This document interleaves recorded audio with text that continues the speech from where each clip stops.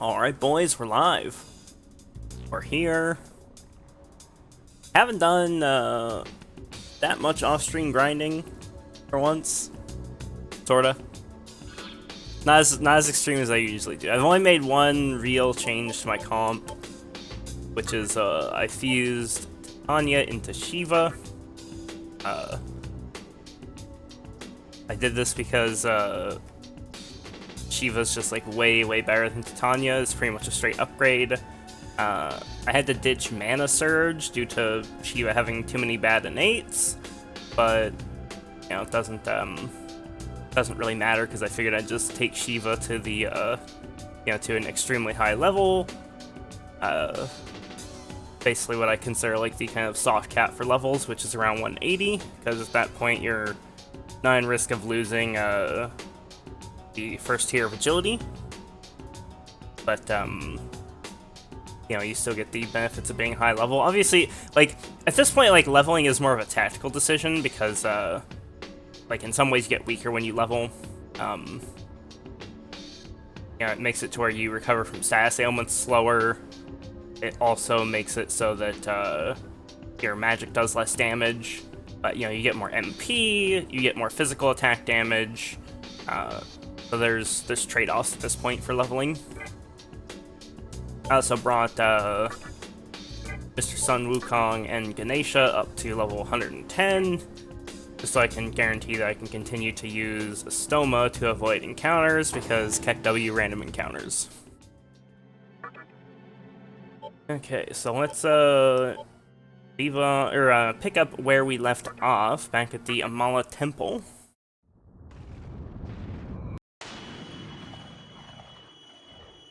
I believe we have a couple more of these to do.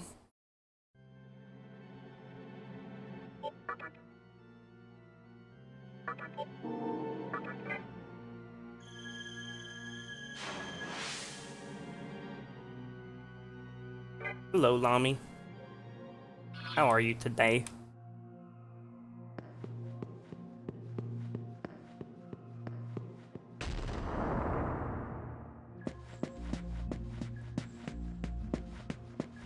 Oh, nice.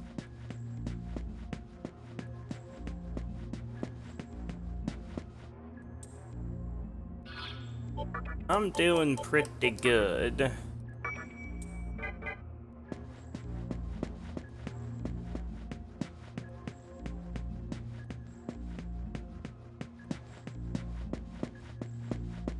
Getting ready to absolutely dumpster this next part of the game. At least that's the plan.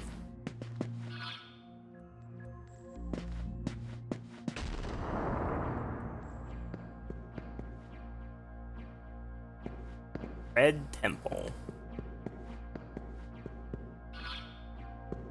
Or if it's gonna have like the exact same structure as the previous temple.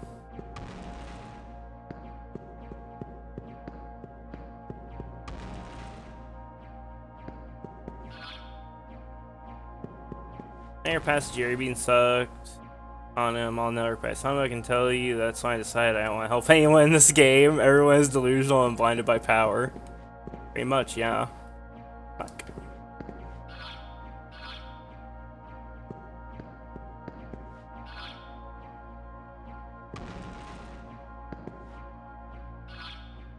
So it's a one-way door.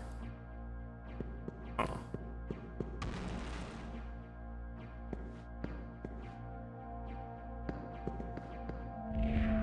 It's this place, a cruel woman who thirsts for blood. Drags all intruders into her world of shadows, and feasts on their life bit by bit. If you're wise, beware the shadows.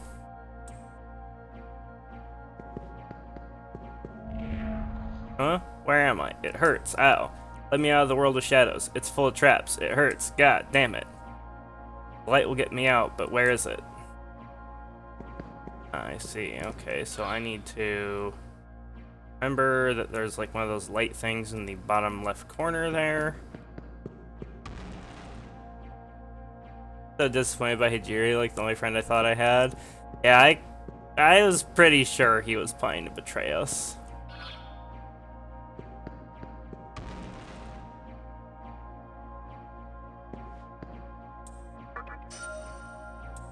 Yeah, Kali's a pretty strong demon. I wouldn't consider her like top tier, but she's pretty good. I thought about using her, but she didn't have the affinities I wanted.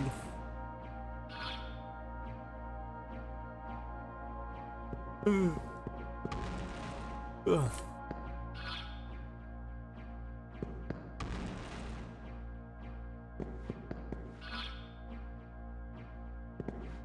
Because it's like Persona Betrayers. Oh, it's not even that. Like, I just, you know, I could tell there were plenty of warning signs with Hajiri. He is getting a little too obsessed with that drum.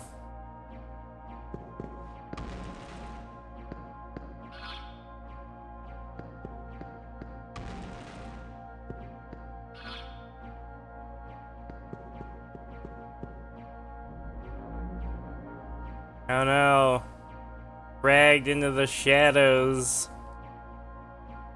Guess I should probably put on, Toma. Yeah, there we go, lift Toma. Typical damage floors. And dragged into the world of shadows? Awful, ain't it?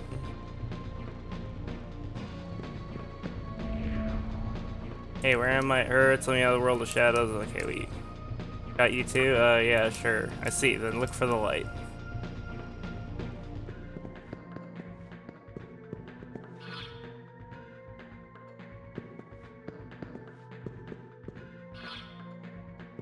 I think I see the structure of this dungeon.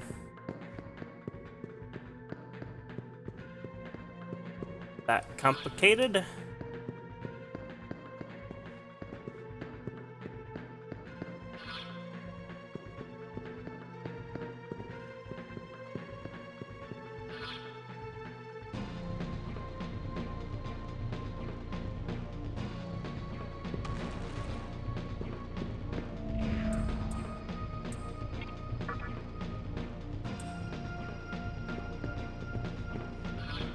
This BS, I remember.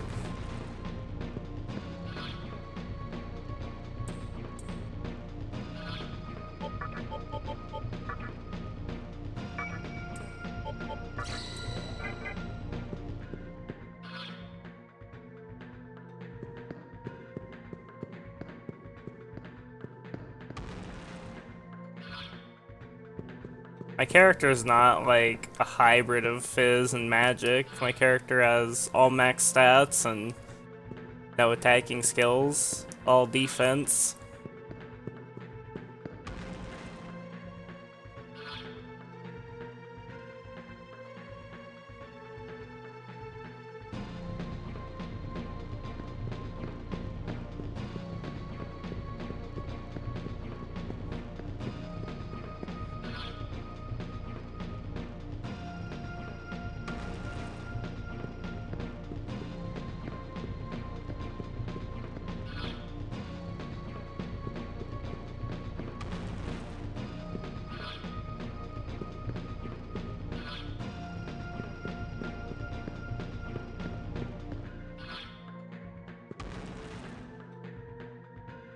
Yeah, late game though, there's really only one build that makes sense late game, in my opinion. Most skills are kind of invalidated by how the scaling mechanics work. Or warning, get ready for random political Andes. What? Why?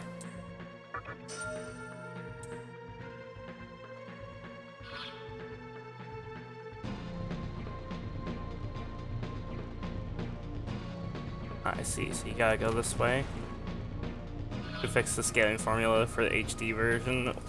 They really should have. But also, it's like, it's not just the magic scaling formula, it's also the fact that, which, like, yes, I know what skills you get later in the game, because I read ahead on, like, Magatamas and stuff, because, you know, I wanted to actually be able to plan out my build instead of being like, oh, a skill I got rid of 40 hours ago is actually top tier. But, like, Ray Kugel is just so ridiculous that, or DM, like a gun.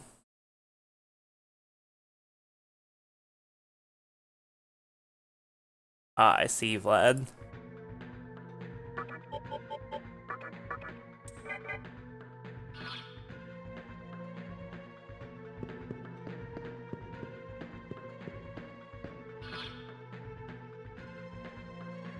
But yeah, Freykugel is just like so ridiculous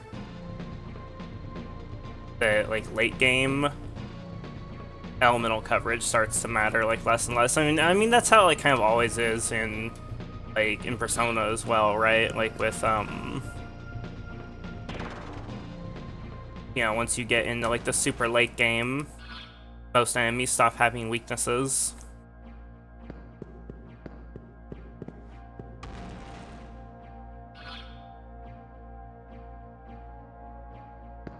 Magic, aside from Almighty, pretty much always kind of falls off a bit.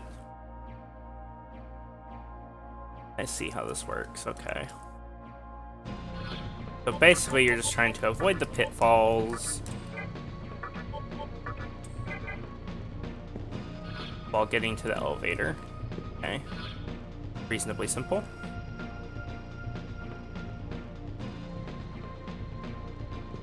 It grabbed your butt. It did indeed.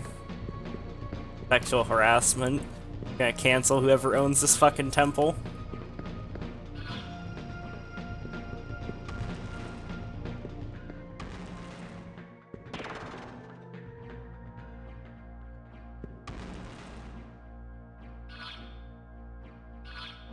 My first SMT game, I had trouble with skill names. Now if I play another one, it's gonna be way easier to know what's good.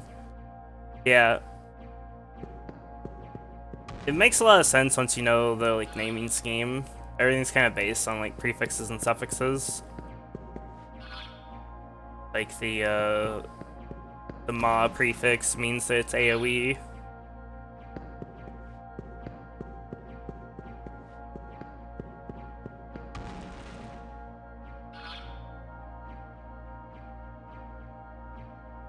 And any kind of suffix means that it's like a more powerful version. You know, like Mudo versus Mudo on. And yes, it's pronounced Mudo on, not Mudoon. Like, nobody seems to know that. Like, everybody always pronounces those skills like, you know, Mamadoon.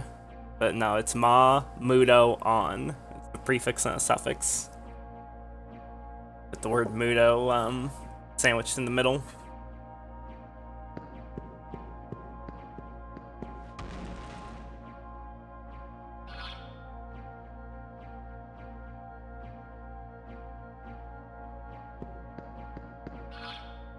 Guess this one. Only 4 it can realistically be. The middle door is Jabate, judging by the pathing.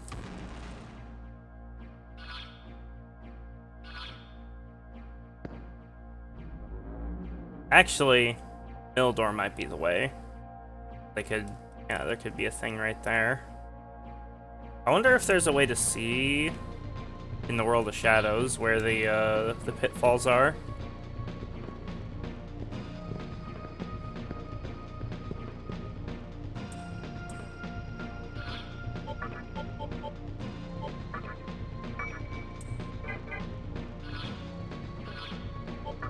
Also do Coma.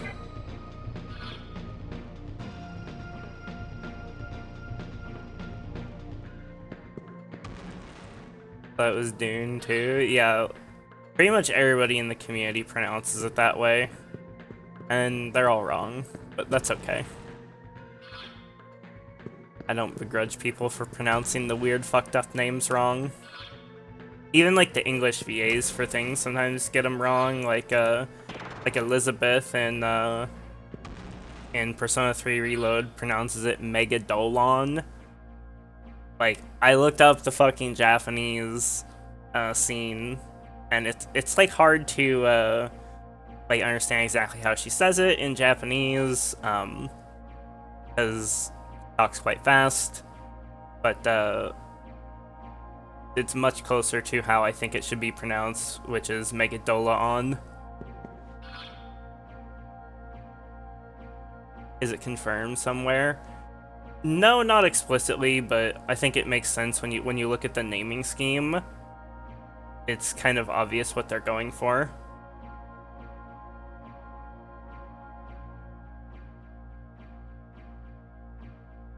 And like I said, in the Japanese Elizabeth fight for Persona 3 Reload,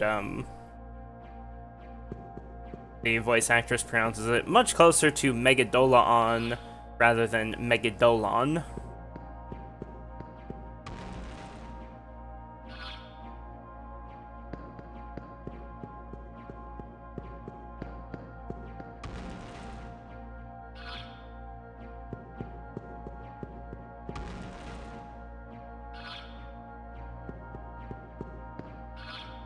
I tried the middle door.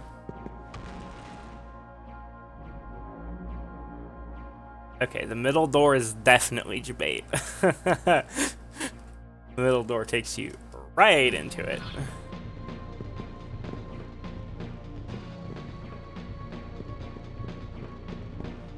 I fucking hate this game. Me too, Vlad, me too. What?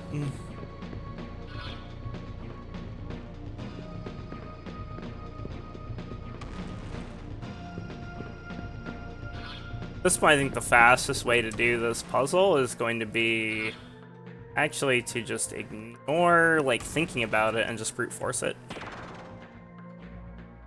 There's not that many doors. It's not that many doors, the run back isn't that long. Arcane leather is better than Arcanum plate mail and Arcanum at high levels of magic. Okay, I'm following you. Magic leather better than other things at high level of magic. Okay. Both are quite rare. Okay.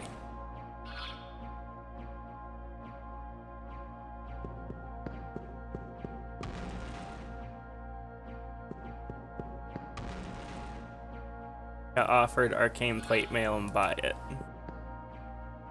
Okay.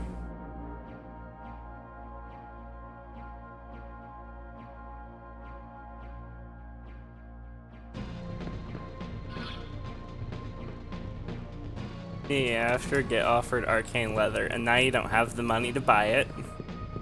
Or you're broke and can't buy something else that you wanted.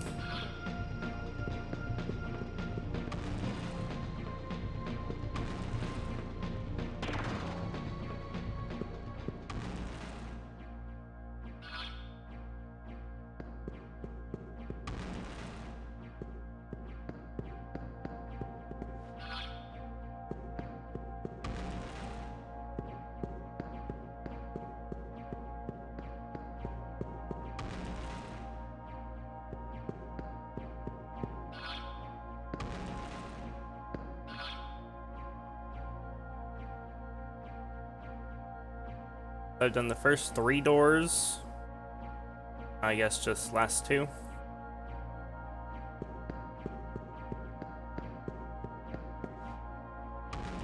It's gonna be door 5.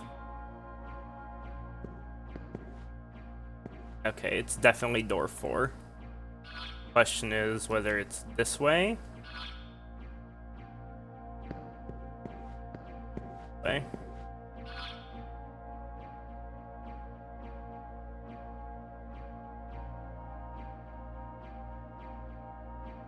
Not common occurrence. More noise I have to pick. Not common occurrence get offered both. Oh, I see. So it's like a thing where you like get offered one item or the other, and you have to pick one.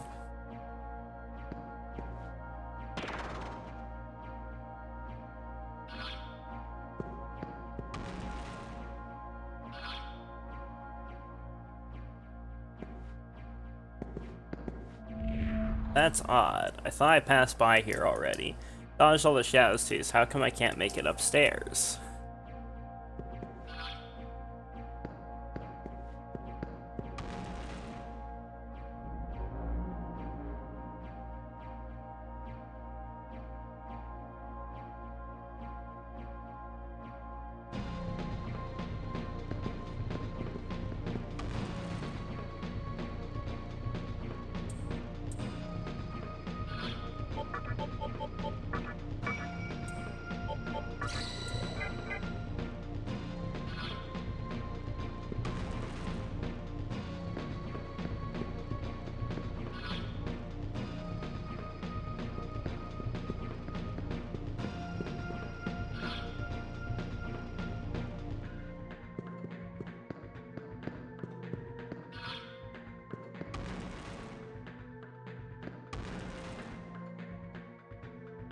Ooh, save point.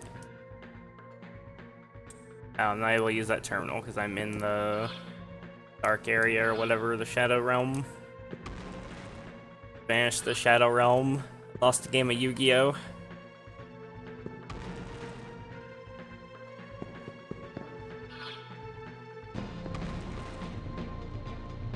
Loot.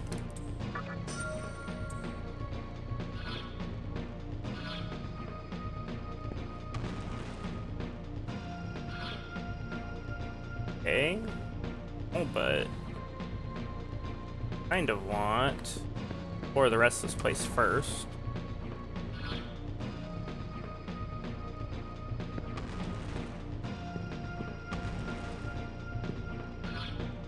The World of Shadows quite yet.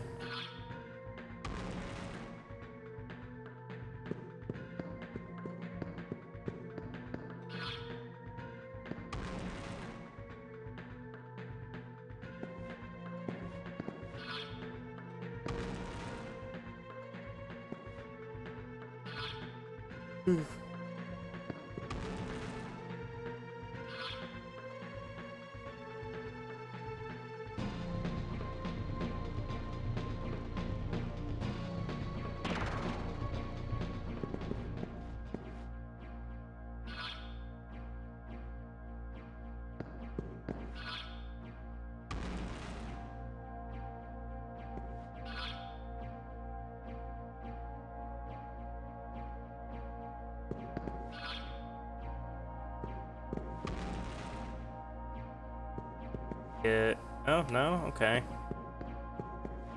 I don't even want to go in there yet. I want to hit the save point first.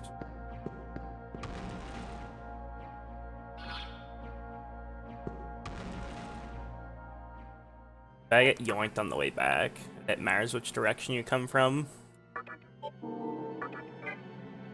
Tempo C.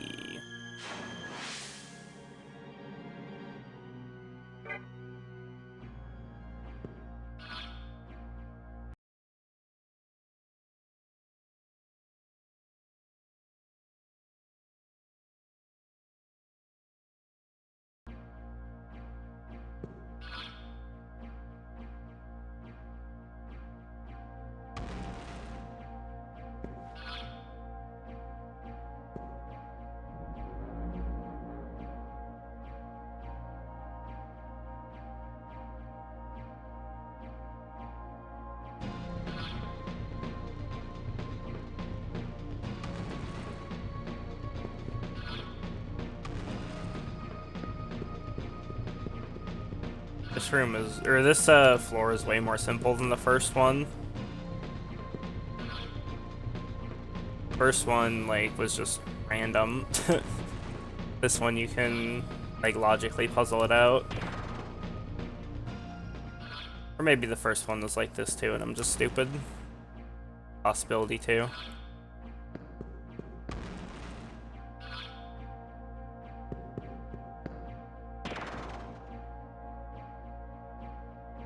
Okay, I'm back. Oh, that took me back to the first floor.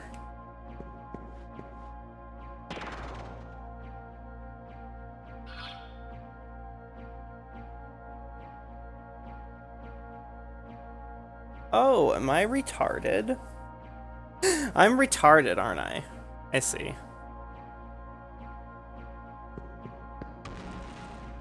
I thought it was the other way around. Oh, that's really funny.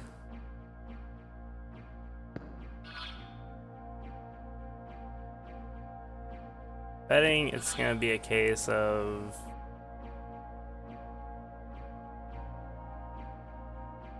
Oh, I see, okay. This is probably gonna yoink me. That one floor is pain too. I literally just dyslexia'd the floor.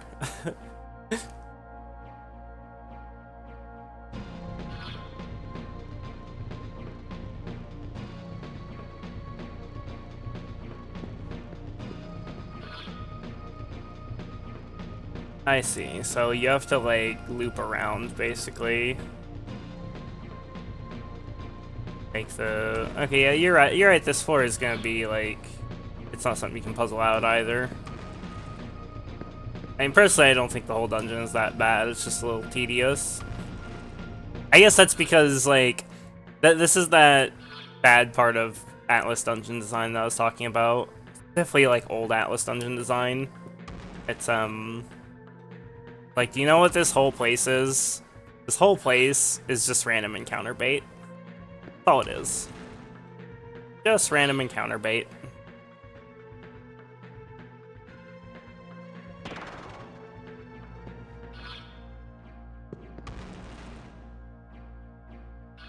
Effectively like a gauntlet of choices. Pick one, you pick wrong once, you go back to the start.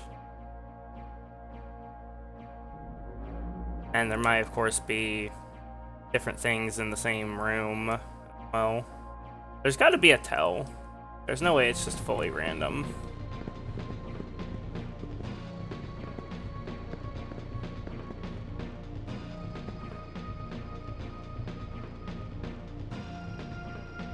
That it? The, like, little lantern there. Not as bad as the MMO level design they did on Imagine. You can't, like, play Imagine anymore, right?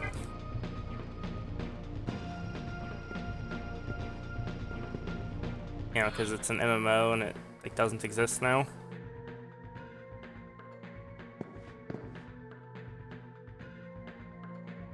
I wonder if you can see those lanterns in the real world. Oh, are there private servers for Imagine? There's a Russian server and a Chinese one. That's really funny.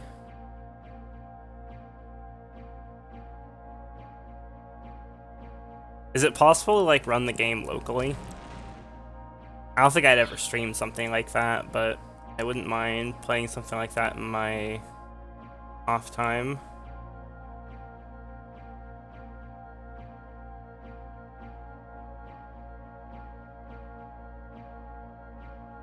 They mark areas? Wait, is it literally as simple as just don't step in the shadows? Is that actually how this works?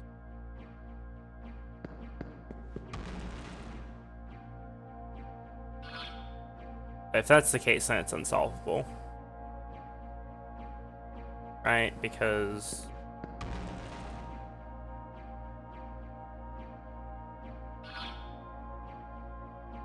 No, like,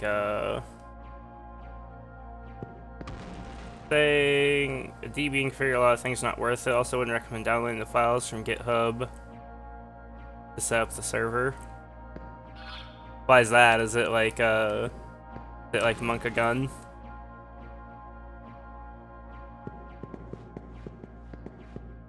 Okay, so oh shit, no, stepping into the shadows actually does appear to be what triggers it. Is it really that simple? Don't step in shadows and you're Gucci?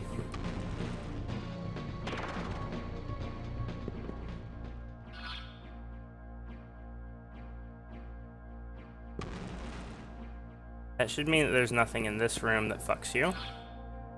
Right? Then the problem is you still have to get to that bottom room. I don't see like a way over there. Because this just instantly boots you, right? Yep, you're in the shadows right there. Get yoinked.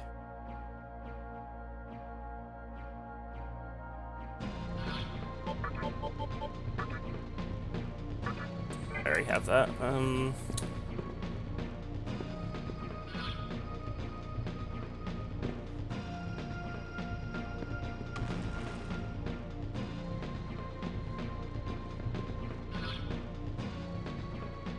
Wish there was a way to, like, scout.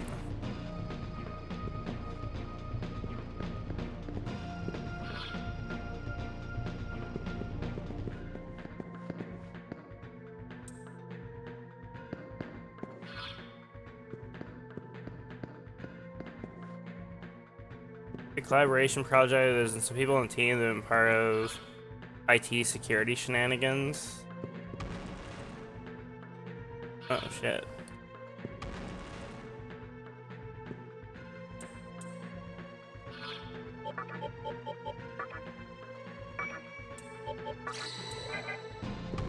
So basically you're saying the files may not be safe to get from GitHub.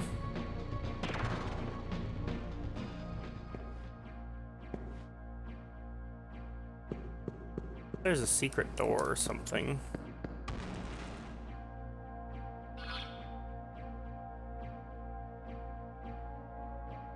That always leads back in.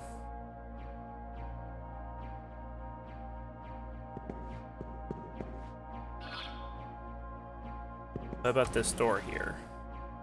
Okay. That's progress. Door, maybe?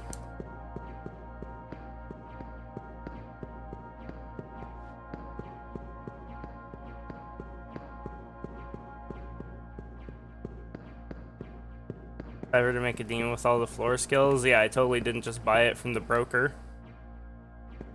Where's Kalpa? Okay, so... that is the correct door to get into this room. That first one. Or alternatively... that door at the back there. I think it was from Kalpa 1, actually. Wasn't the Kalpa 2 one the healer? The new A? I think the Pisaka was the Kalpa 1. How much it costs is 15k. Not that much for such a useful demon.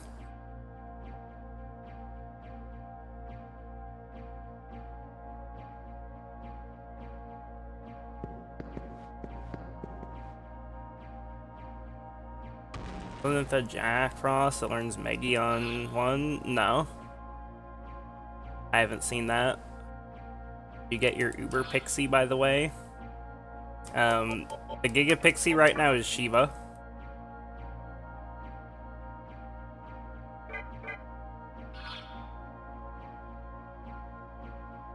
Never left my party. Never left my side.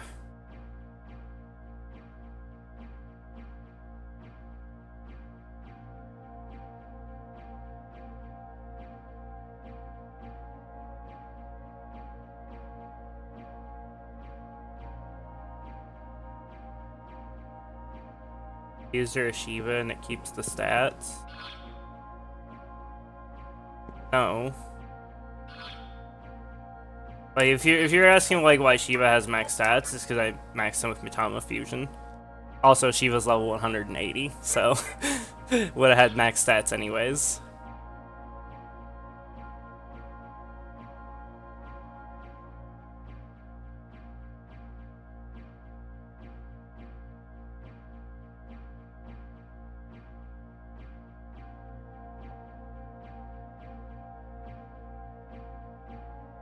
Oh, I'm fucking retarded. Of course that's the solution. I fucking can't read.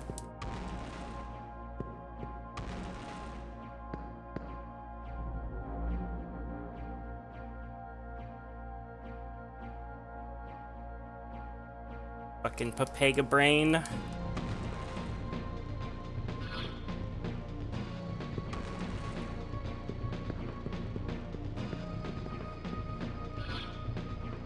Yeah, it's the first pixie that you ever got. Cause like there's, I don't know what it is, but there's a reason to keep her around. Like you get something really late in the game if you don't part with her or sacrifice her. Want her to like always be in your party.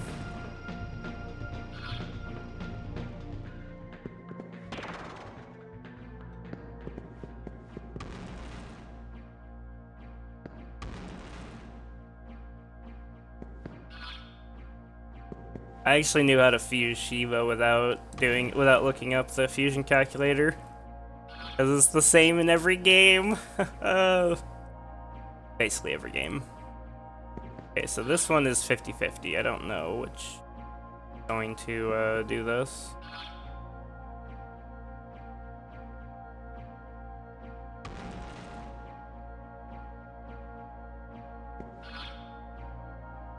Now just one more 50-50 gate. Top left. Ah. Picked wrong. I kind of figured that was wrong, but it's fine.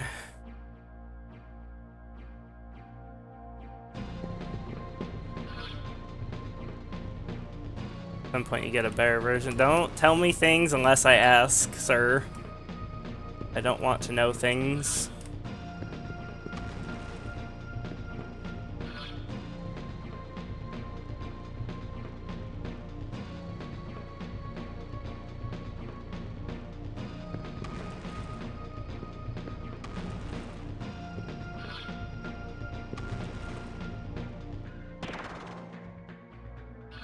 Talking to Lami. If you want to say something to somebody that's like possibly spoilers for me, DM them, please. Damn, limited going in.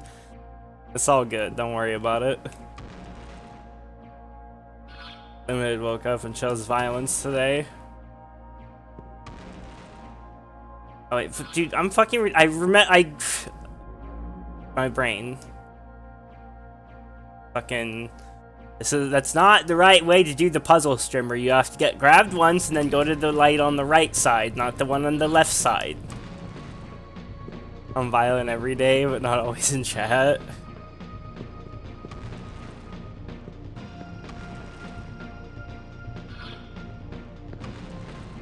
Okay. Fine, okay, we got this puzzle, because I'm less retarded now. You look up the solution for this floor, and now I realize what the gimmick of the dungeon is.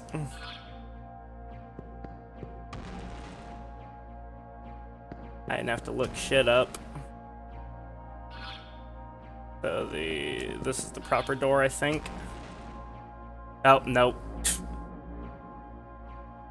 It's the other door. I thought I looked at it from here, but apparently not. Apparently I'm actually just brain dead. That's fine. So it's that's the fucking middle door. The only door it can be.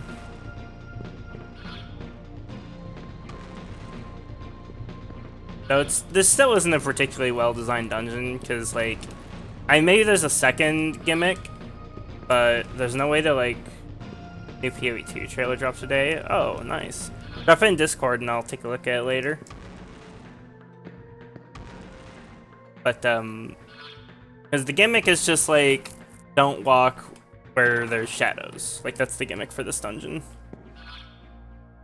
But you can't tell if there's gonna be shadows behind a door or not before you try it.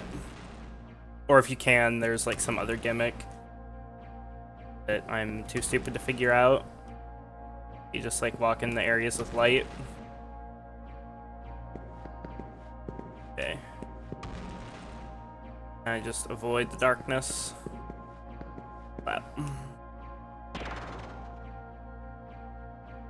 And sense a strong power emanating from the room. Okay, boss fight time.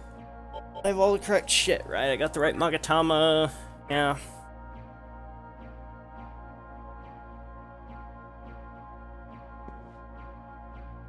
Tempted to wait until full moon for this boss, just because they like warned me about, you know, the shadows, and you know, I'm fucking gun shy now after the one fucking boss. You know, Ongyoki. Or real quick.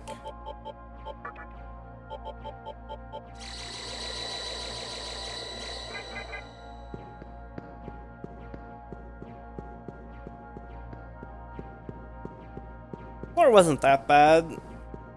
Just a mild annoyance with the doors not showing what's behind them.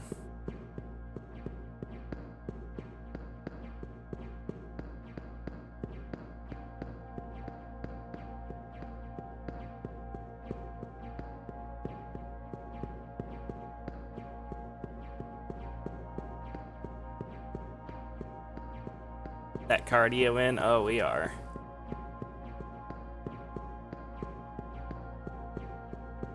I'm assuming this is going to be a boss with like dark and light insta-kills. Hopefully I don't get light insta-killed turn 1. That'd be unfortunate. I don't have null light. I do have null dark. I mean, I could always equip a Magatama with that, but you know, that would mean not having Fizz Res, and I'm not willing to commit to that before knowing boss mechanics. The train thing I told you about in Arcanum? Yes. Gotti. He normally does, like, ice. Those Persona games. My, quite handsome. Manage to navigate your way through my shadows. I am tired of Magatsuhi. I'll quench my thirst with your blood, so come here.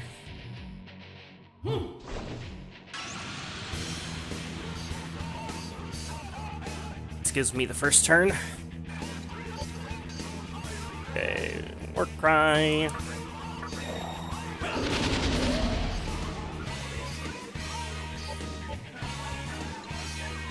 Kakukaja. Shiva, you make weird noises, but it's okay because you have very good affinities.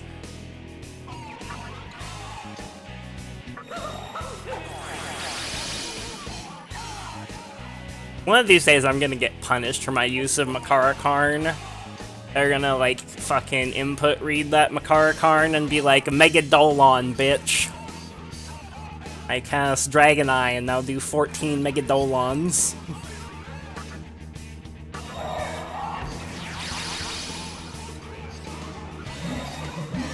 Harukaja. Harukaja. Okay.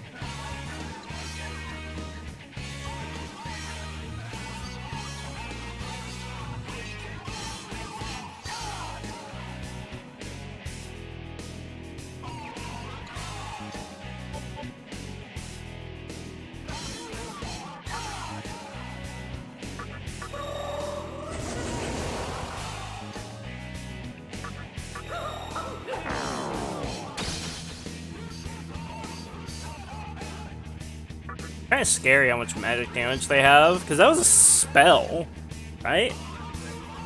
Actually, no, that was physical. Okay. Yeah, that had to have been physical, because Shiva absorbed it. Also, why Demi-fiend took less damage.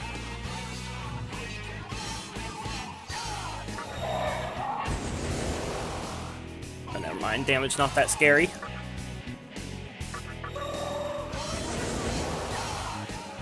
Rakukaja.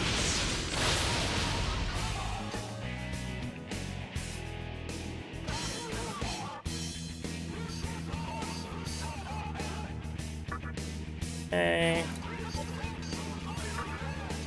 Facilitate.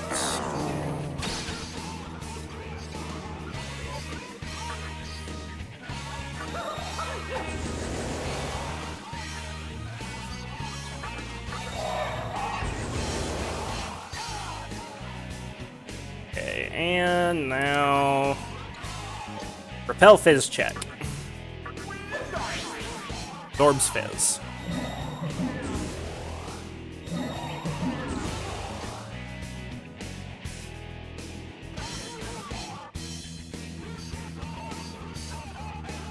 Okay, so it's going to have to be good old Shiva that does the damage here.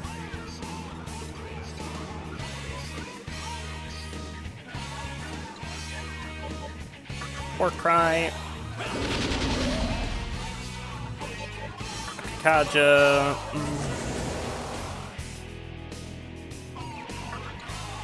Charakaja, you'll do Debilitate.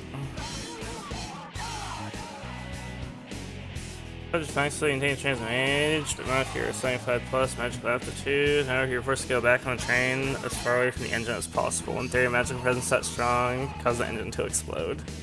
By the time you gain explains violent reactions from newspaper/newspaper salesman. Someone tries to make a magical gun. That's funny. Okay, so this is third Tsukikaja, right?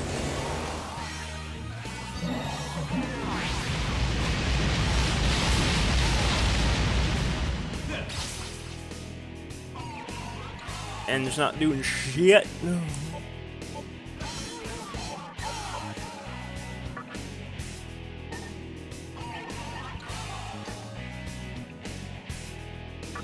Aisha. Akaja 2. Debilitate. Okay, limit reached on Debilitate. That's Tsukikaja 4.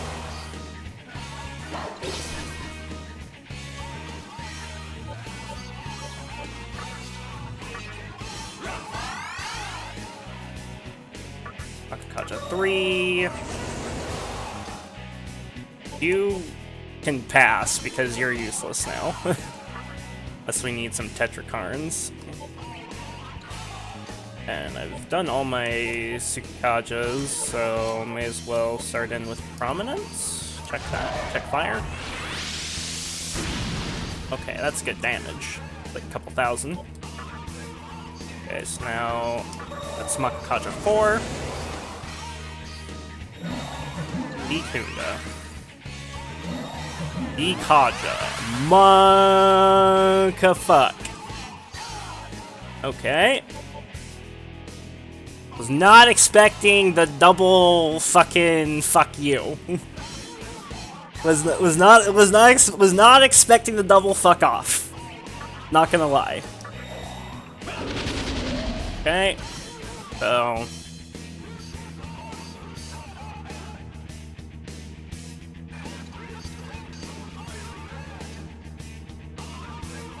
well, there's an easy solution at this still, which is just not go like Insano mode on the buffs. We do need some buffs to keep us alive. So I think we spend a turn doing setup.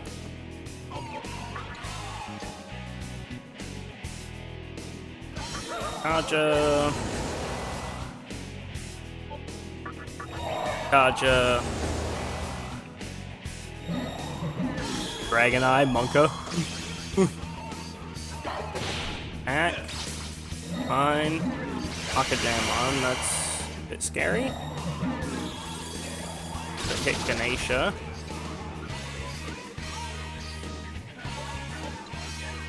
I'm guessing what happened is I pushed the boss into phase 2. And decided to go sicko mode.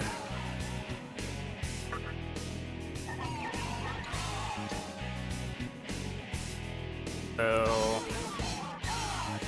dismute.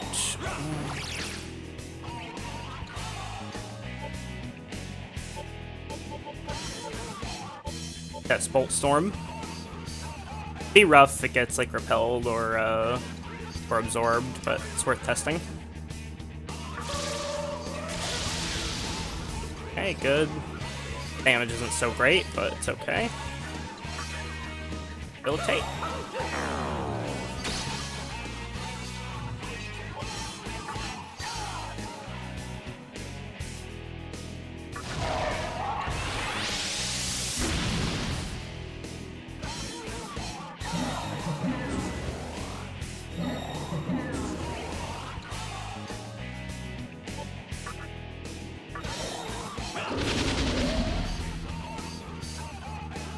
Might actually be better to go for the Makakajas on Shiva and just use Ganesha as damage.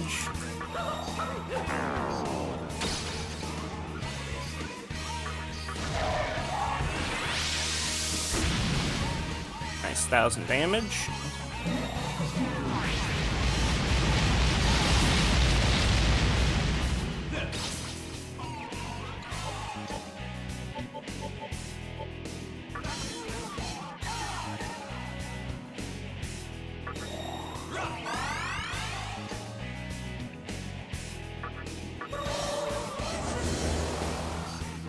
Avenge really clutching it up here? Yeah, I know, right? At least it doesn't heal the boss, right? Could be worse.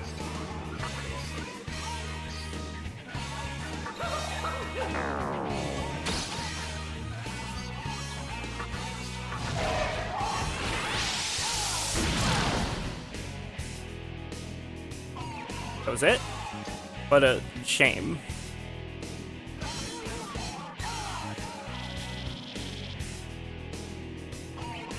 Ben plays SMT3.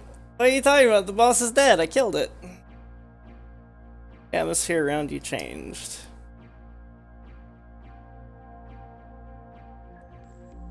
That was pretty good damage for like Ganesia's doing like 1,000 damage a turn.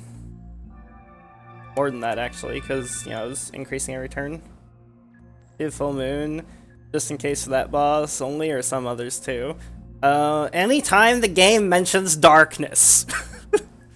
Anytime the game mentions darkness, I wait till full moon to fight the boss. Here is Samu's voice. You really are strong. Glad we're on the same team. If we weren't, I'd probably be dead by now. Who says we're on the same team, bitch? Okay, only one more to go. Hope you haven't run out of steam.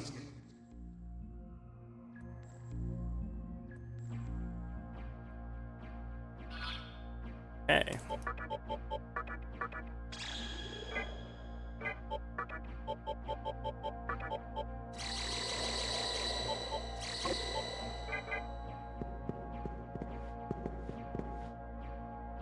Leave the area? No. Examine the room first. I don't want to walk into the shadows, though. They'll pull me in, I'll have to fucking leave some other way. Probably not, but still.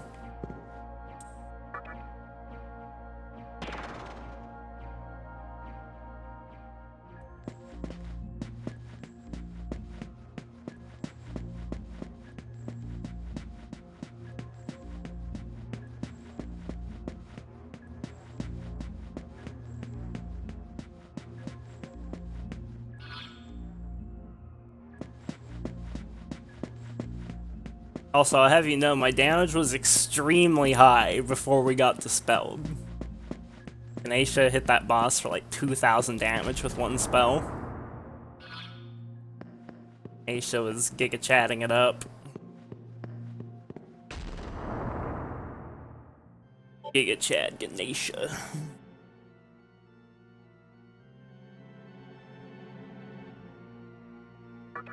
Hey.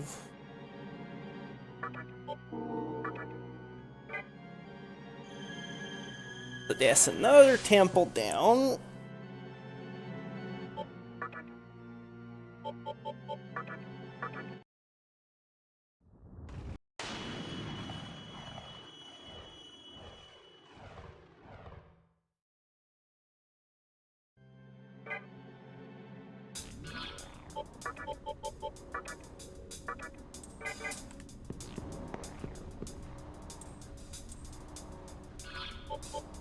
Check a stoma.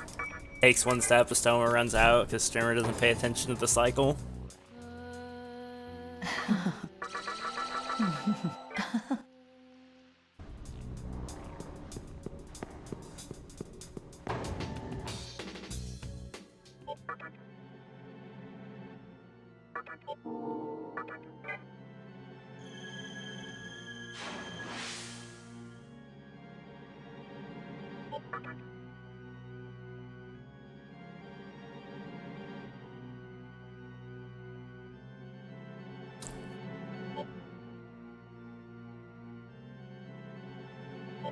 Back to Amala Temple.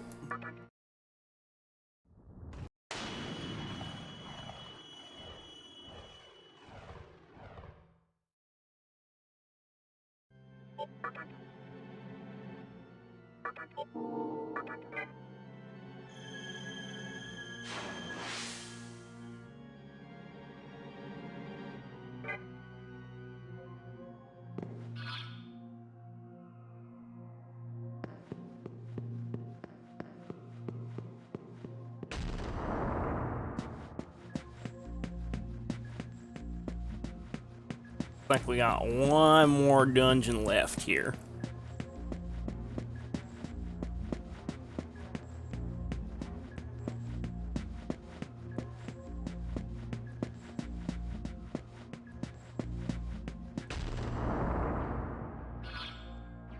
Wait.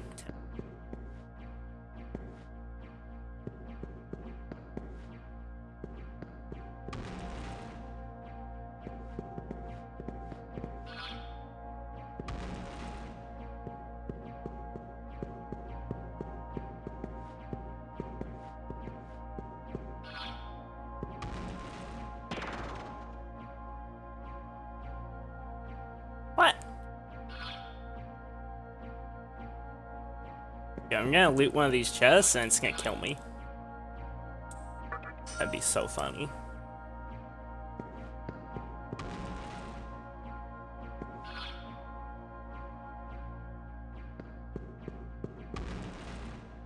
This is gonna be like that one dungeon in SMT If, the frickin' Realm of Greed, where like every chest that you loot makes the boss stronger. They make that really obvious though. They're like, don't loot the chests, and then you walk into a room and there's like 40 chests.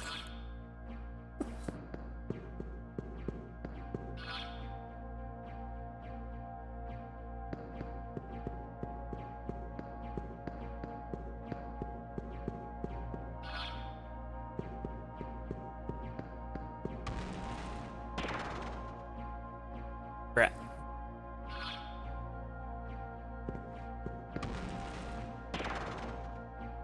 Eee!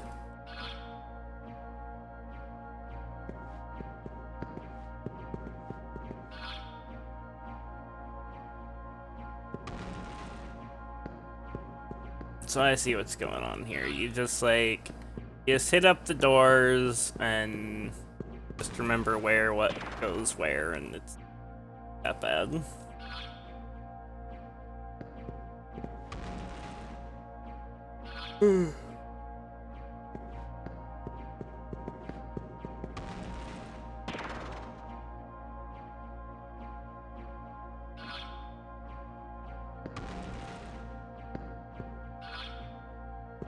I'm so glad that Persona 5 doesn't do this sort of bullshit. You know, it's another day ending in Y, so I gotta glaze Persona 5 at least a little bit, but like, Atlas used to love doing this shit of like, they put all this shit in the dungeon that just throws you back a ways. And yeah. That was just kind of like how it was, and it's just done to like bait out random encounters, basically. Done to get you to fight more stuff, add out the length of the game artificially.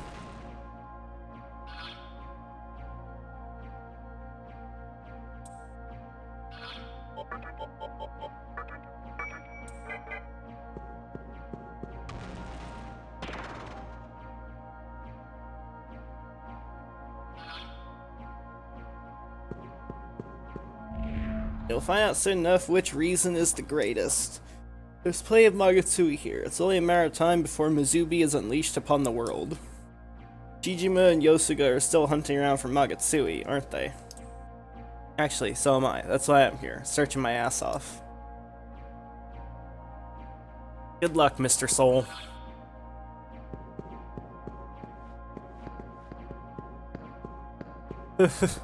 Nah, you're dead, bro. Get over it. Dude, the souls in this game refuse to accept that they're dead. They're just like, yep, I'm here just living my life. No, bro, you're living your afterlife. You're dead.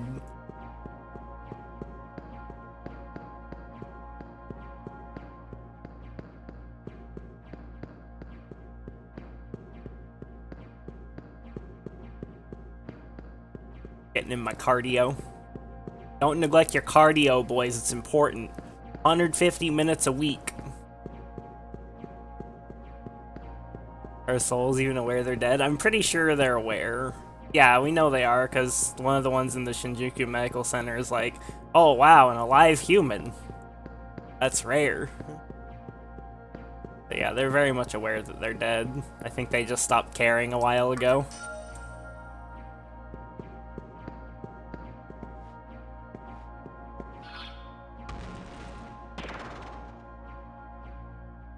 Brother.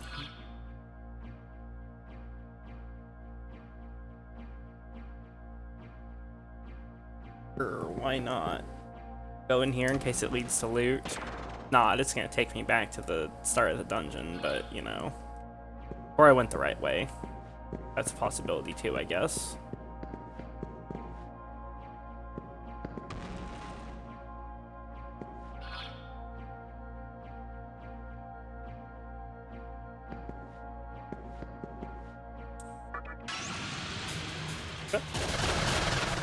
Three legions. Hey, what are these guys weak to again? Do I care what they're weak to? They're weak to electric.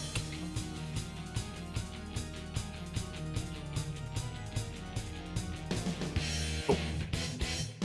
Weak to electric and light, they repel dark.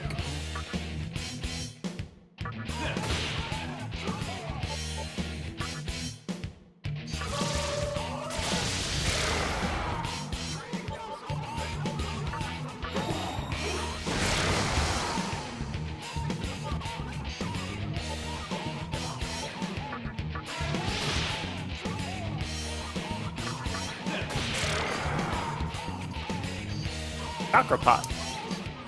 Worth.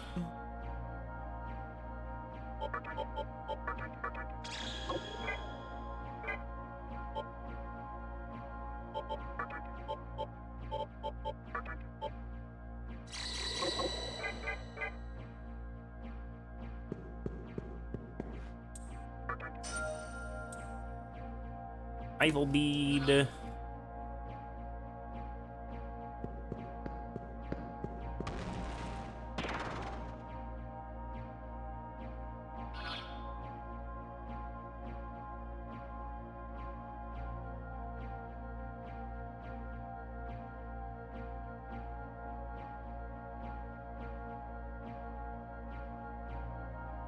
Only one way to go.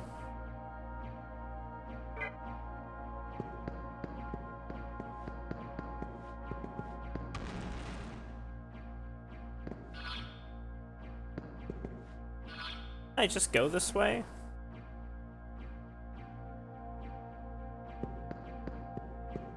Guess we go here.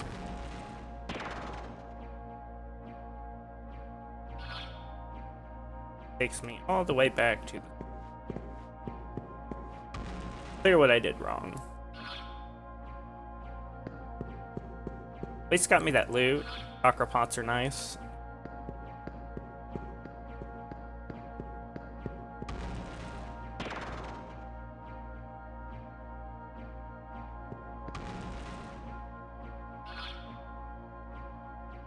Was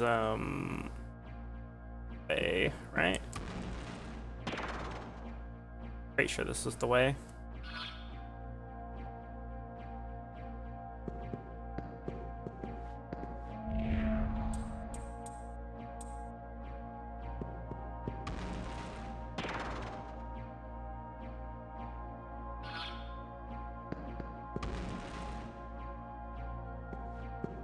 Okay, cool.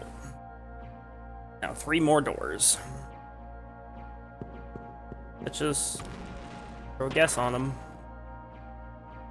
Whatever happens, happens. Wrong way.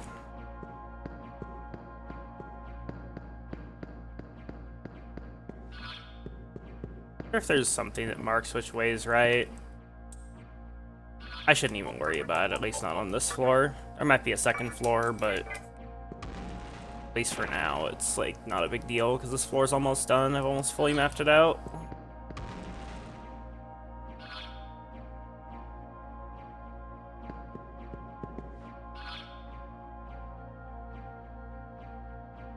Right? Or no, it was the top right, duh.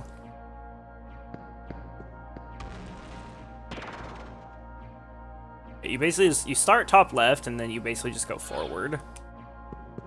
Forward like 3 times. 4 times actually. That's pretty easy to remember.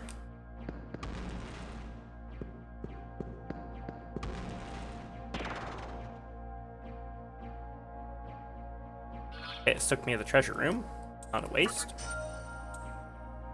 Edison. Speed.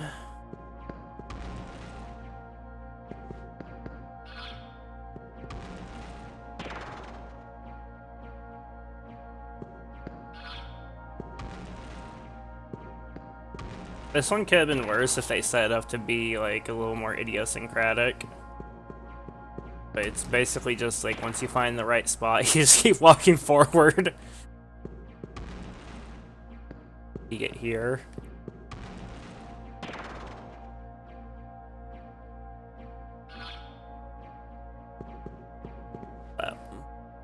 Easy clap. Gonna be a second floor. Oh, of course there is.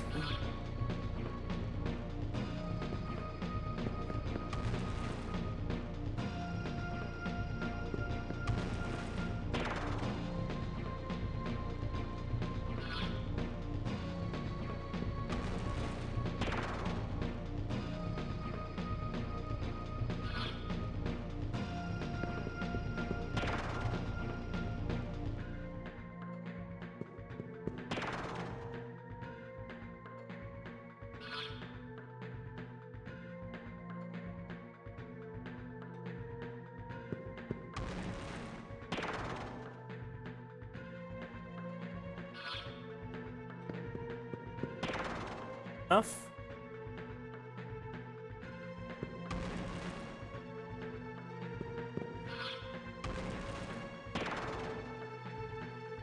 So level you aren't getting encounters of a stoma. Quite nice, actually. Yeah. I mean, that's kind of the point. that was the plan. That's why I leveled Ganesha and Sun Wukong from 88 to 110. Pretty sure there's nothing in the game that Stoma won't block at this point in terms of random encounters. Did it on purpose? Yep. Did in fact do it on purpose.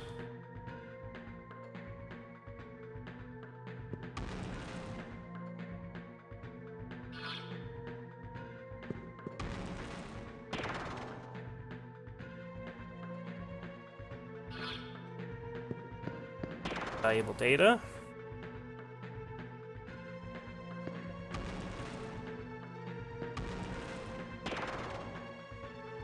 Shimmer's good at invalidating game mechanics. Not wrong.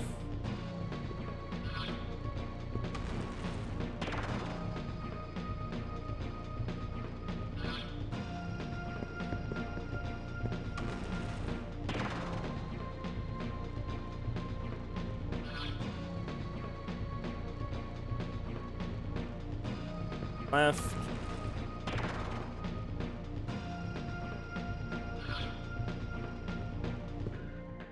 That was convenient. Got there right as the right at the full moon for once. Kind of impossible to know which way to go here. Oh, I see. This is gonna take me in a loop, isn't it?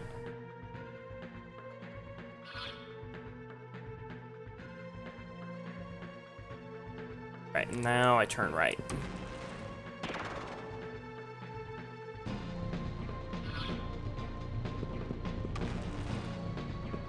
Forward.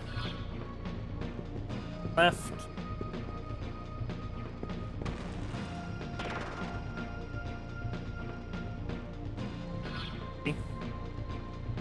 Looks like if I want to get that other chest, I have to go back through and get the one thing there. I have to go south at the full moon chest. We're all topped up.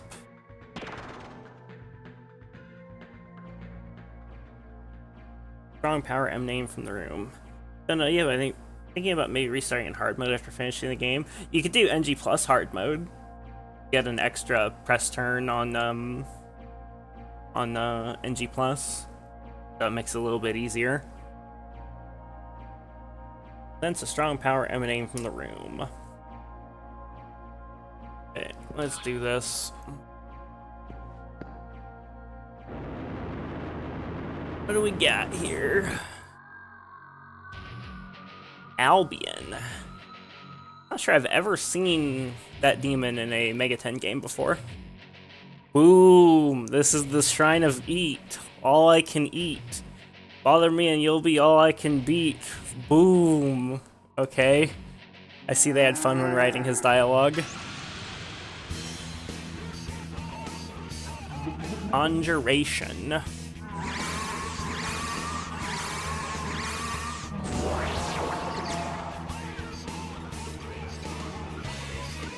Line up the fleet, time for some heat.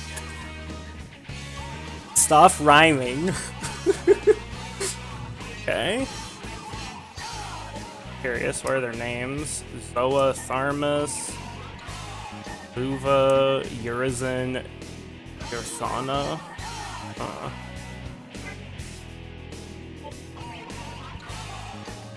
Okay. What's Warcry?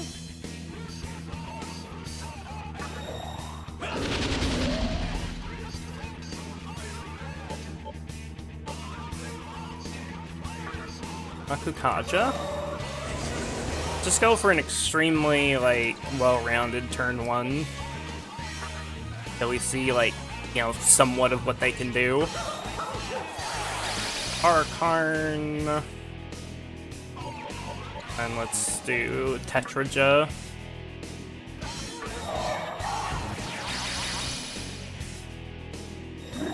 Faceless Blade. So they just wasted all their turns. Cool.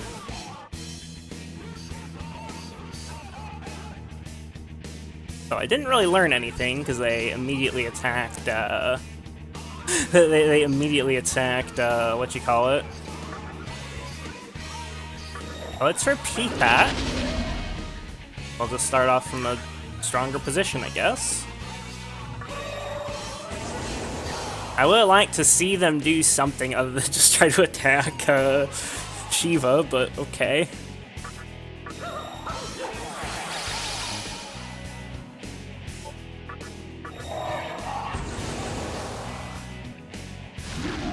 Wave? That again, okay. Thing.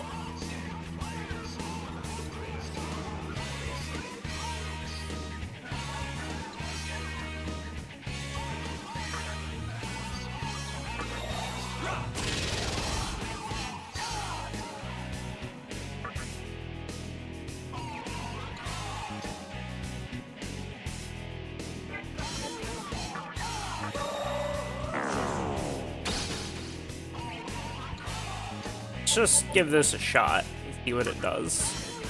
He's immune to Fizz, so any reflects are not a big deal.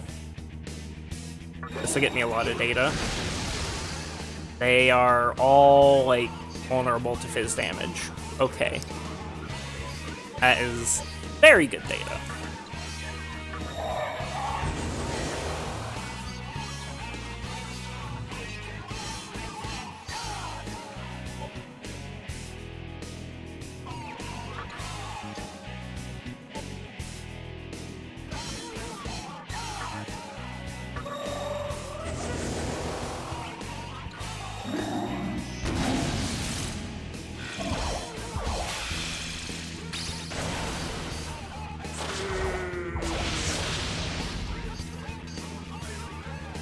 Okay.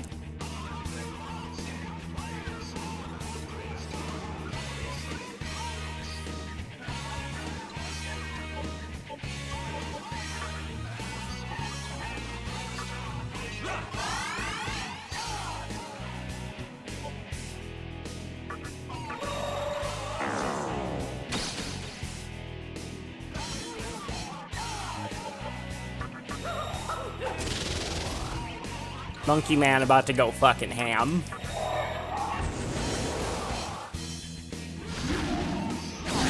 Good, they just lost all their turns.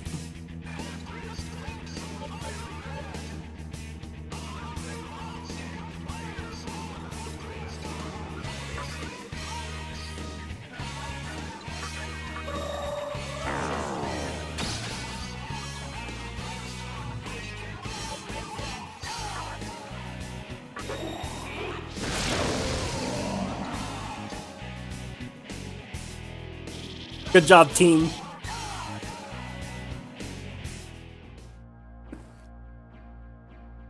You obtained the Magatama Adama.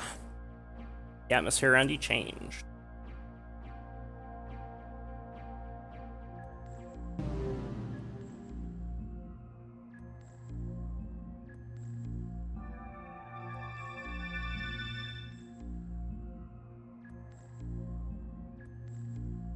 You can hear Isamu's voice. Wow, you actually pulled it off. Too bad you get nothing out of it. Or maybe you're just happy being a tool. I don't know. Either way, I did say I'd let you inside the central temple. Why don't you go head outside?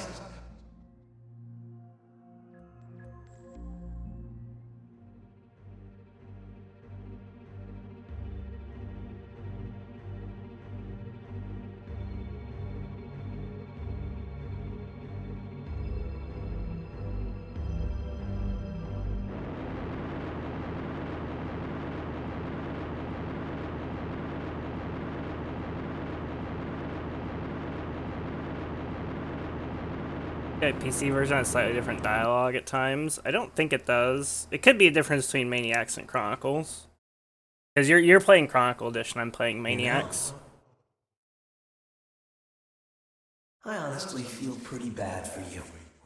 So I might as well show you the truth. The truth of this world, and the truth of Misubi. Now, come in.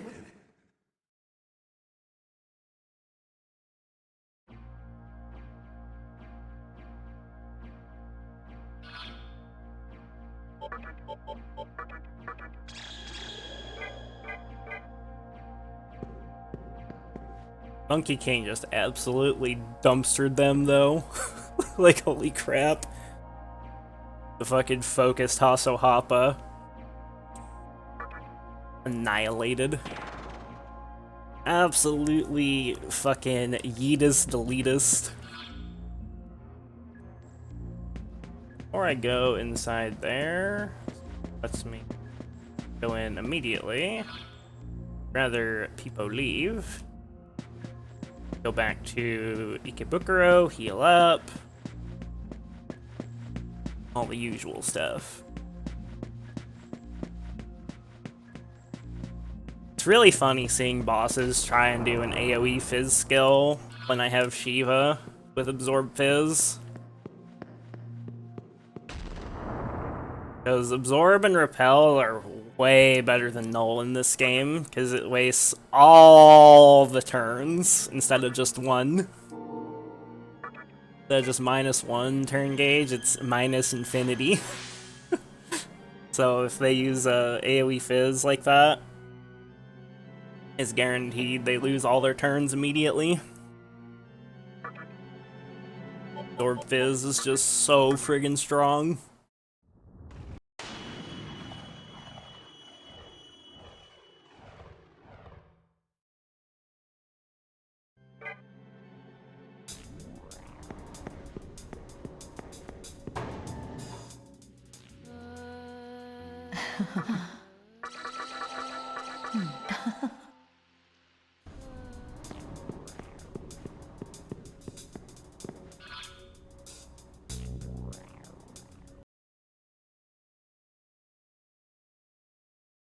Okay, I'm gonna take a quick break, guys. I'll be back in a couple of minutes.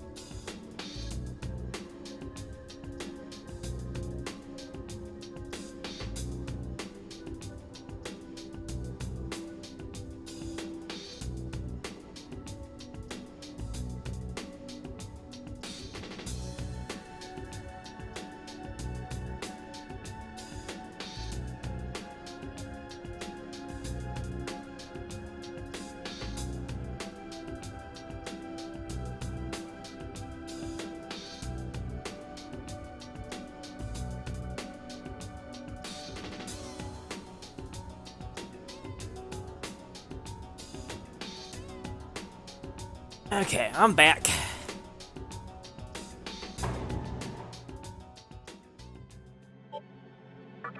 Time to go see Isamu's truth.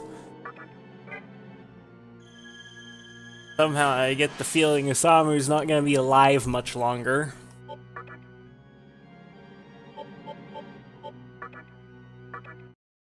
A temple.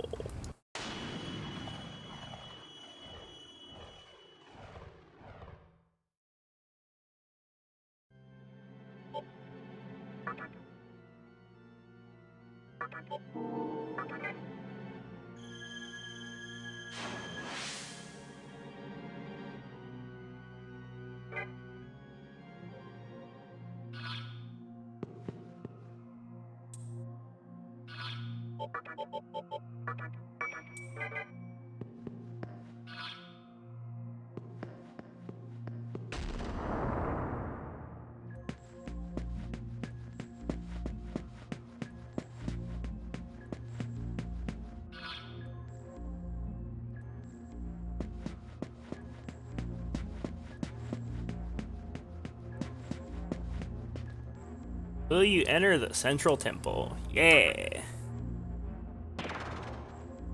Teleport.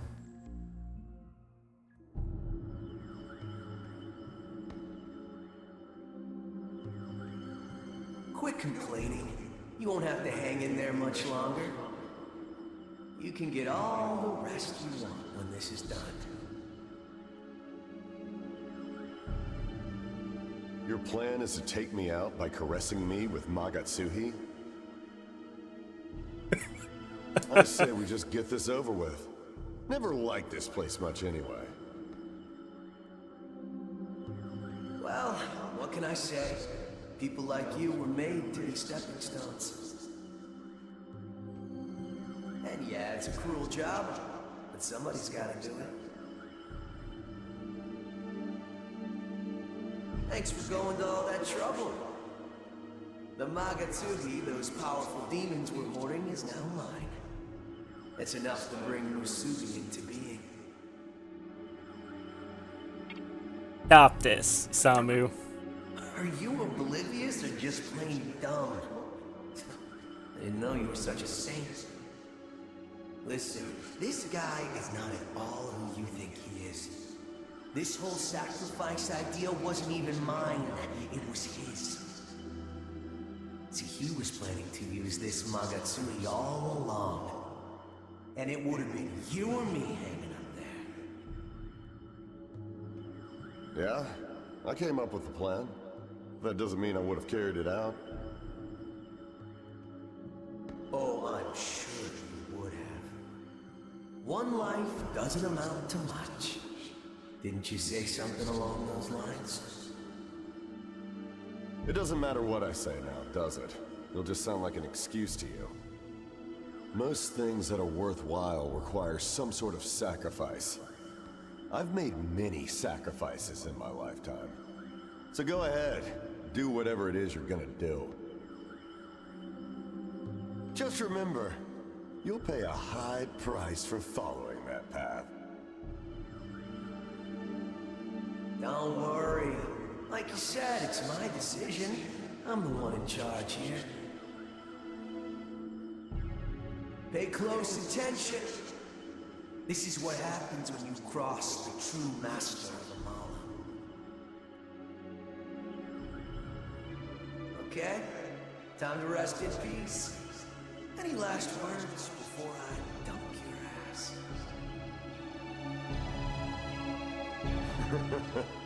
Do your worst, kid.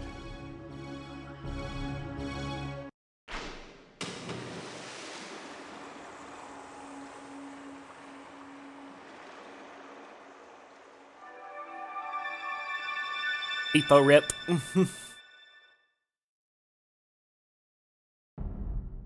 Perfect. With this much Magatsuhi, there shouldn't be any problem. My god will soon emerge from the infinite space beyond the Amala network. Power scaling statement. He is outside the flow of time, A being without a name.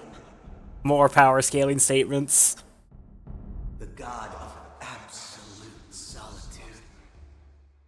I guess it might be inconvenient for him to remain nameless, huh? Let's see, a drifting god. How about Noah? Come forth, Noah.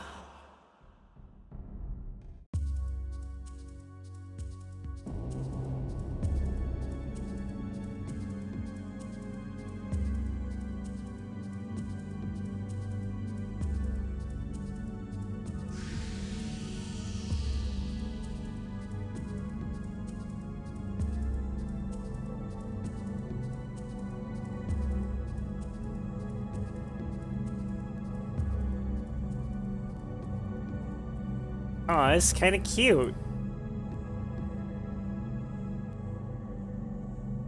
Let's murder it. Hear Isamu's voice. What do you think of my god?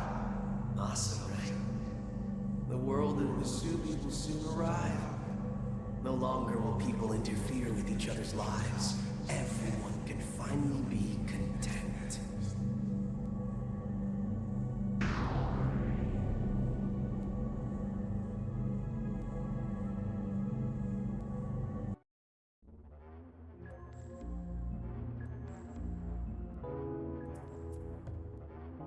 Oh. Angels. Is as she stated. A reason has been conceived at long last. We need not worry. Lei Chiaki is on the move. Our god of Yosuga will soon descend upon us at Asakusa.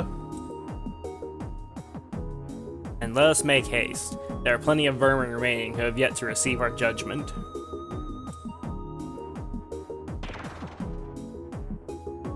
The demons left. I like not go in here and kick his ass. Enter the central temple, yes. Go inside and fucking murderize him. No one's here. Okay, so I guess I guess this is all just like build up still. This game's pretty fucking long, like holy shit. Which I'm okay with that. As long as I finish it before SMT 5, it doesn't matter. That shouldn't be terribly hard. I'm making good progress. So I'm guessing this is like... This arc is gonna like set up all the major players, is what it seems like to me, before we get to like the true endgame. That seems to be the structure of it. Well, next, Chiaki is gonna conceive her reason, and then probably Hikawa after that, I would assume. And maybe Futomimi along the way, too. Because we still gotta deal with him. Unfortunate, we're not gonna be able to spare the mannequins. Definitely gonna kill the mannequins. It's definitely gonna be a thing. There's no way they're surviving this.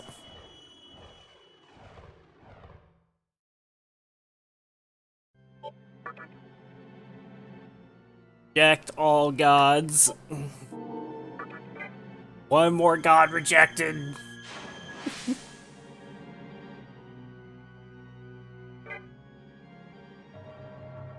City is silent.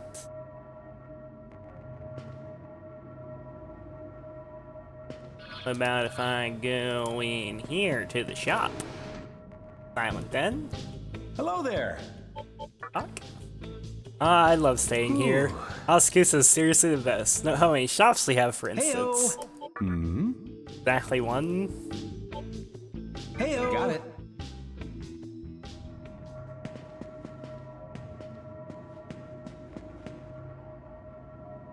I feel like the shopkeeper shouldn't be there, but I guess that's one of those cases where gameplay has to take priority over story. They can't just get rid of a shop. Those are kind of important.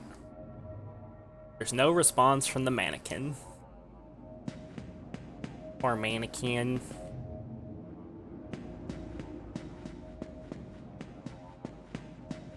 Or mannequin. Man, I can't now.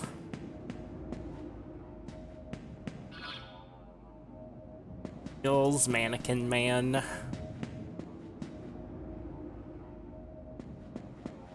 He died like he lived, writhing and twitching. Yep, true. Okay, so let's go to Mifunashiro.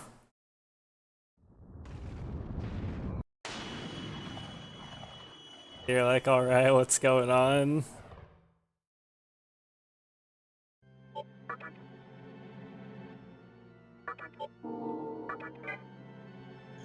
I bet you what's going on is Fudomimi probably started killing people for their Magutsui.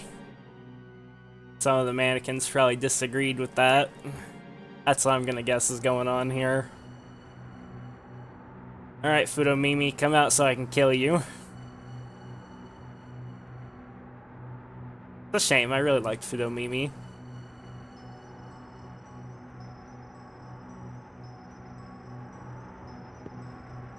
No response from the mannequin.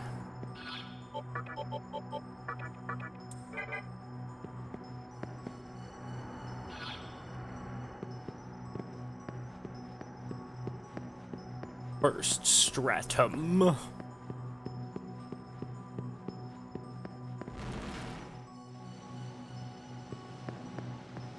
What happened here, bitch? Also, what are you staring at? Girl? Or was she a demon? Oh, I see. Chiaki killed everybody. Whoever she was, she came here to steal our Magutsui.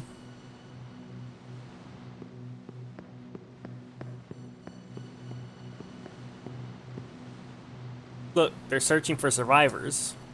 Are we all going to die? Yeah. And not like in, you know, the sense of like everybody dies eventually. I mean, you're all going to die like in the next 10 minutes.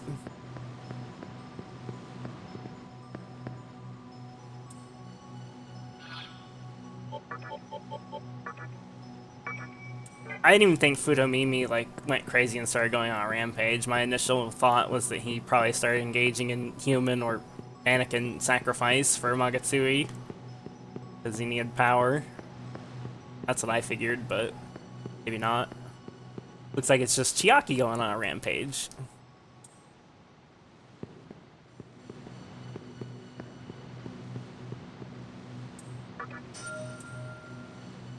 Mirror.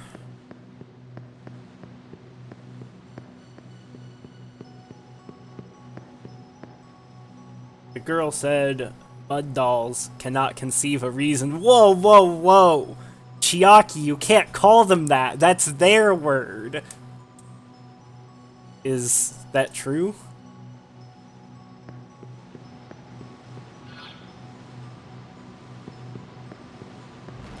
Chiaki does not have the mud doll pass.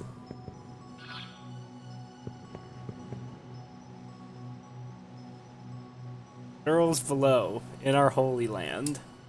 Utomimi chased after her.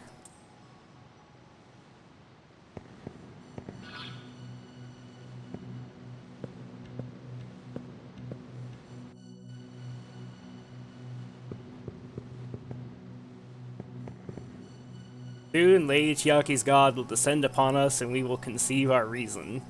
All that's left is to finish off that arrogant mud puppet, Futomimi.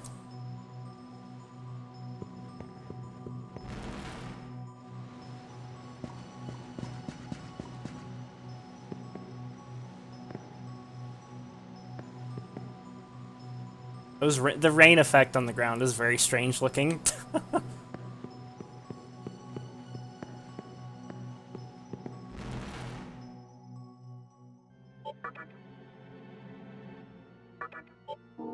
Makes it look like cheese. Yeah, sorta. Shit graphic, shit game, go next. Hey, it's a game from 2003, cut it some slack. This game's older than you are.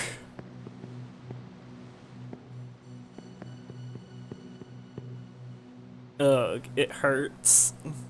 No matter how hard we try, we are no match for demons, or for humans. We should have run.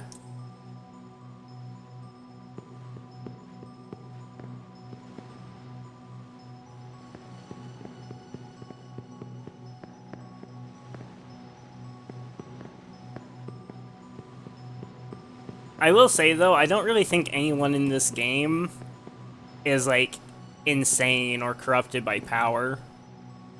You know, because I've kind of jokingly said that everybody in this world is crazy, but I don't really think that's true. Like, even people like Chiaki and Isamu are not really crazy because, like, it's not them that's crazy, it's the world that's crazy. And, you know, the conception happened, and that can't be changed because fucking Hikawa and the teacher are fucking, you know, together they make Super Hitler.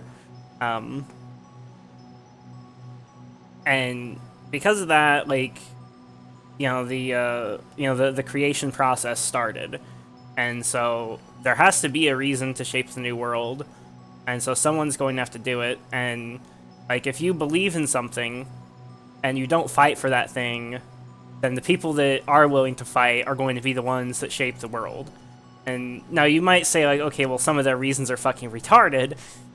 I kind of agree with that. But it's not as, like, irrational as it seems. It's not as simple as just, like, they're corrupted by power. Because, you know, all of the like, three main reasons, Misubi, Yosuga, and what's the third one? Shijima. All the people that are proponents of those reasons do not want to live under the other two.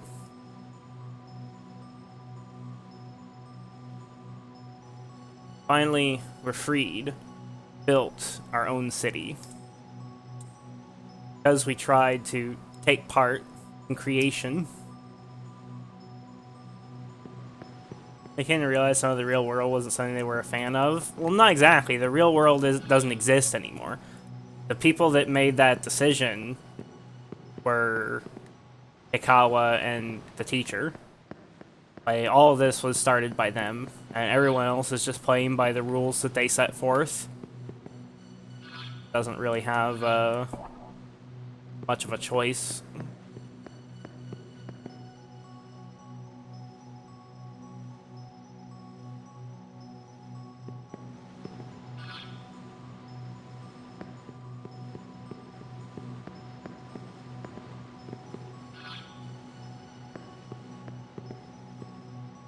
I'm scared. I can't fight.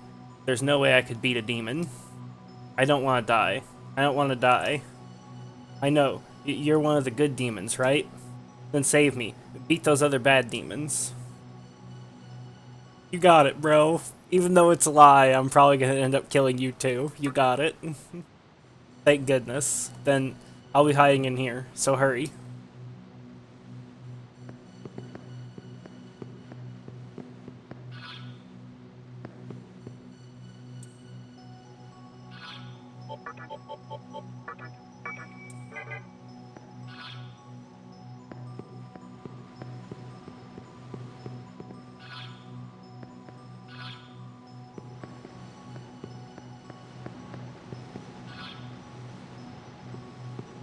Oh, interesting. There's two doors I can go through. Top one and a bottom one. Okay, let's go through the bottom one first, I guess.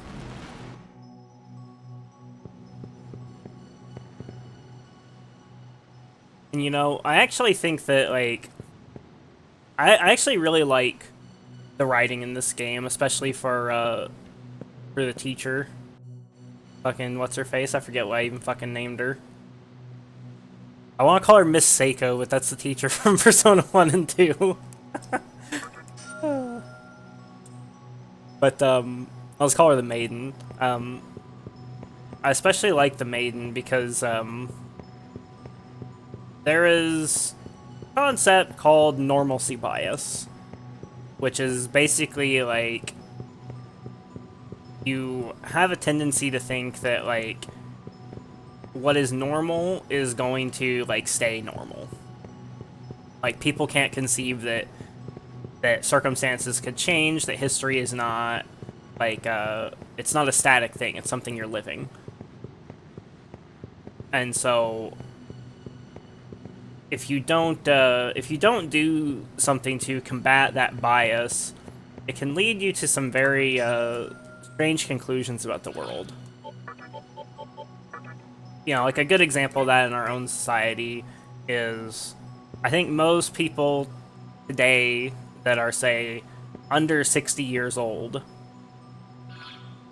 probably have an idea that there's never going to be a major war in our lifetimes. Like, not something that is going to, like, affect you directly. Like, you know, wars are something that happens in those third world countries. You know, there's never going to be, like, a war between major powers. And statistically speaking, that's very unlikely to be true.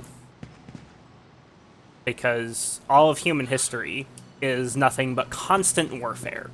And a very, very tiny snippet of our lives, because our lives are just like a little snippet of history, it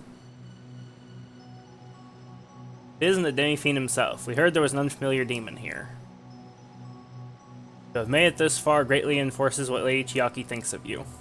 You are much different from those mud puppets who can only fantasize about creation.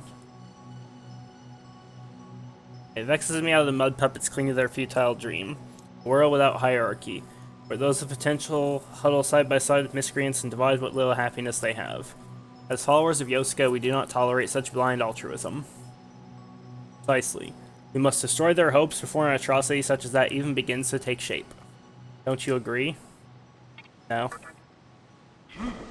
Are you sympathizing with the mud puppets? No, I just reject all gods.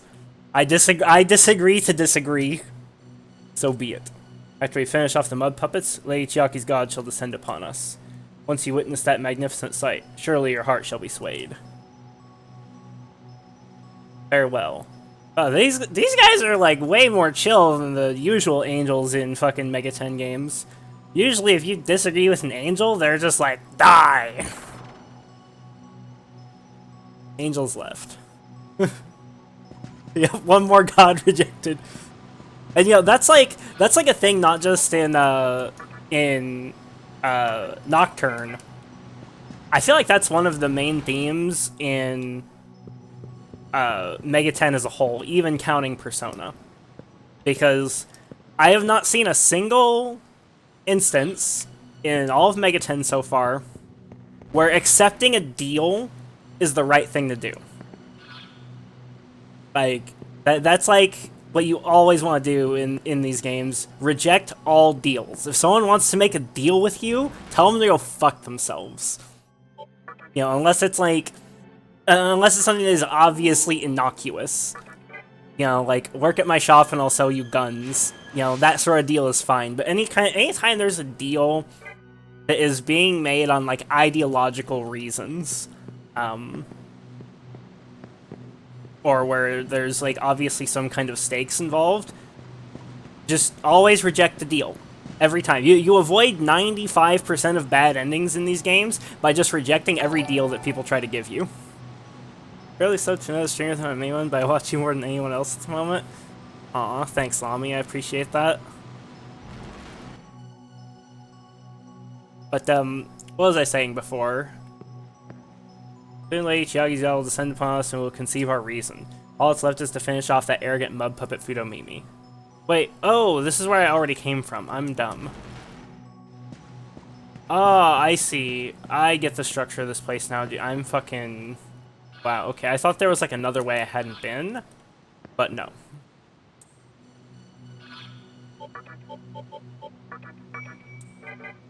But, yeah, normalcy bias is, like, a thing. You know, people have a tendency to think that, like, the way the world is now is how it's always going to be, when the reality is that most of human history, or rather, like, you know, all of human history has been nothing but strife and war and misery for most people. And, you know, people are very quick to be, like, judgmental of our society for not being perfect. Like, oh, you know, humans are shitty, and, you know, society's shitty, etc., etc. And it's like, well, compared to what? It's like, compared to this fantasy you have in your head that, you know, that things could be perfect if only we would, you know, grasp that perfection.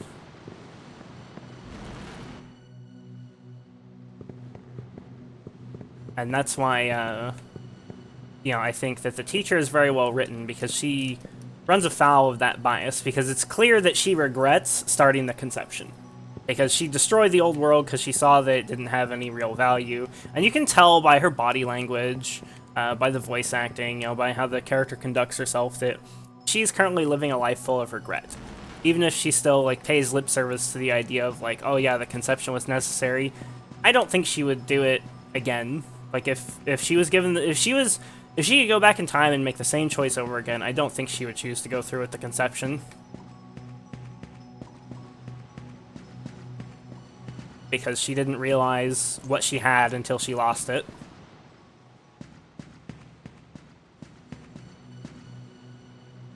Anakin's holding on to something. Will you take it? Yes. Obtain medicine. And I think to some extent, I think that Nocturne is a game with many different layers of metaphor. And I think one of those layers of metaphor is about the state of society and like how it is like human history is a cycle and society exists in that cycle, and you disrupt that society at your own peril. And it's always going to be ideologically possessed people that disrupt that cycle. People that say like, oh no, the system is too broken to ever be fixed, so we better burn it all down. But it's much easier to burn something down than to build it back up. Like, it was very easy for them to start the conception. And now, up ahead. Girl and Fudamimi. Like, it was very easy for them to start the conception, but it's very hard to rebuild that world in a way that, not even, like, forget being better than the old world, in a way that is just not horrifically miserable compared to the old world. And I think that if something like that were to ever happen in the real world, obviously the conception is, not something we really have to worry about, but say, like, society did get burned down at some point, there's a revolution, a nuclear war, however you think society could end up collapsing. It's not like, we would rebuild from the ashes and be stronger and better within, a few years or even a few decades. We might never get back to that point. Human history might just regress to, the Stone Age. There are shockingly few people that know how most technology works, and, people being nice to each other is not a given. If anything, people being horrifically cruel is the norm, and, advancing ideals of, like, universal, like, the belief that, like, every human is valuable, and that there's, like, something universal about being human that makes us special, and so you shouldn't treat your fellow man like shit. Those are very specific ideas that are not, that are not immune to going away. Fallout without power armor, vaults, or super mutants. I mean, yeah, kinda.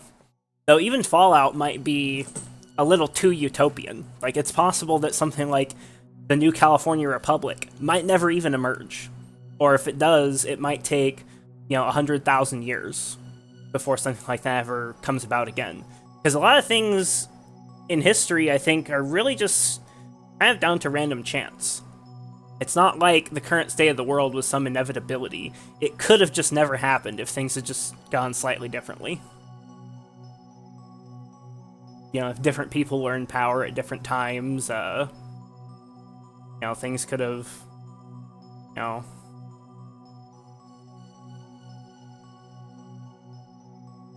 Mind if I spoiled the Fallout show for you? I don't care. I already watched a review on it. I'm not interested in the Fallout show. I don't even know why I watched a review on it. Mirror at your feet is emitting light. Just goes to show what humankind could do if they were granted power to shape the world. Like, they'd snap everything out of existence they don't like, and that's not a good thing. Well, like, that's kind of missing the point, though. Like, I think what the game is getting at is that this is real. Like, this is all a metaphor for things that exist in the real world. Like, we do have the power to shape the world. Like, that's the point. We actually do have the power to shape the world. And there are people in the real world that believe in Yosuga, that believe in Mizubi, and, they just don't call them by those names. They don't have magical powers. but that doesn't make it any less real. DM'd.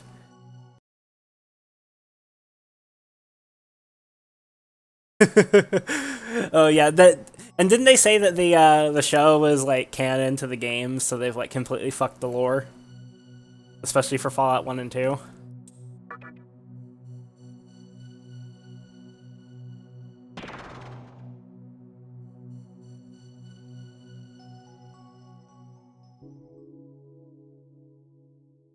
Oh, they didn't fuck the lore? There's 2 or 3 options on how. Let him go, Chiaki. Arrogant In puppet. one piece. You misunderstand your purpose. Return to the mud you came from. Developers said it's not a retcon. Well, just because developers say something doesn't necessarily mean shit. Especially since it's like Bethesda, right? And Bethesda didn't make Fallout 1 and 2.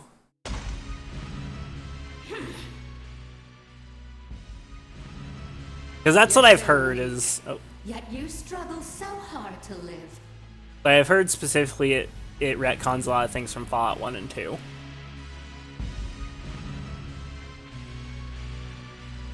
Daring to dream of power. That was your sin.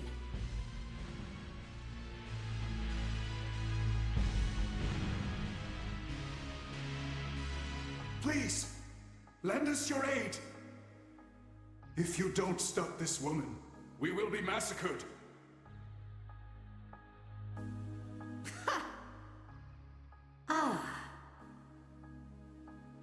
Good timing. I keep killing and killing, but there are so many of them.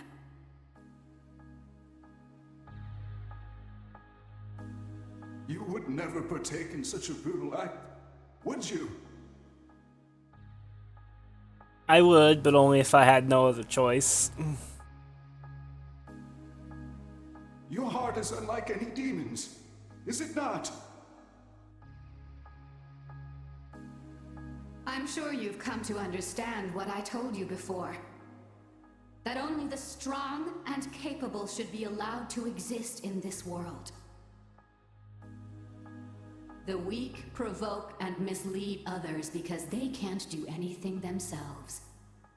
As long as we have to deal with those parasites, it will be impossible to create a beautiful world.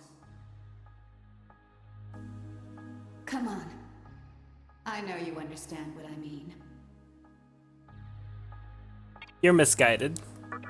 One more god rejected. Oh, Hey, party. that's too bad. I thought you were different. Reject all Were gods. you given a demon's body? You don't know the answer yourself, do you? Because it amused Lucifer.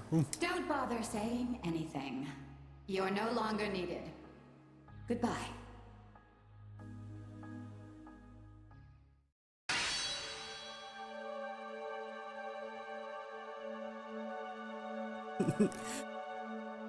Yeah, true party.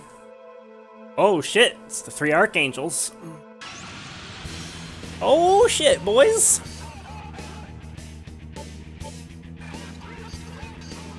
Raphael, Gabriel, Uriel.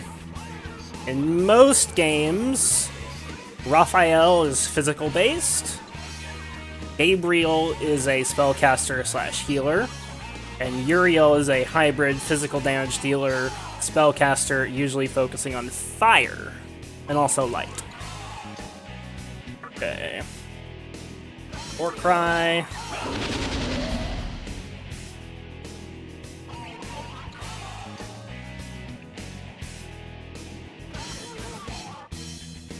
Akakaja. Dude, I can't get over the noises Shiva makes.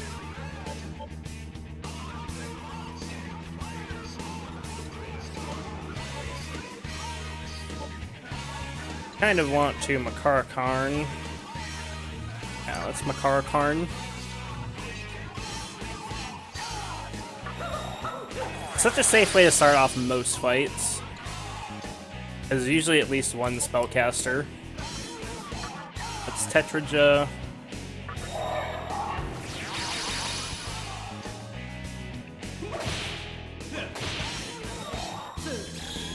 beast die. Scary? Zeodyne, there goes all their turns. Huracan is really good, by the way. Like, really good.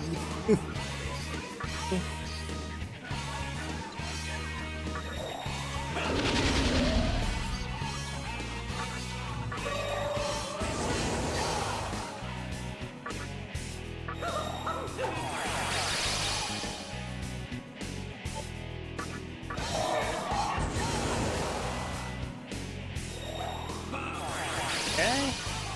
Huracan, that's fine. Die?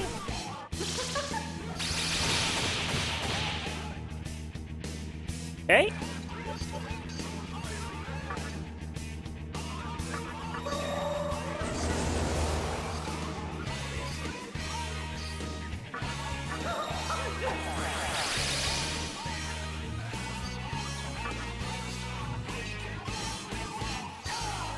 I don't think it's a woman's voice. He's doing like a little weird war cry. It's almost like a yodel.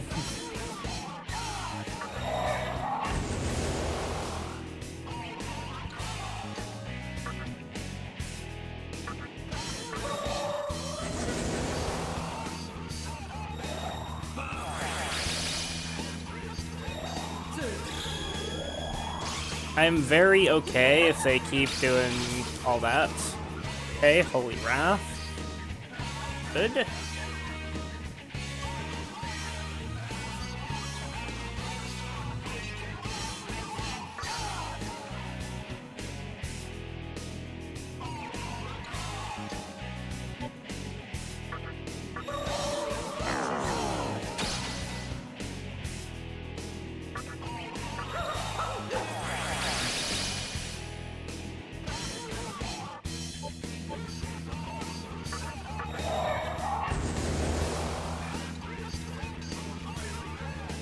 You know what, let's focus on Demi-fiend. Could be really good, because it could proc a Focused Avenge if Raphael decides to attack. Megadola, okay. Not Beast-eyeing this turn.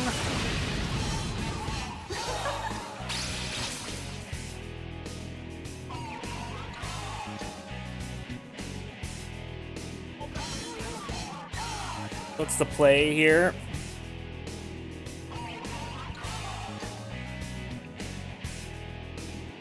I think the play is probably to kill Gabriel first.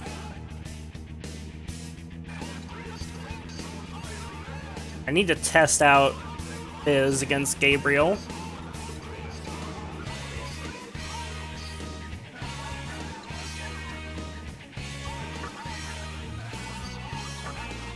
Let's debilitate.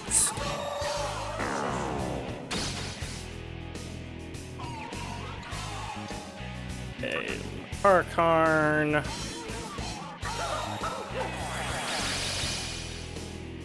I have a plan to close out this fight. Focus. Actually, here's what I should do. I should just attack Gabriel with Shiva. Good, okay.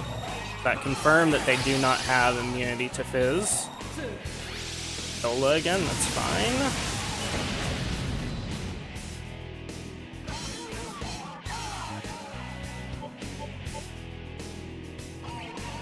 Okay, so let's pass, because then this will do more damage.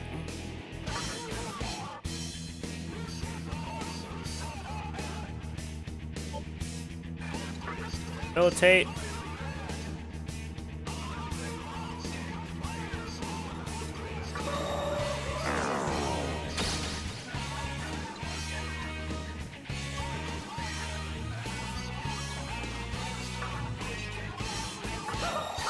Huracan just shuts down so much of their shit.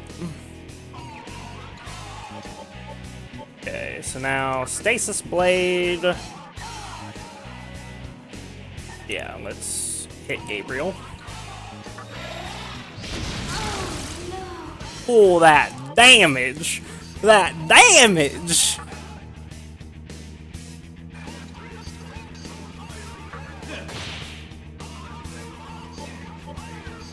That crit was insanely good because that got me an extra press turn. So now I can pass on Shiva, and we still have Makarakarn active. And I can hustle Hoppa.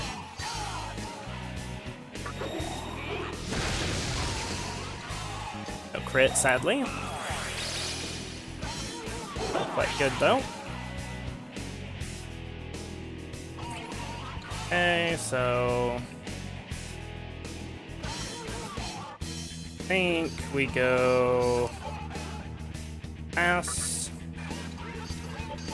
Prayer, just top everyone off. Also Hoppa again.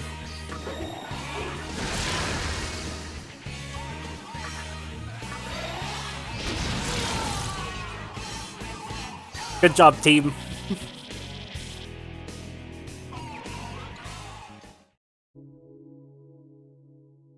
I wonder if they even had Dikunda and Dikaja. I had to look them up. Die screaming like the others. No, But he won't get in my Fudamimi. way again.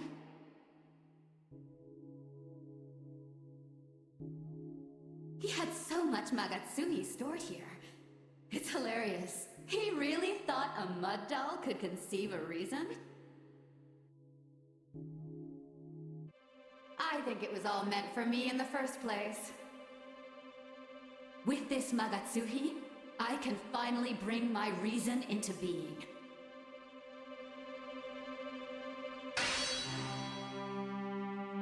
The god who once died is returning to us now. Let us lay the sacred cloth across the coffin. The soul shall remain affixed and never leave us again!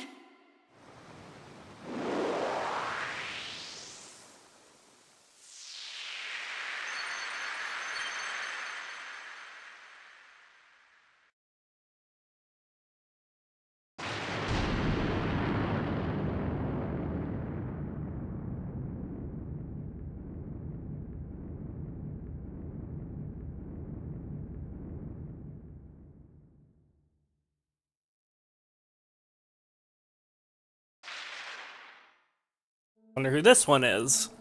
By this woman's wish, I have come to create the kingdom of Yosebeth. I am Baal Avatar, paragon of virtue and might, bringer of glory. It would be pronounced Baal, not Baal. Interesting though, it's just an avatar of Baal. And so this is like Baal before Baal was widely recognized as a demon. Before, 1,000 years of propaganda thing. I see the awakening of opposing forces. One has already emerged in Samnal, and another is about to rise in Ginza at this very moment. I too endeavor to build a kingdom. A land of beauty awaits.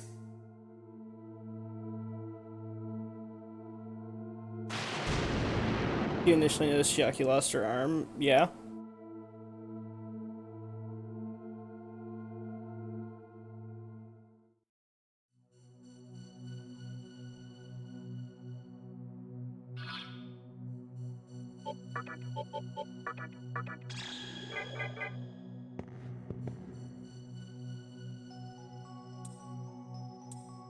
I guess gonna say nobody's there.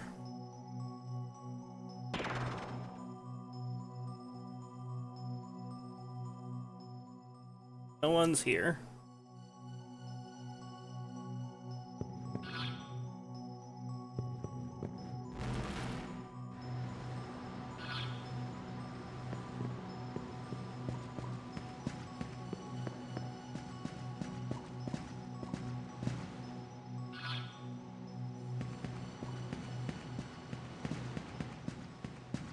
How she lost it? She probably lost her arm to Sakahagi. Because they said that he brutalized her when they met.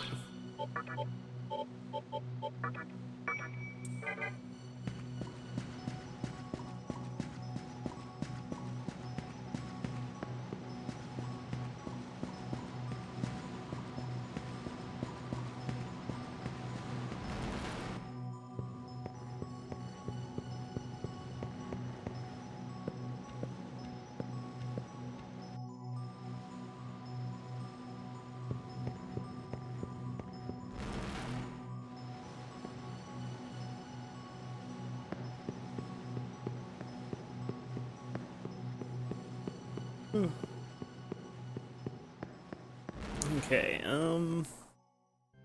save.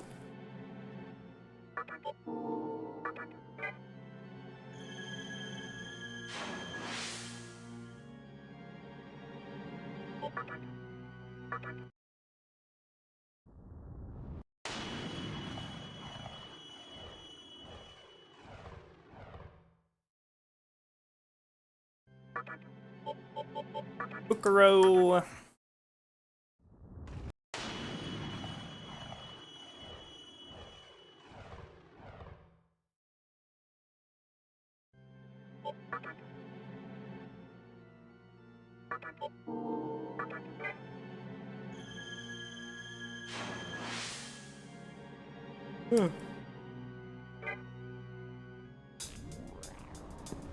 Okay,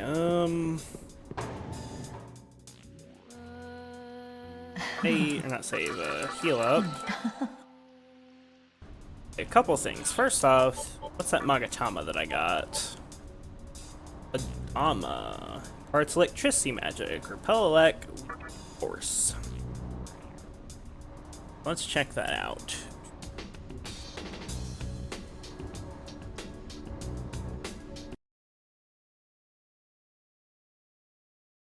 What do you have exactly for your skills? Adama has Bolt Storm and a Surge. Electric Drain. Ooh, Electric Drain. Quite nice. Might get me some of that. I kind of want to look up, whatchamacallit. I want to look up that boss to see, like, if it actually did anything.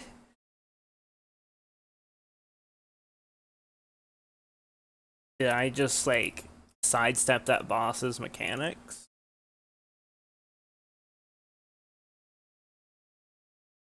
That was, like... That was pretty easy, and, like, granted, I haven't really struggled against a boss, but that was, like, they didn't even fight back.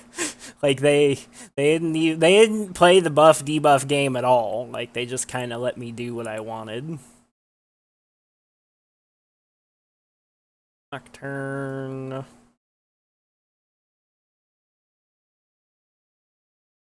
What did Gabriel, or Raphael have? Sty, Stasis Blade, Tetrakarn, Makarakarn, Diarahan. Okay, so he had a full heal. Uriel... Prominence, Diarahan, Megadola, Beastai. Gabriel... had Radiance, Maziadine, and Holy Wrath. So I guess the gimmick of that fight was just that Uriel and Raphael are like really strong healers, and so you kind of need to burst them down, which was of course very easy. Okay, I think I'm gonna master this Magatama real quick.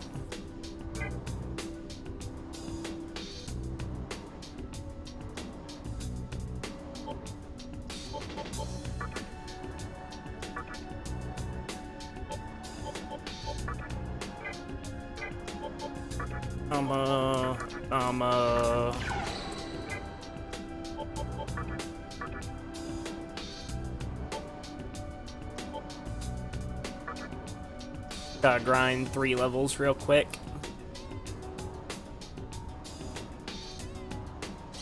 Do that, then I'm also gonna gain 3 levels on these cucks, keep them even with Demi-fiend.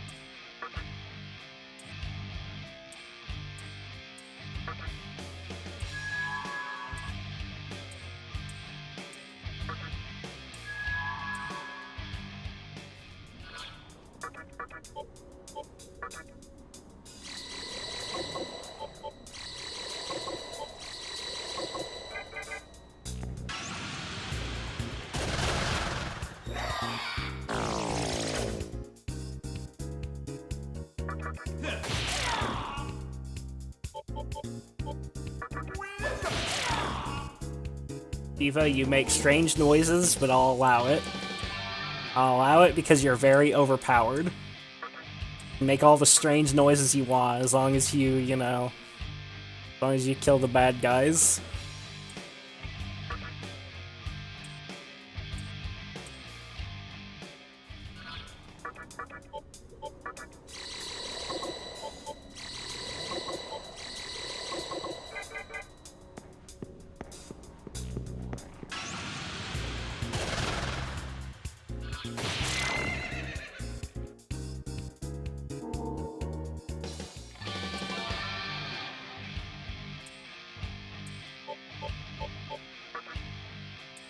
And that's an upgrade.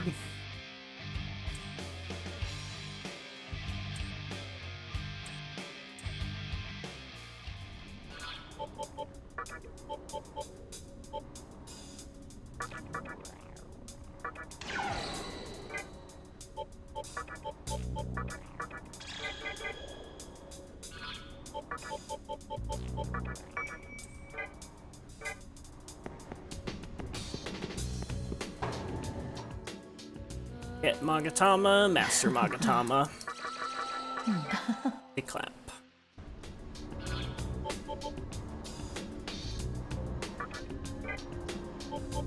Do this, back to hard mode.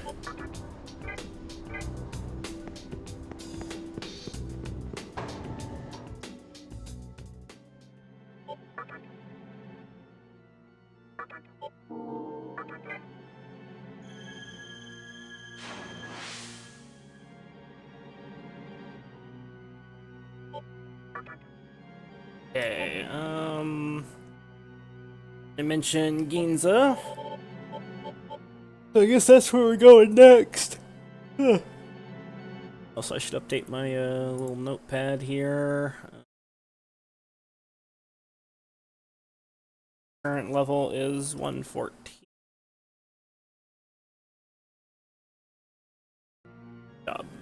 Good job, me.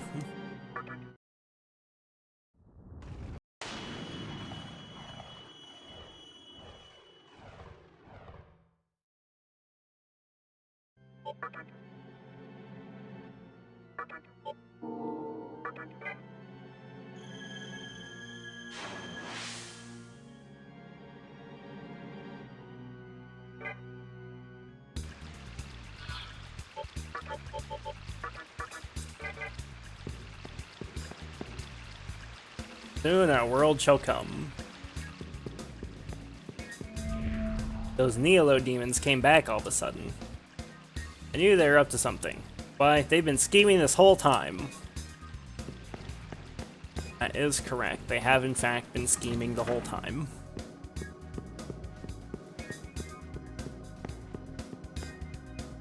Finally found it. Enough Magatsui needed for the creation of the new world. Now we can create our ideal world of stillness.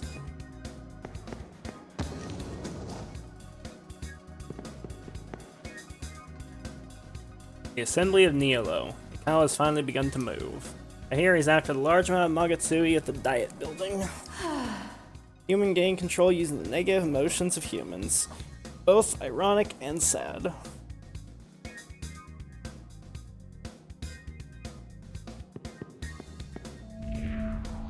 Shijima is still a world where all petty emotions are relinquished. I'm one with the universe and there's no need to suffer. It's a person who keeps us cool, like me. Yosuke plans to make Tokyo a place for only the best and brightest. Intended to be a refined new world where the weak don't exist. I say that idea's bullshit, but hey. Zubi believes in total individuality. Their world is one where you can do anything you want without ever having to meddle with anyone else. What do you think of that? Sounds boring.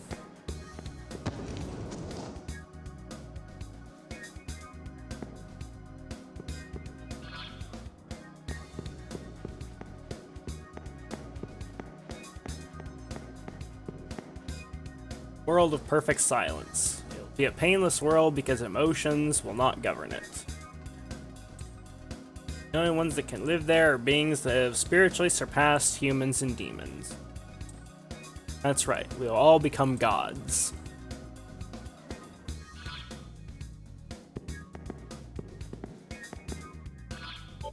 How many Magatamas am I missing now? It's 2.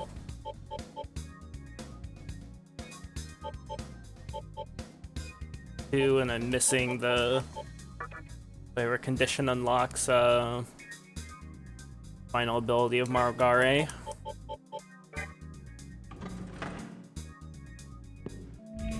The Nilo demons are on the other side of the railroad tracks.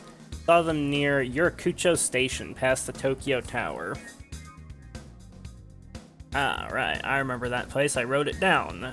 Yurakucho Station, north of Nilo secondary entrance. I think I remember exactly how to get there, too.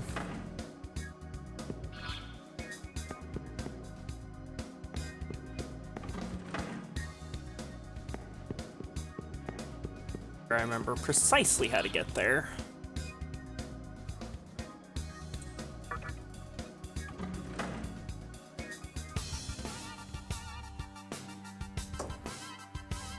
If I recall, over this way.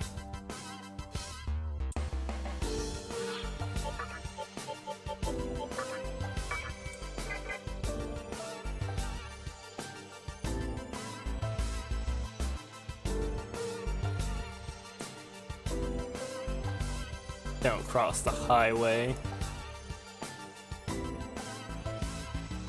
See, write down things. I use Switch screenshot feature.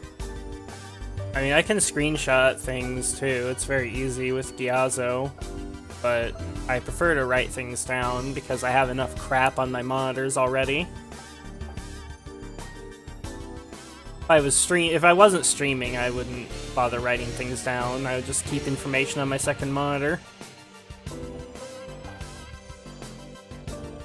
Region is Nilo's top priority. That's why security here is super tight.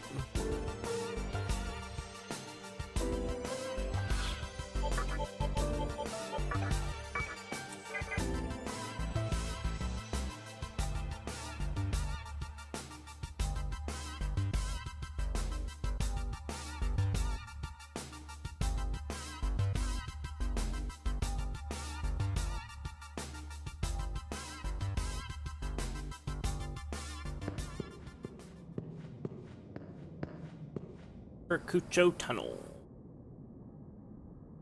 Oh! And flames of the menorah of sovereignty are flickering wildly. Got a fiend fight coming up.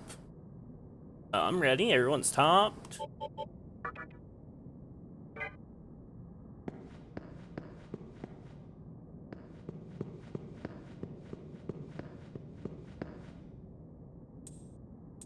Yeah. Yeah. Right.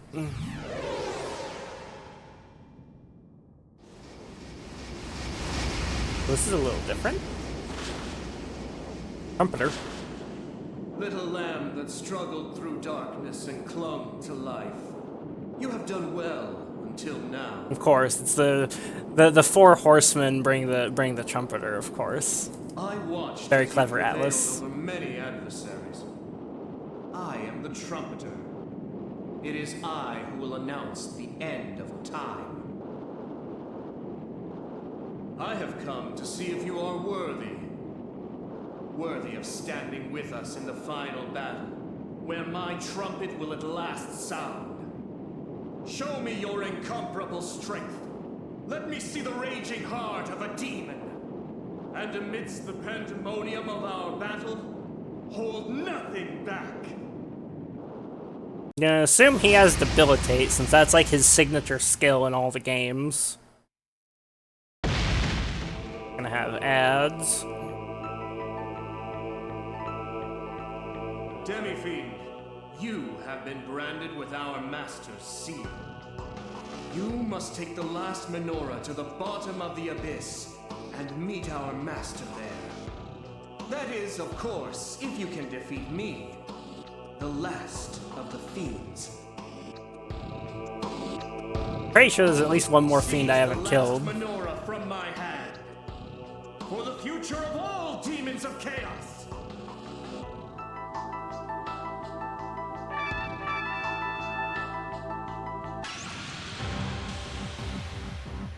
I shall sound my trumpet when 8 breaths have been spent. It is then that the weak shall receive salvation or death. Interesting.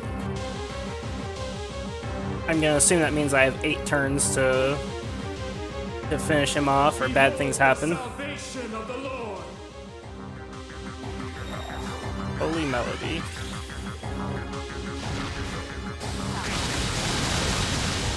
Thing.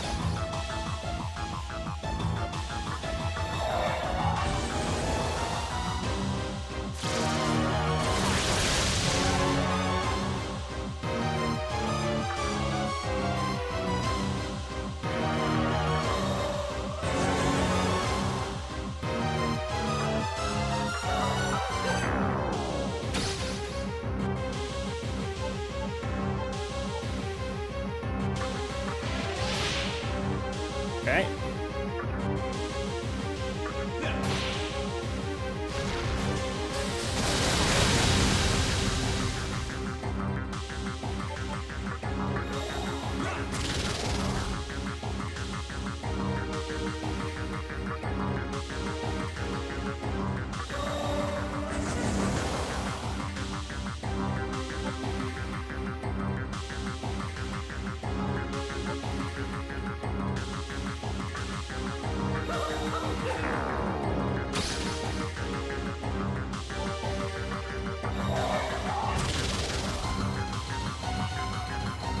Cower at the arrival of death. Evil melody. Hey, what's that? Bunka. So that is an instant one-shot through any amount of damage. Okay. It's good to know. But we gotta finish this quick.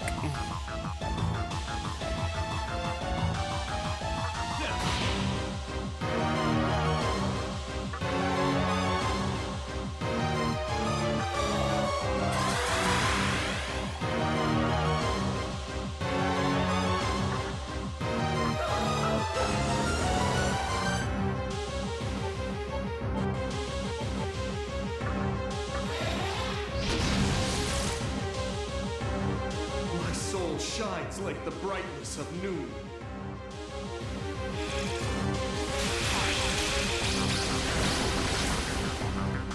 Good. Focus.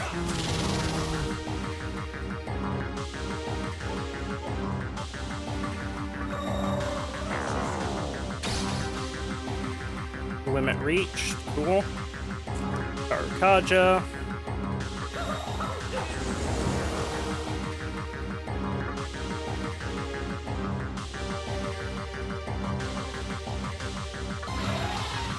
Crit. Yes, that's exactly what I wanted to see. Now kill him.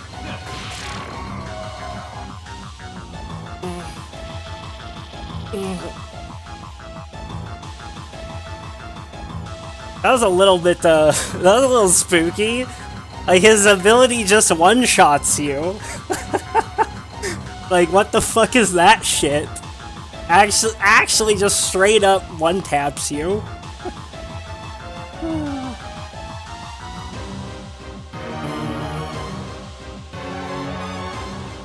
Big reviews of SMT4 and sequel, and the original no physical 3DS Europe release, only got a digital release, but eShop is down now. SMT4 looks pretty nice, so Apocalypse is apparently much better. Yeah, the Apocalypse is the sequel, though. Like, Apocalypse is not like... It's not like the Royal Edition or anything like that. Like, it's just a sequel to SMT4. Which, if you want to play SMT4, you basically have to emulate it these days.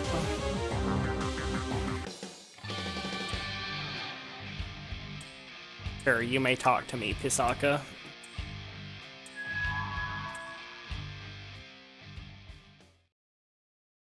And the Menorah of Glory.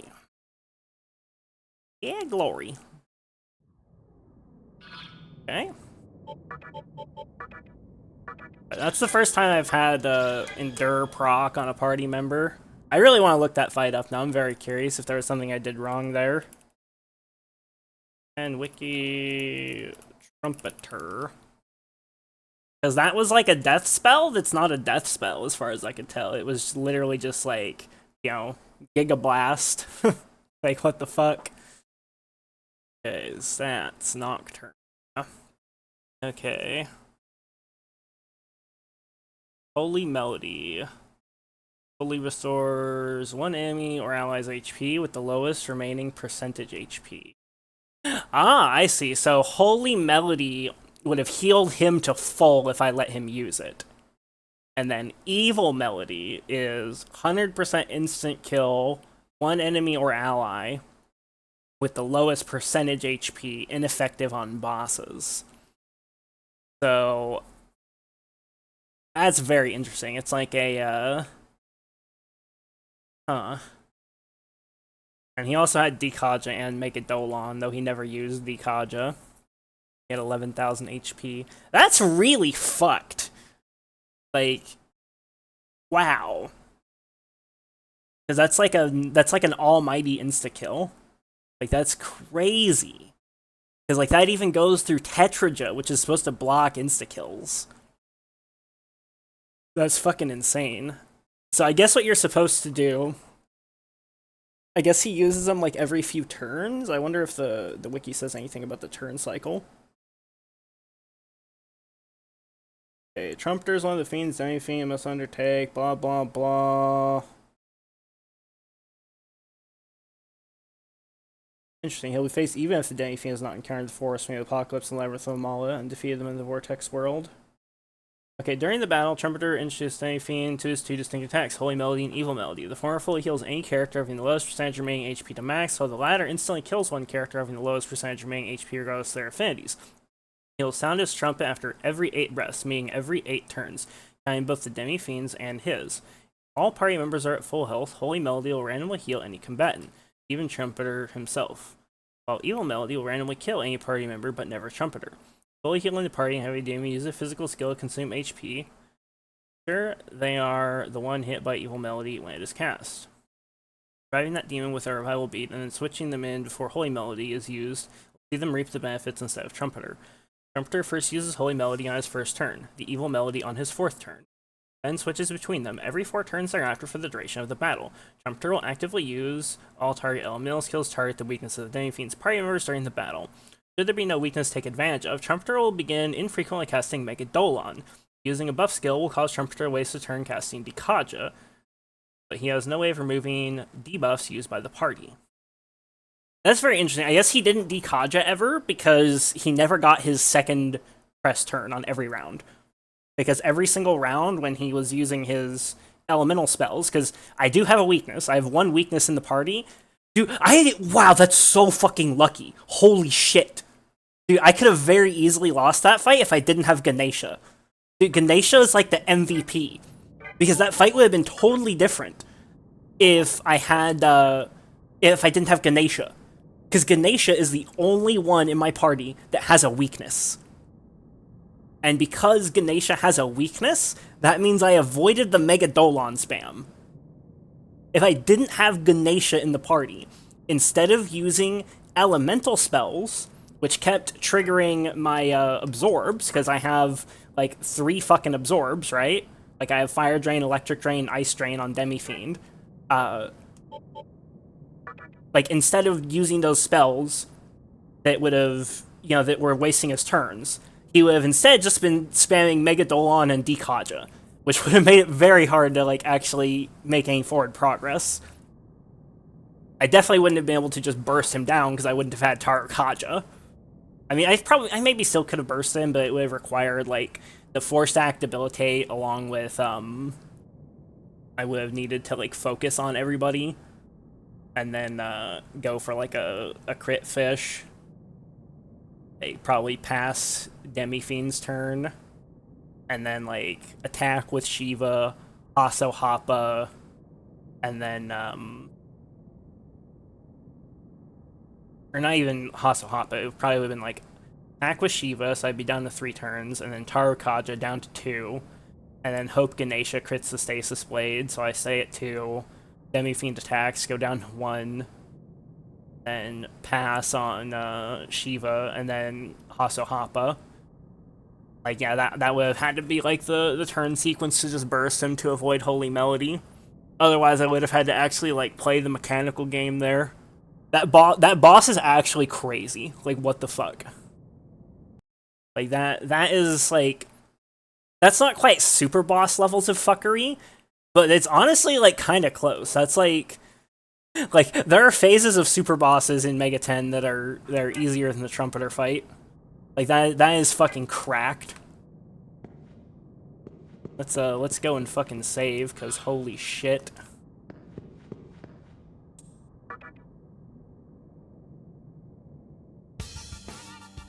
Yeah, either kill boss as soon as possible or pray he doesn't target Demi-fiend.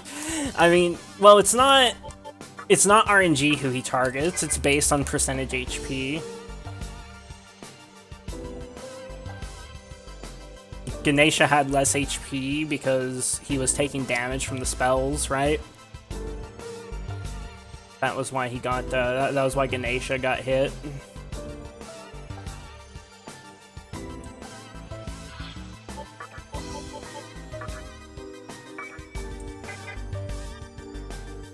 Nice mechanic fight. I think it's kind of bullshit that it's like a fucking almighty 100% chance insta-kill. I think that's kind of bullshit. And also the boss can heal the full. Like, that's insane. I got so lucky on that fight. What the fuck?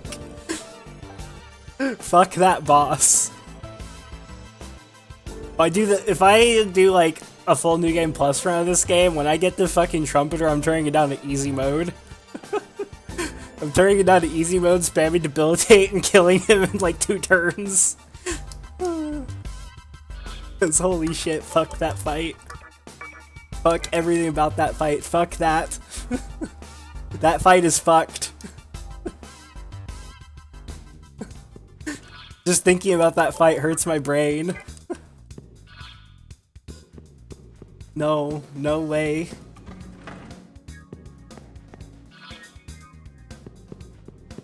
As if I wasn't paranoid enough already. I've become a fucking isekai protagonist. I'm the...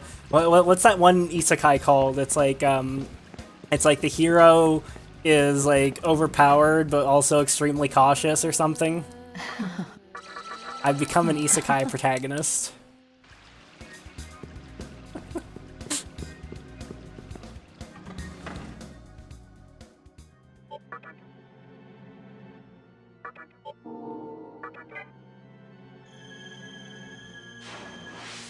Yeah, I can't wait to watch some fucking Let's Plays of this game. Like, I've already been, like, kind of watching early parts of Let's Plays, but I don't want to get spoiled by getting anywhere close to stuff I haven't seen yet. I really want to watch people doing Trumpeter blind. I bet Trumpeter fucking walls a lot of people. Because holy hell.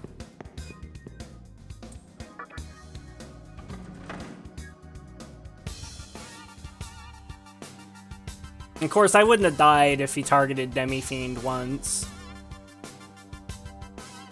Because, you know, I have Endure. Endure be very good.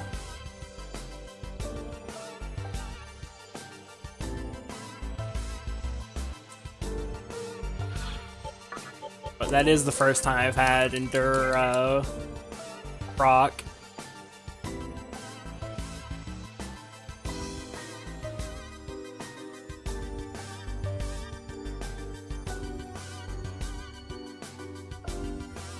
I mean, I had private proc on Demi-fiend, you know, but not the point. It's the first time I've had any of my party members endures proc.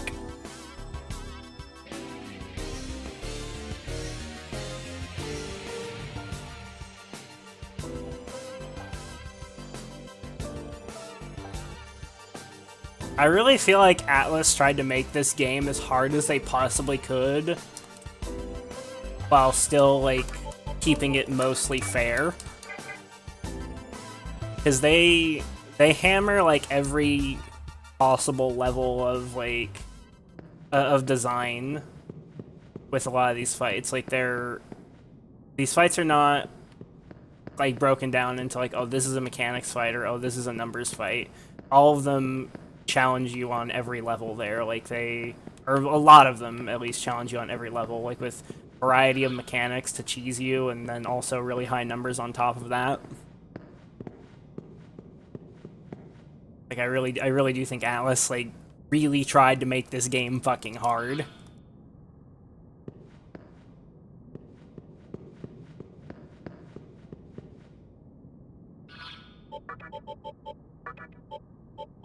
Aitoma.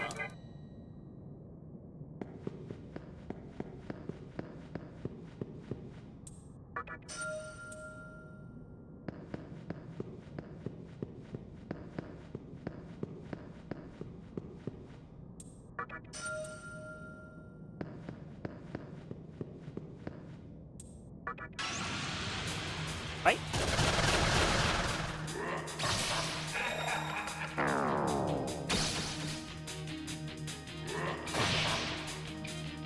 Okay. So for Loa, bit spooky.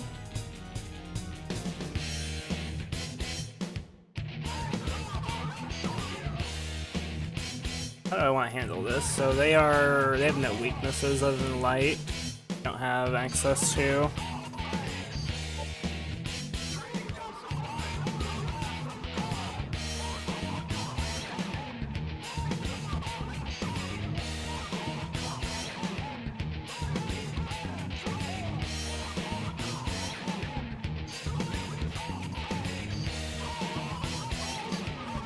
This is kind of a scary enemy formation here.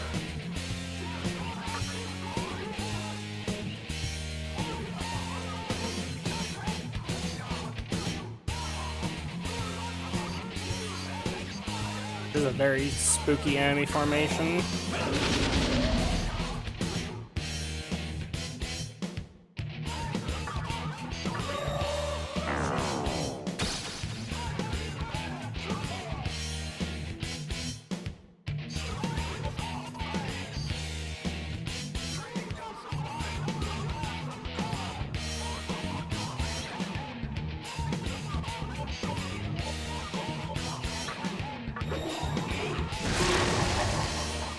Also hop up.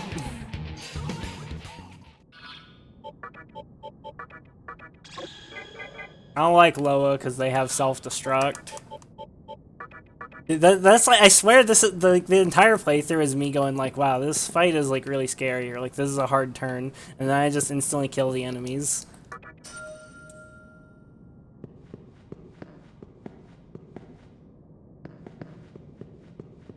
Some of you probably think I'm trolling when I say stuff like that, but, like, when I play games like this, I always think of, like, what's the worst possible thing that could happen on this turn? And I try to, like, play around those edge cases. And when I see, like, why am I using Chakra Drill? Just use Makatora.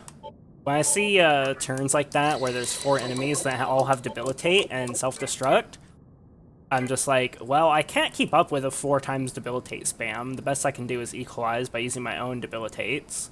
Because, like, I don't have enough, like, it's impossible to keep up with buffs when the enemy has 4 Debilitates. And so I'm imagining, like, okay, I'm going to be at, like, -4 defense if this goes longer than, like, you know, 1 or 2 turns. And yeah, I'm thinking like, okay, I could Hasso Hoppa and that might kill them. But it also might miss, because if I debilitate once with fucking Shiva, I'm gonna be at neutral evasion, right? Neutral evasion, neutral attack, since they debilitated once. And it's like, well, if Hasso Hoppa misses, then I lose my chance to like do anything with other characters, potentially, depending on like how many attacks miss and how many crit and such. And like, yeah, I'm not sure if like a non-crit will kill. And like, I'm always thinking about things like that, of like what's like the worst thing that could happen on this turn. And so when I see like fucking, you know, a 4 times debilitate, you know, last resort squad, I'm just like, wait, what?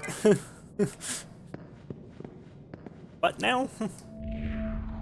You go straight forward, you'll reach the diet building.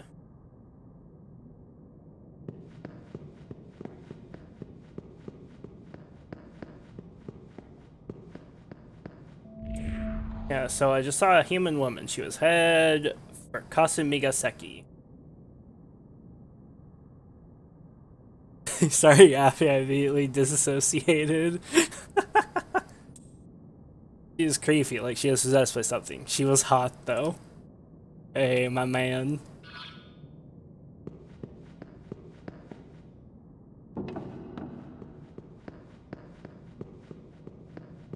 But,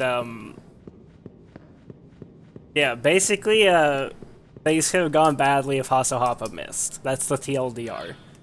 If that skill missed, or if I misjudged, like, how much damage it would do, then it could have gone very badly. Yeah, of course he was talking about Chiaki. What else would he be talking about?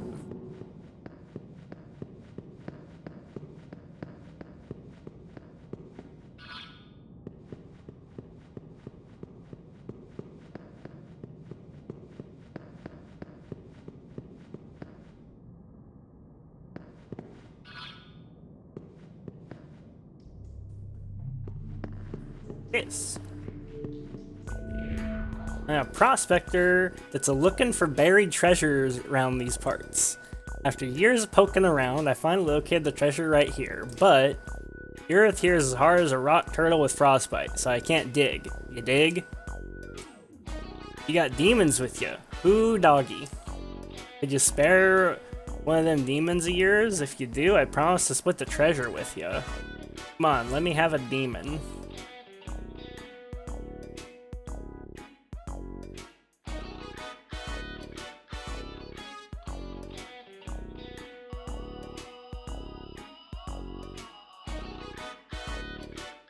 Trying to think of who I have in my party. Yes? Really? Who doggy? Thanks. How about Shiva? No.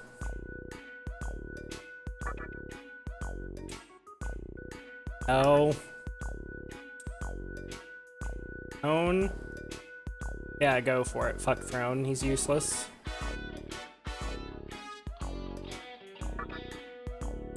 Whoa, this one's ornery as a bobcat with his tail on fire. Look forward to my results. Well, that's interesting. I'm still getting ready. Can come back in a while. Huh.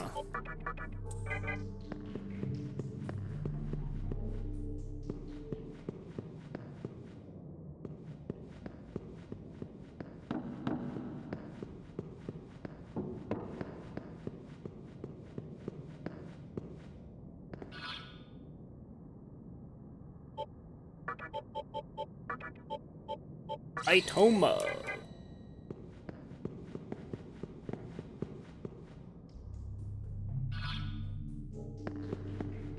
Fate point.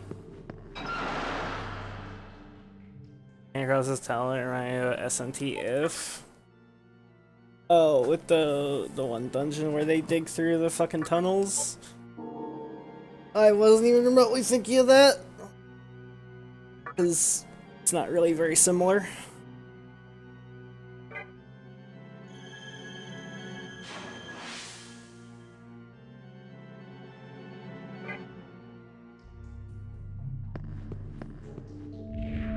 Hey you, it's dangerous up ahead. It's a maze in there. Plus, there are steep slopes. You'll slide right down to the bottom.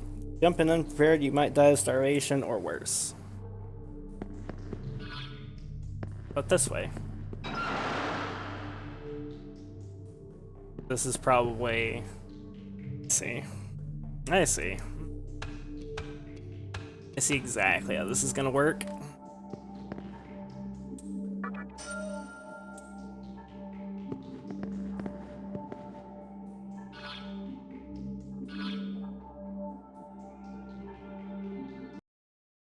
I am gonna take a quick break. Back in a few.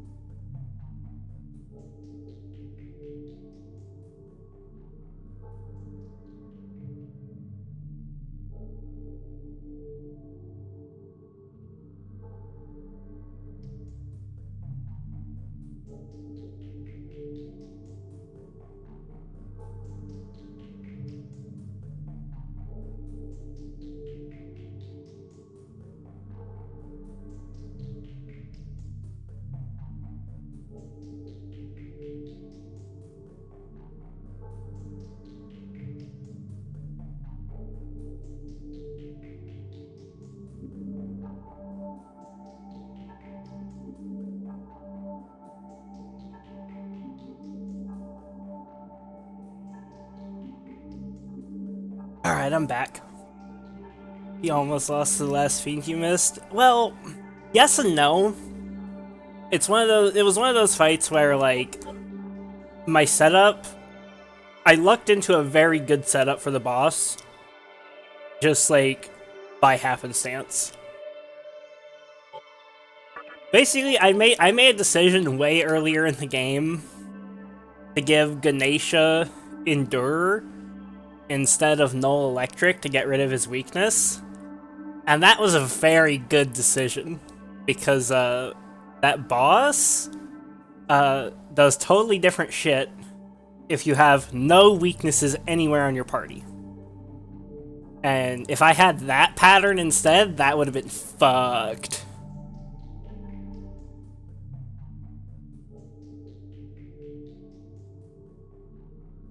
Also, hello, Skinny. I finally arrive and he isn't here.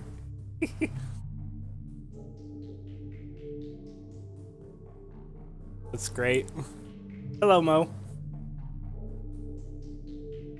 But yeah, Ganesha having bucked into it. Dude, I did! Like, fucking... I had no way of knowing that was gonna be, like, a fucking mechanic. I didn't even think about that. Hey, Mo.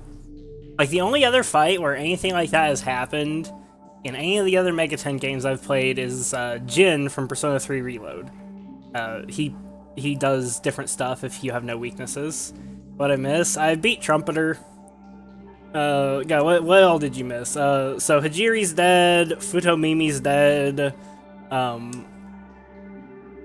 what's his nuts? Isamu sacrificed Hajiri to summon his god.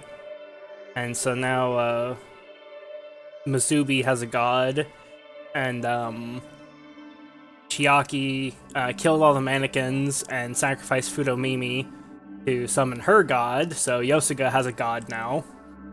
And now we're going to the, Diet Building to confront Hikawa, because he's planning to summon his god there. Didn't just over-prepare at nth degree and get rewarded? Well, no, it's like I under-prepared and got rewarded. Like, if I had a better demon, it would have gone worse. Like, if I had a demon that had no weaknesses in my 4th slot, it's like something like what I'm planning to build later on, then I would have been fucked on Trumpeter. Like, not necessarily fucked. Also, I might have an odd answer, Vlad, if you have an odd question. But, like, the way the Trumpeter fight works is, every 4 turns, he casts either a full heal or an almighty 100% instant death spell. And who he targets with that depends on who has the lowest percentage of HP, the party. And so like he targeted Ganesha because Ganesha had taken some damage, and so that proc Ganesha's Endure because it's a almighty insta-kill. Like, it goes through affinities and stuff like that, and it's guaranteed to hit. And guaranteed to be effective. And I managed to kill the boss before he could heal himself to full. And so basically I bypassed the mechanics. And the only reason I was able to do that is because every turn he was using his like AoE his AoE just like elemental spells. And because I did prepare and have a very good comp, I have a lot of drains, and so all of his extra turns kept getting eaten when he did that. And apparently if you don't do that, then on his second turn, if he has any debuffs on him, he'll cast Dikaja. Or not debuffs on him, if you have any buffs on you, he'll cast Dikaja. Which will remove all my Tarukajas and Sukukajas and shit like that. And without that, I wouldn't have been able to burst him. And so I've had to deal with the boss healing the full, and I would have had to like actually try and figure out the mechanic, which there's no way I would have fucking figured that out. That all happened because I had a weakness on Ganesha. Because if there's no weakness on your party, then he doesn't use his elemental spells at all. He only uses Megadolon and Dikaja if you have no weaknesses. At least according to the wiki. I think so. Fate points in Arcane. Fate points let you force something to happen, like a critical success, pickpocketing, lockpicking. Full heal or force positive reaction when doing major events. Question is if you are disproportionately rewarded for your actions, so receive more fate points during evil actions. Even when there's a good alternative, we consider something like this the intended / true path if the game has no sequel. It is very clear the intent for them to be more available for evil characters. I mean, I would need an ocean more context than that. I'd need to play the game. But off the top of my head, I would say not necessarily. Like, the dark side is supposed to be the quick and easy path. So, you're like, but I'm not talking about Star Wars. Doesn't matter.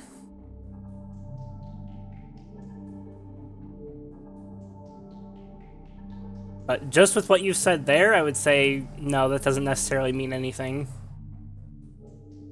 But anyways, let's continue.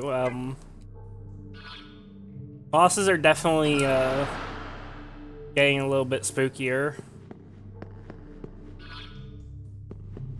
Had 2 bosses now that have like hardcore tried to cheese me.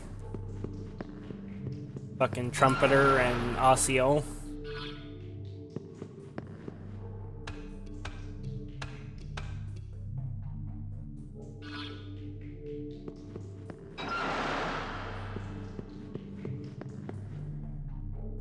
Sharing this whole Nocturne playthrough in a nutshell. I lucked into ignoring the boss's mechanics the playthrough.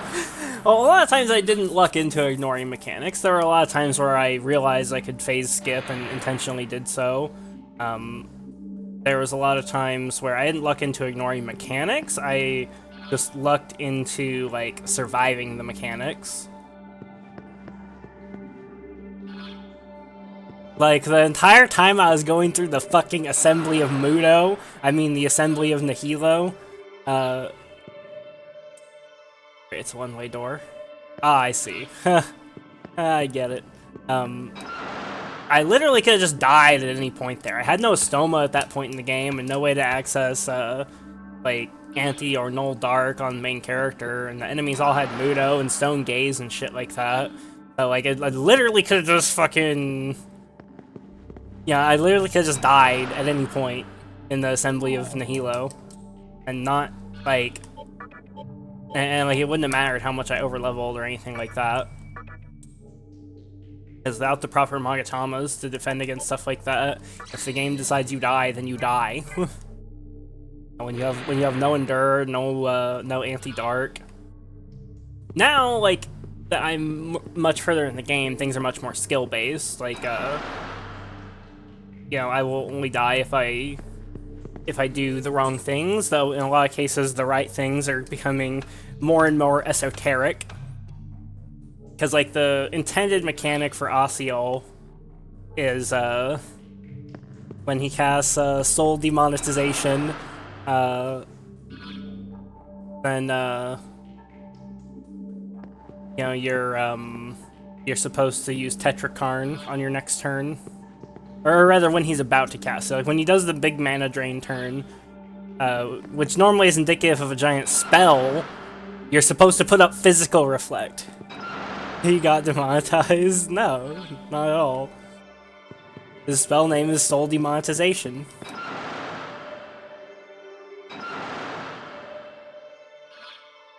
But, yeah, you're supposed to, you know, when he's obviously gearing up for his big spell, you're supposed to put up Physical Reflect. And if you don't do that, then there's a chance you just die. If he targets main character and you don't have Endure, and you don't dodge, then you die. And if you do have Endure, then your Endure procs if you don't dodge and he targets main character. And then if he crits, and then targets main character again, then you die through Endure. And so it's like, you can think of it as like layers of RNG, where like, you can die if you don't do the right thing, and I didn't do the right thing, but I lived because I had a good setup and didn't get crazy unlucky there. Like you know, he attacked Titania and Titania dodged. Demon stealing the ad revenue, yeah. Normal is apparently only really hard at the beginning, and then the rest of the game is easy for me. I agree the beginning was much harder than the rest of the game, but still remains challenging at times. Yeah, and I think the like end of the game is supposed to be hard again. It's like the middle of the game is like the easiest part. Rip, poor ogre.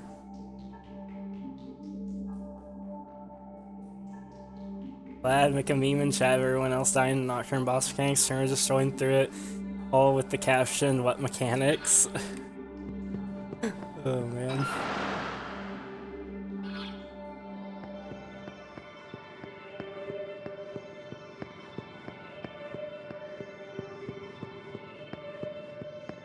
Yeah, it's very clear to me that, like, bosses are starting to get more and more unfair as I'm approaching the end of the game. Which doesn't mean I'm gonna get double-digit deaths on any of them, but, you know, could happen. I'm expecting the last bosses in particular to be, like, an extreme challenge.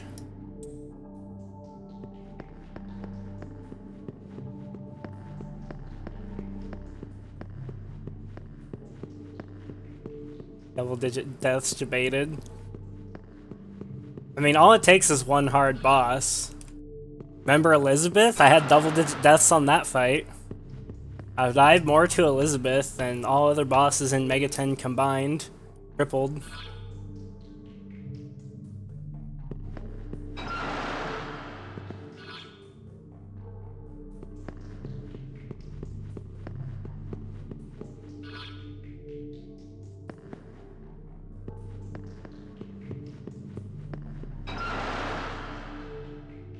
After a while, I stopped keeping count on Elizabeth. I think I hit like 30-something deaths.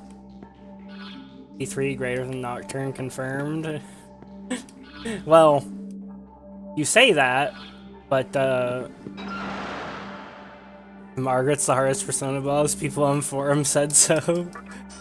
To be fair, Margaret was definitely harder in original Persona 4, though probably not as hard as Elizabeth.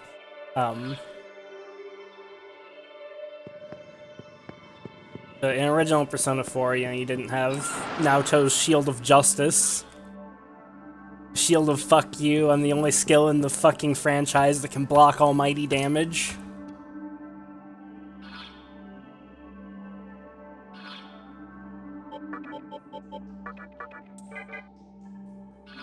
Right, yeah.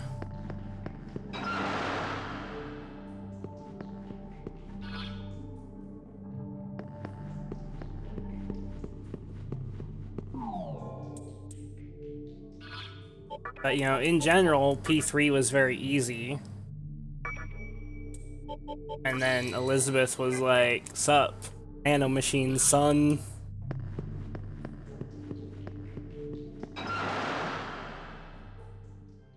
And so, you know, there's a lot of fights in Nocturne that have made me go like, wow, that was like, you know, I had to play this really well, or like, you know, if I got less lucky there, then I would have died.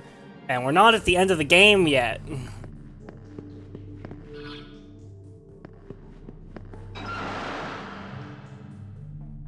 Yeah, MC's penis inside you, you get a Zenkai boost. Yeah, that's probably what it was. True. Not sure Lami's even aware of the conversation happening. You studied to play Revengeance, you must experience the meme factory. You're not wrong about that.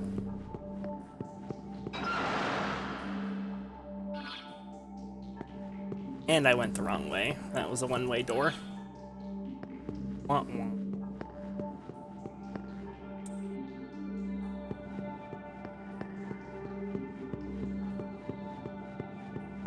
Lami ever aware of the ongoing conversation? I don't know.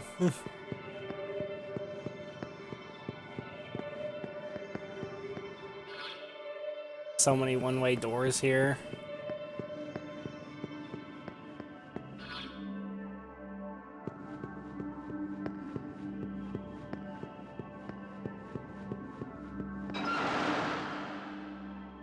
I don't know, streamer, I'm inclined to side with Vlad here. Your post in Discord proves the quality of the Megaton players. How can you doubt the conclusions of such a unique player base? I'm not, like, relying on anyone else's conclusions. I think Nocturne is a legitimately hard game. Like, just based on my own experiences. Like, Nocturne is, like... I don't necessarily look at how many times I die on a fight to see, like, what is, the joke about to die. Yeah, true. Race for it, chat. I was just saying, to me, Nocturne is a hard game.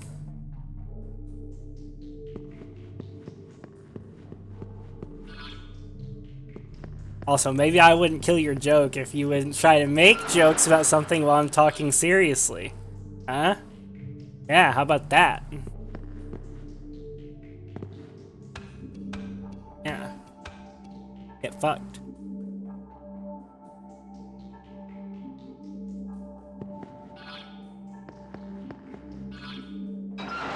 Why would I do that? I don't know.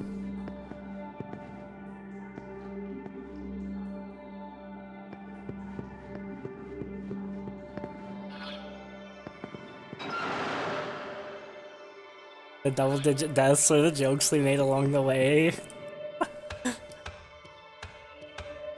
Snick, I beat Trumpeter without dying, which surprises me. Like, let me put it this way, my mustache bristled a little bit when he cast, what the fuck is the spell called? This fucking one. When he cast fucking Evil Melody and it instantly proc Ganesha's Endure. I was just like, what the fuck?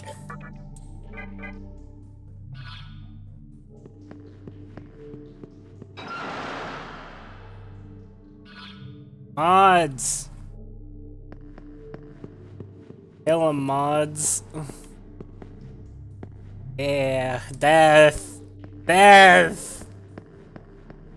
Death and judgment. Sword of Skinny has slain the invaders.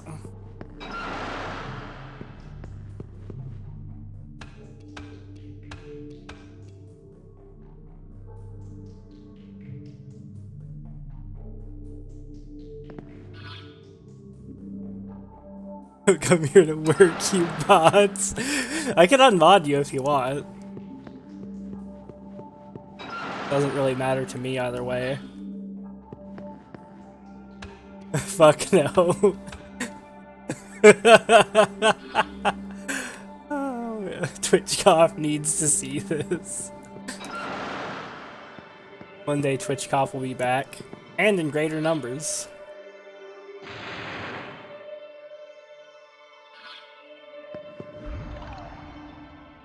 No, there was a loot there. There was a chest there, chat. Badge. Dude, this dungeon can go fuck itself.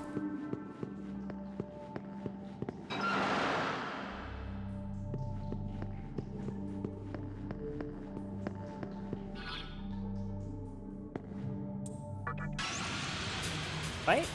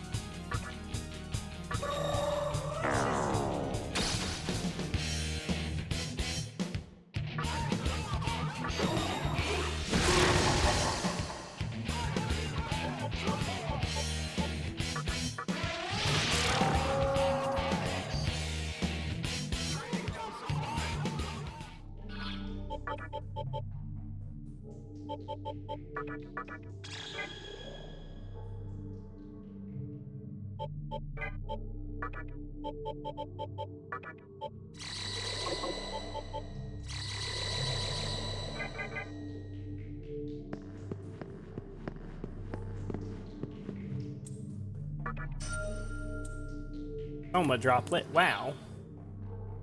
Poggers.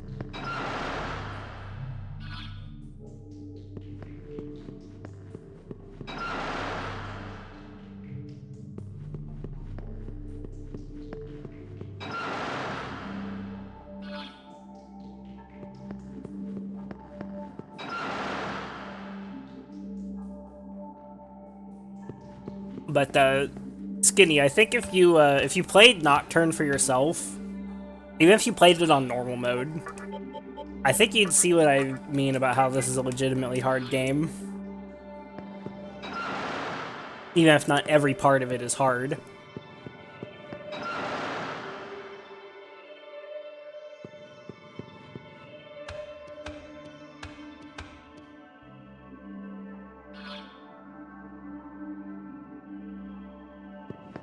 Skinny officially knows more about, like, mod commands than I do.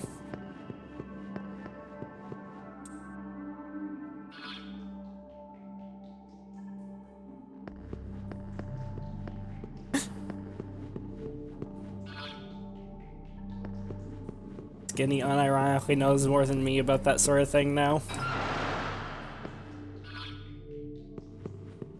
Kills Batman.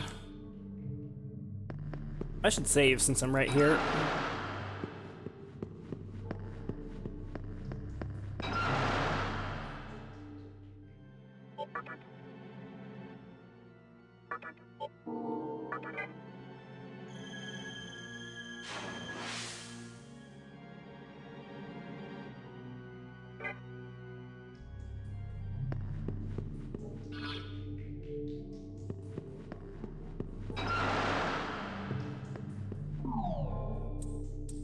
Oh, the lights went out. Homa, light Homa.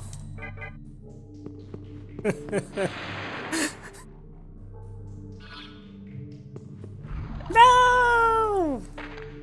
This version of Nocturne is available on Steam. It is available on Steam. The HD remaster. It's available on Steam and a whole bunch of other platforms. It's on the PlayStation Store. You can get it on, I want to say PS4 and PS5.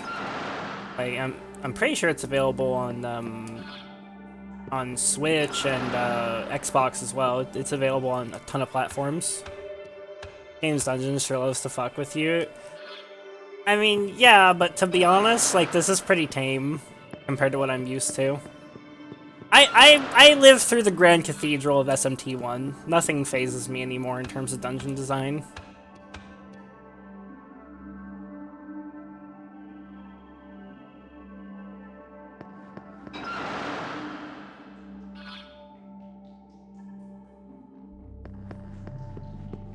Black Grand Cathedral. Also, Skinny, did you hear what I said while you were messing with the mod view? I don't know if you like had to leave the stream to look at that. Yeah, that is a very good emote, Vlad. You're not wrong. Makes me a little jelly.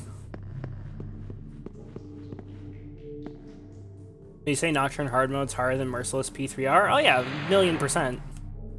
Merciless P3R is the second easiest game in the series. The easiest being SMT1.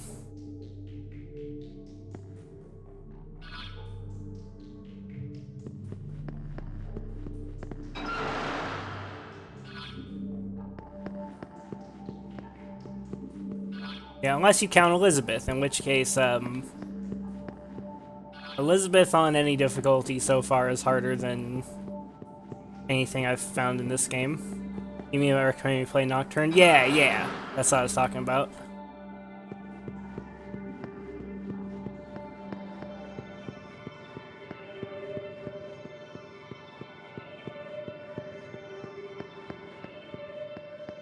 I promise it's not as fucked up as I make it sound some of the times with the formulas and stuff. That stuff only, like, really matters on hard mode or if you're trying to min-max like a psychopath.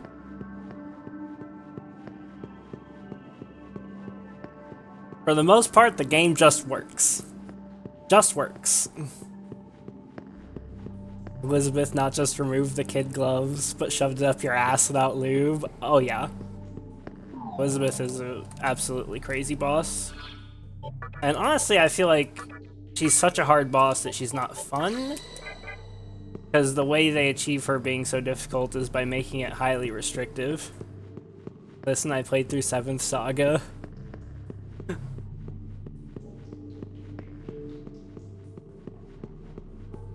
I'll handle a game that doesn't work.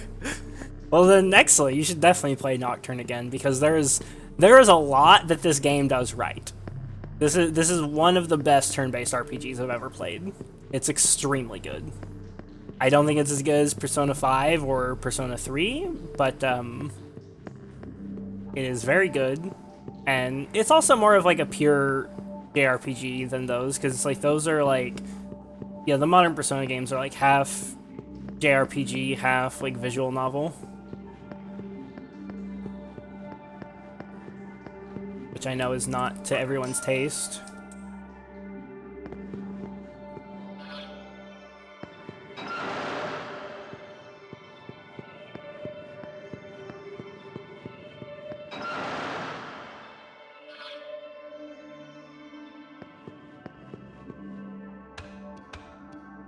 Seven Saga is one of those games that earns its title hardest RPG of all time for all the wrong reasons. Yeah, I've heard about it. It's really infamous.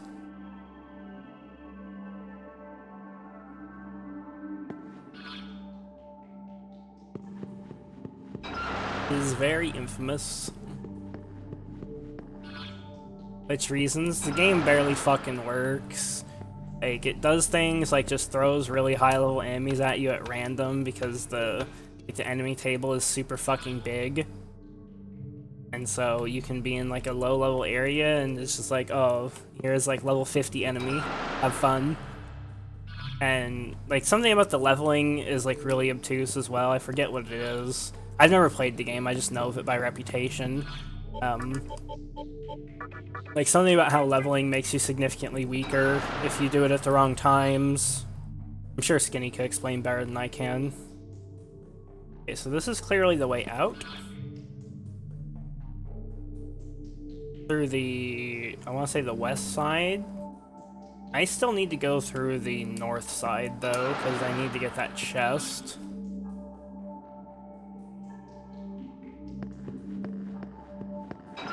American version specifically has things that got borked in transit from Japan. Ah, I see. Sense. And take my advice, Lamy. When and if you decide to play a Persona game, definitely go for Persona 5 Royal. Not a particularly hard game, though it definitely can have its fair share of challenge, but it is an extremely good game. Maybe some Darkwood shit where leveling lowers your HP or is just increase enemy stats. I think it's like increasing enemy stats. 7 Saga. Nocturne just has really weird combat formulas where sometimes level is a negative. Like every interaction with magic, agility, and luck in the combat formula, your level is applied as a negative. Not every interaction for magic. There are some positive magic interactions with level, but those stop at certain points. Because like every spell has a peak level at which it's effective, and after that level the effectiveness starts going down. For most spells it's 26, which is pathetically low. And then for Ragnarok and Magma Axis, it's I think 104. Makes those the best spells in the game.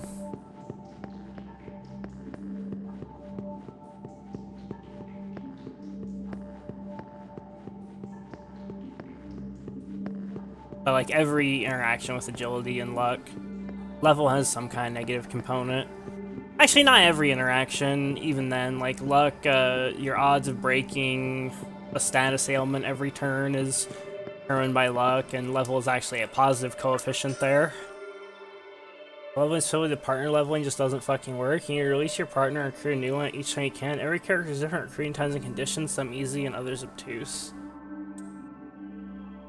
And also, was that a fucking bead of life I just got? Those are insanely fucking good. That was so worth going all this way for.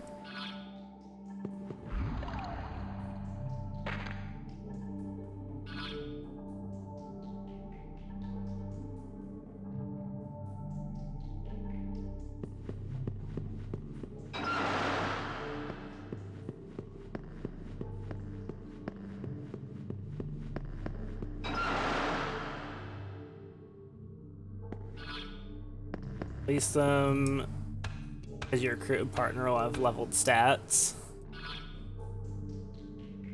Sounds fucked.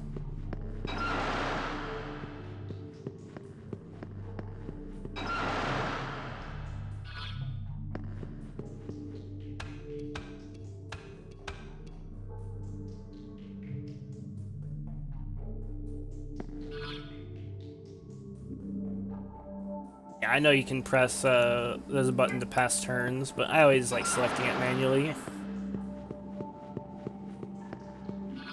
I'm very methodical about how I menu, so I don't make mistakes.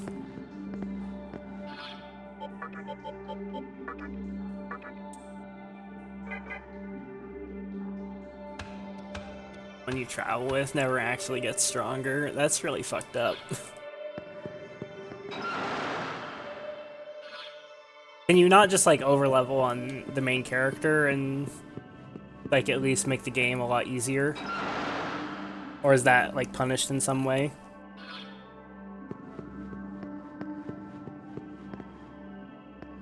Wait.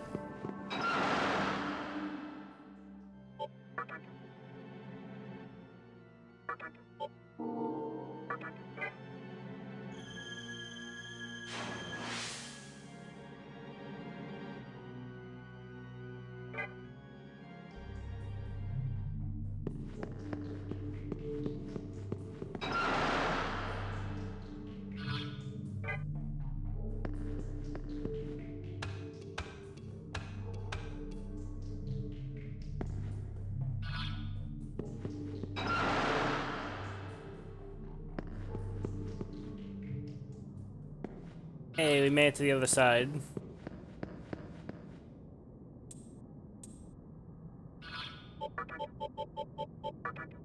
Hola. All topped, right? Like there should be a boss fight soon. Tab. Dang, you're pretty tough making it through that tunnel. You're best off not going near the diet building. Get in the way of Commander Hikawa? Or are you here to help Commander Hikawa? No? Then you really should stay away. If I say yes. Answer. Commander Hikawa's gods will soon descend upon us. The reason of Shijima shall begin. Lower level, but the game is not balanced for solo play. You're meant to have 2 fully functioning characters, plus the Western version just buffed all the enemy stats over the Japan version for some reason. Usually it's the opposite. They wanted the Western players to suffer.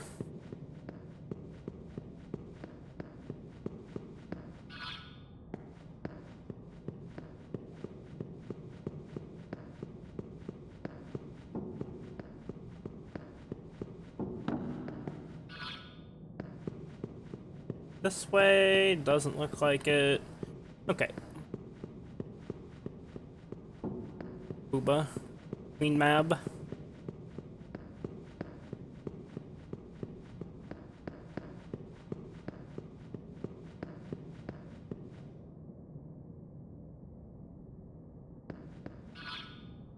Fucked up ogre. It really annoys me. Not a bug, but a feature is that some random encounters in the endgame are boss flagged, so you can't run from them. That sounds fun. Are you here because you heard that Commander Hikawa is summoning a god? Yes. See. There's no need to help. We got the biggest and baddest on our side. I won't tell you to turn back. From here on out, I can't guarantee your safety. Okay.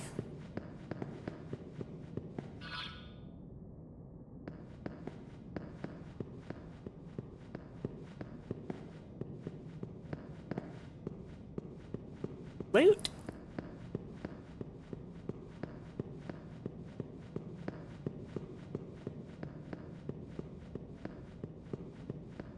Skinny, that reminds me of the final dungeon in Tales of Arise.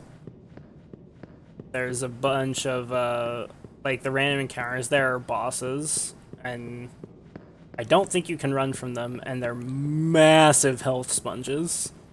Like each one takes like 5 minutes.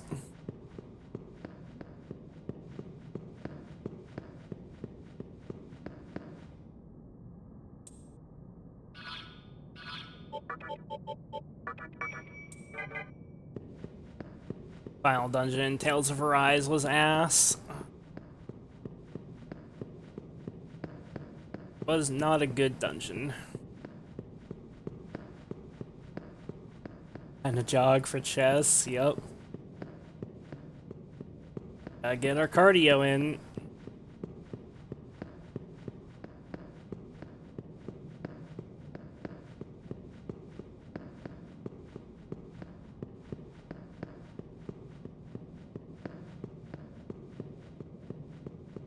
Cardio is rule number 1. Yeah. 150 minutes of cardio minimum every week, boys.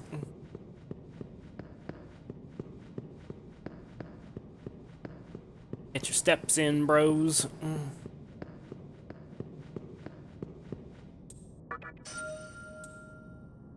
Melody, nice. Don't need that anymore. Don't need incense anymore.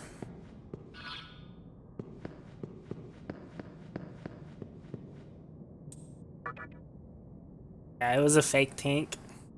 True. Okay. Like the diet building up there. What's down here? Since I'm actually better in that respect because the enemies you face are actual threats, so they waste your resources more than your time. At least I had to walk back time to recover for the 45th time because the RNG decided to fuck you in the ass.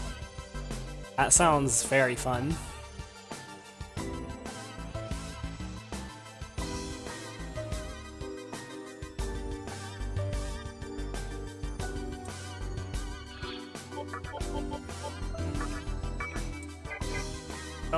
Is there anything else up here? No. A diet building.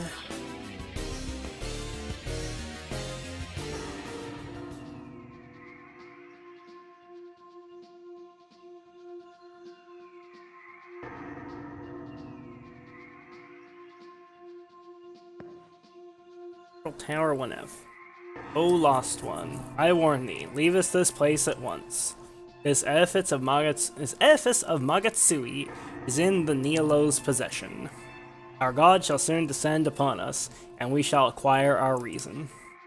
Leave us not, and thy life shall be the price. Begone, lost sheep. No longer hear the voice.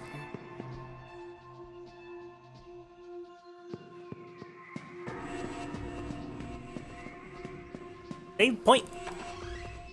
Little do they know, Strimmer has no life to take. That's great.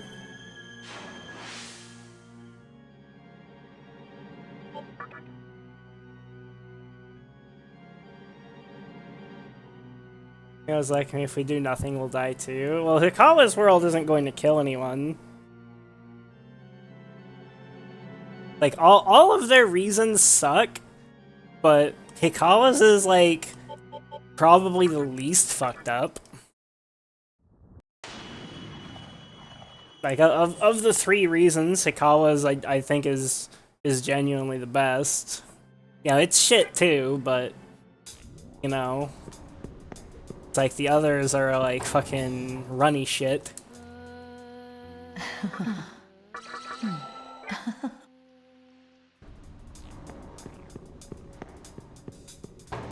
At least none of these people are Corvic. Why is Corvic catching strays here? I don't want to live in actual WoW. Oh, yeah, I get what you mean. Like, that would be Corvic's reason. He would create a world of Warcraft. They're Corvic, they'd be too busy on WoW. But, like, if Corvic was put into this situation, though, he wouldn't be able to play WoW. And he would have to, you know, he would have to, like, acquire a reason and participate in the creation process in order to bring back World of Warcraft.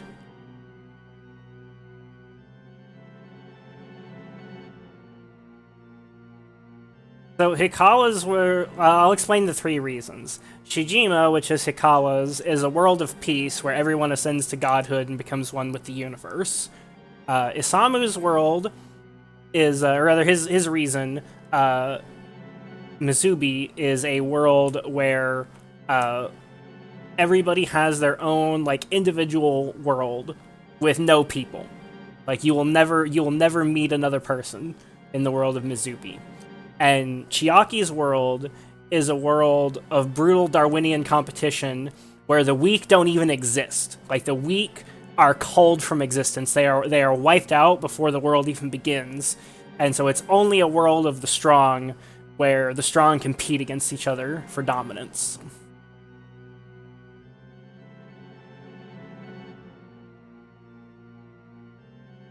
Alice doesn't sound too bad, actually. Disparage.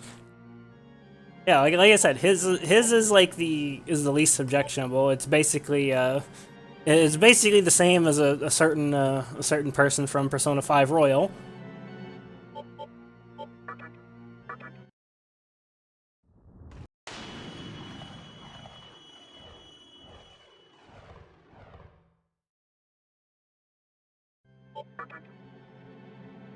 Where's the option where we all get our own harem?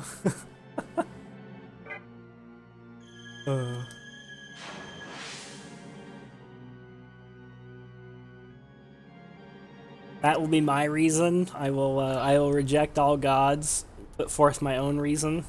It will be the reason of the harem. Chroma up. I need gaming motivation. Fuck, man, you're shit out of luck. I can't help with that.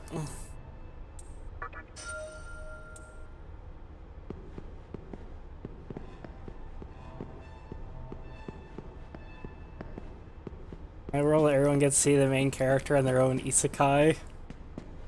Go play old games you've never played. Halt. I am the guardian of this building. Thou shalt not trespass any further. By my sword of flames, thy body shall be reduced to ashes. Start. Ragnarok.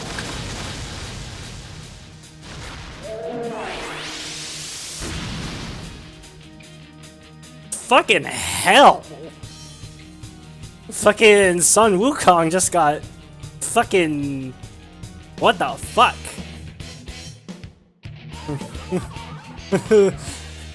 It's a good thing I drained fire. It's a good fucking thing I drained fire.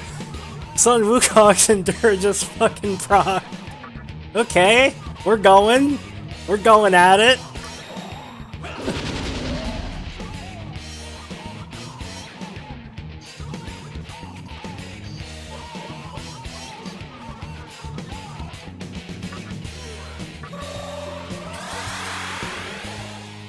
Mans came out swinging? Dude, he fucking did. I have to put up a Raku Kaja because like he could Dekunda and then fucking go ham, and that would be very bad. I gotta diversify my my defenses. I can't afford to debilitate here.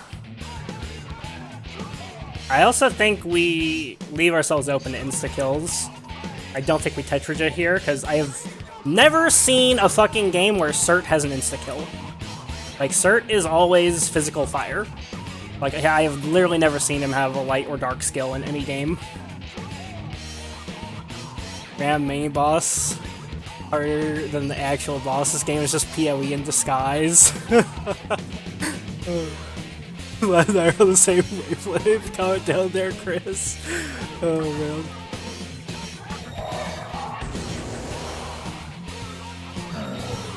Tempest. Once again, Shiva doing fucking work.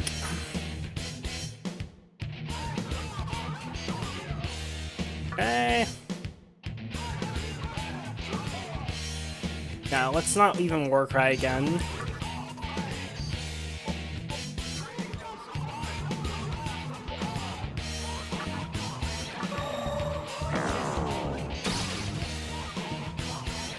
I still can't get over the fucking noise Shiva makes.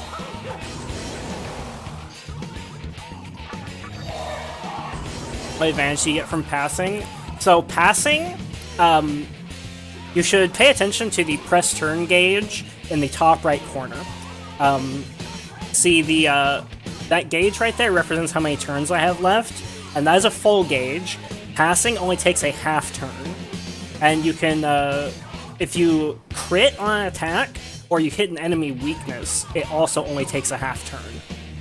And so like, I can pass here on Demi-fiend, and see the gauge is glowing now, that means it's halfway used up. And so now, by passing on Demi-fiend, I can debilitate again with Shiva.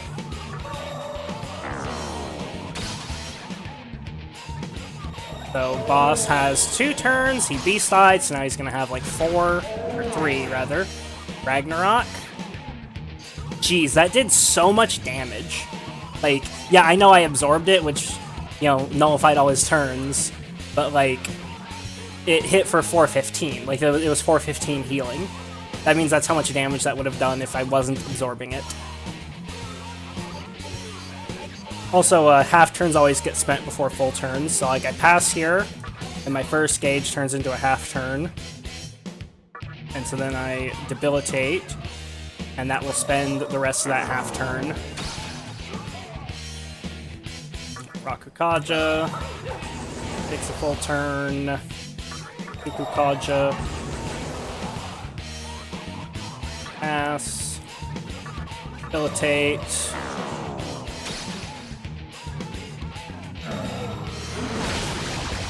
And see, he had 2 turns, but they all got nullified because, you know, he got hit with an absorbed physical. And if you attack into an absorb or reflect, it removes all your turns.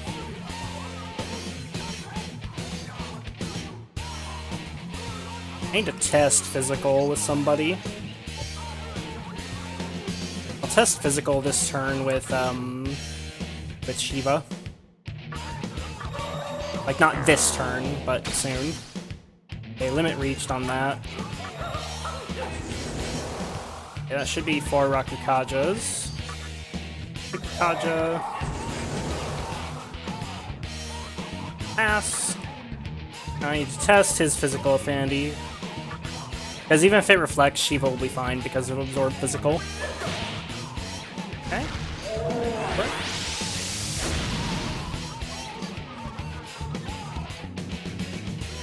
Okay, so let's begin.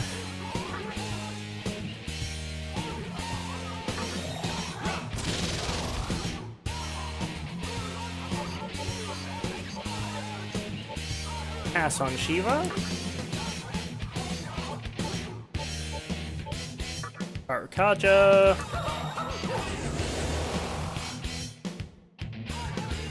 I think this is the 4th Sukukaja, right?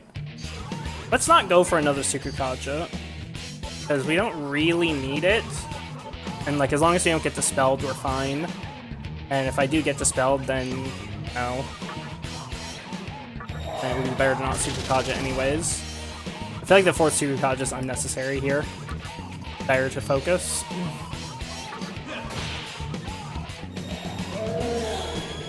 Get Beast Eye. Ragnarok. That's the difference that... Okay, he dekunda'd. For a second I thought he dekaja'd as well. That was an AI fail right there. There was no reason to dekunda twice there. Dekunda twice there was a big fail on his part. Okay. Let's immediately counter that.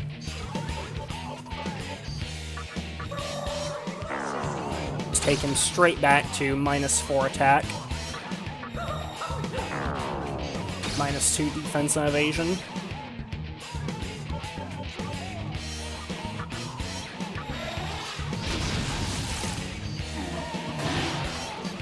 Interesting, he has retaliate. Okay. Good to know.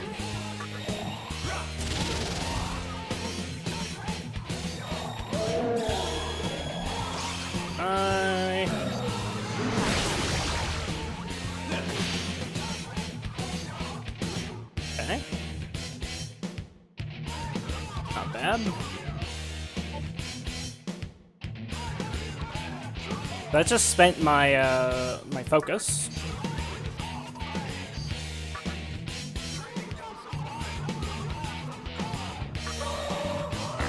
-3.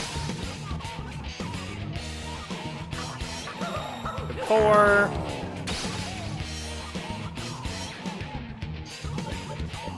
Focus.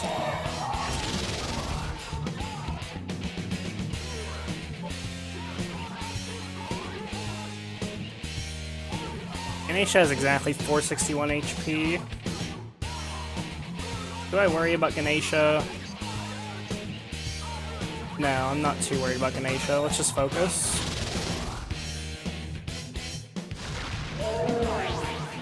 Thanks for the heal, bud. Okay. Let's bonk. I win.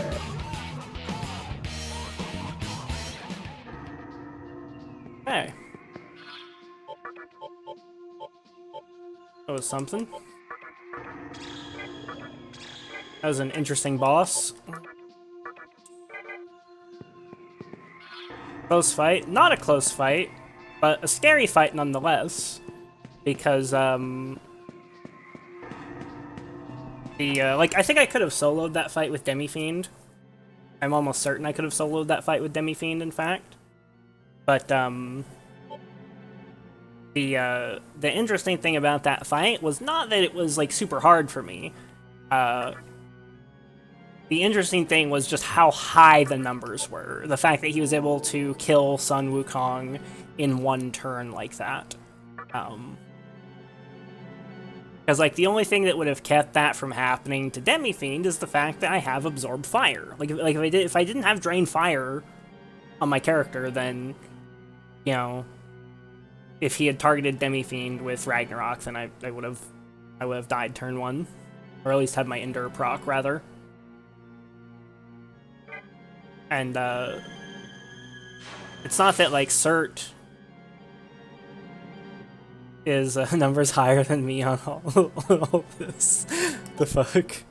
But, the point, though, is, like, if that was, say, Megadolon instead of Ragnarok, then, that would have procced, like, all of our Endures turn 1.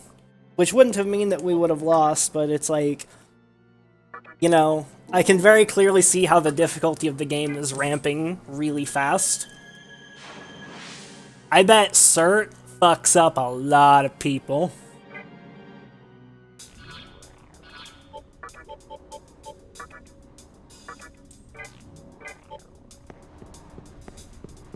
I bet a lot of people start that fight and they just get, like, ass blasted turn 1. Like, half their team dies, or they even, like, straight up game over turn 1.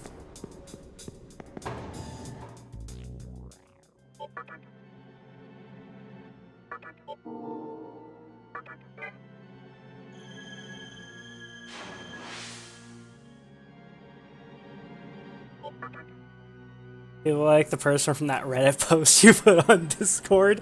Okay, that's different. That guy was, like, extra special, okay? Someone like that wouldn't even get that far in this game. That's the sort of person that gets walled at Matador. Because, like, Matador is, like, a quit moment for people. Lots of people quit the game at Matador.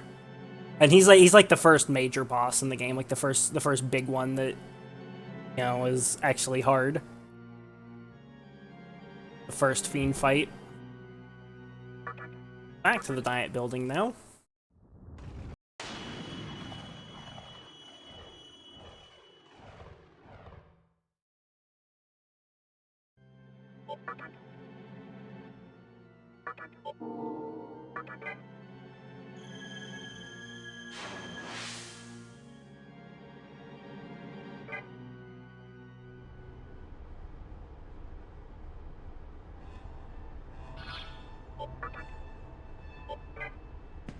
But, you know, I'm just pointing out that Sun Wukong is, like, level 114 with all max stats, and he got killed turn 1.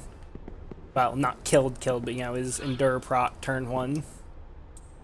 Doors locked from the other side. Let me guess, they're all gonna be like that except for the one with Cert.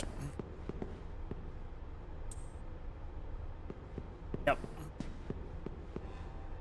Rising.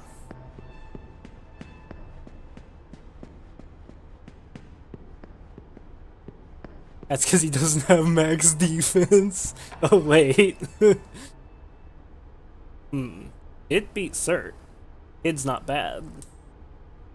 Looks like this might turn out to be interesting after all. I think I'll toy around with him a bit. Sussy Bussy statue.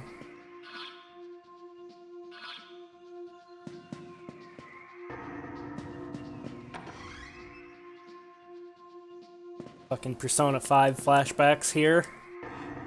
Commander Ikawa is on the top floor, summoning his god. Finally, at long last, the reason of Shijima shall be conceived.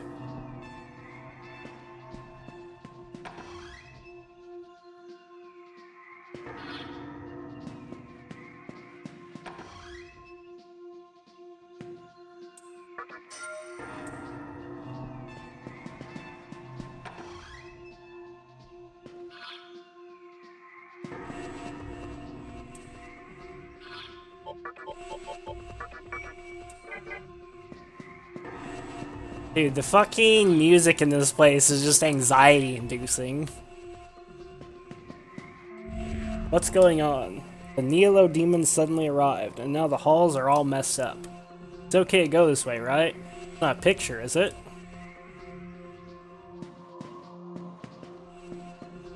Picture.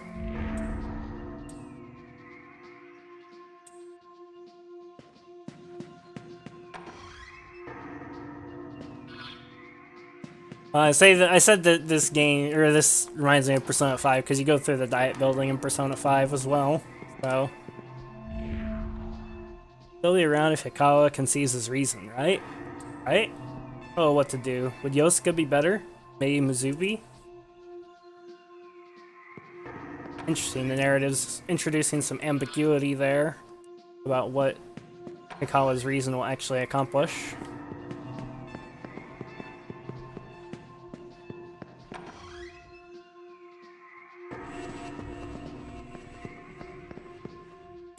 Cash cube, will you open it? It's empty.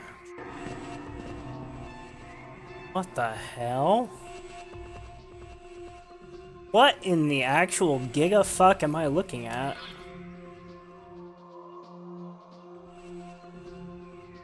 Man, that is like giving me motion sickness just looking at that. What the fuck? Go this way first. I don't want any part of that. Actually, I kind of do. I kind of want to see what's down there. Oh, it's a painting of a hallway! Oh my god, it's literally a painting of a hallway! Holy fuck, what the hell? Dude, that is trippy to look at.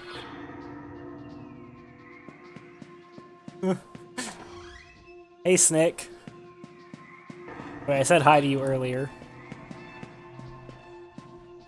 And then this one's, of course, not a painting.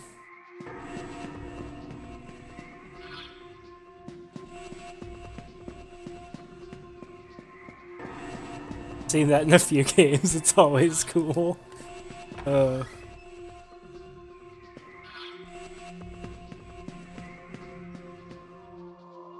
Trick painting. Is it a trick painting?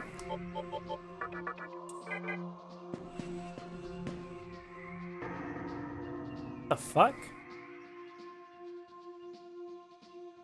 What in the... I can hear a voice. Fell for my trap. Dumbass, get out of here. Oh. Teleported me out.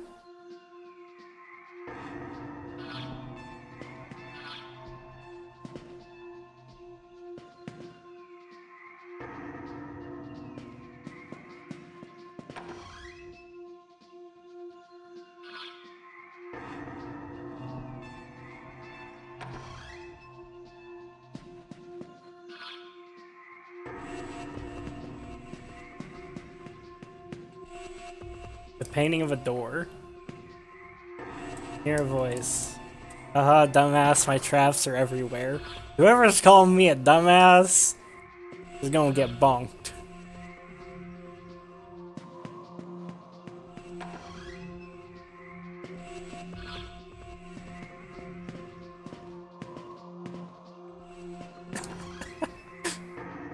Guys are mean.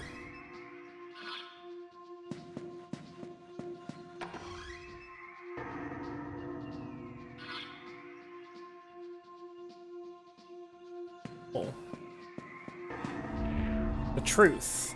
If you don't have the eyes to tell the truth and the lies, you'll be tricked over and over. Beyond the truth waits the demon in charge of this place. That's why I pick the lies.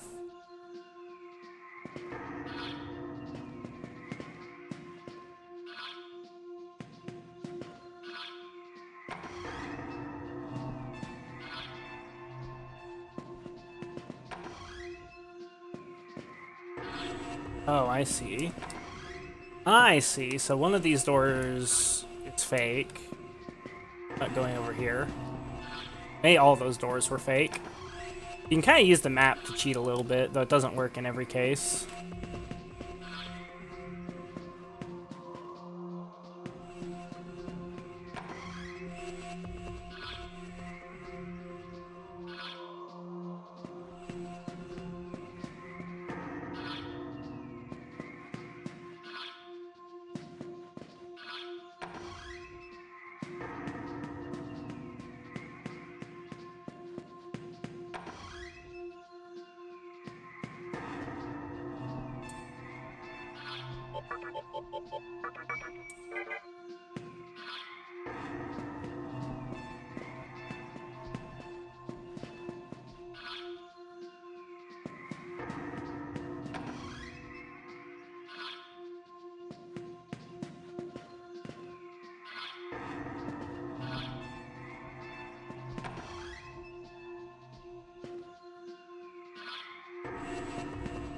Let me guess.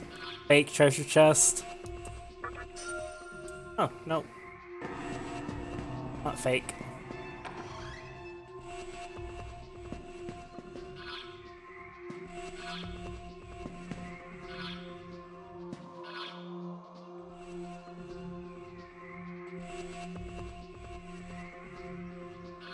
I wonder if I can unlock this? Because it doesn't look like a one-way. Ah, there we go. Shortcut opened up, boys! Looping level design, it's like Dark Souls, Pog!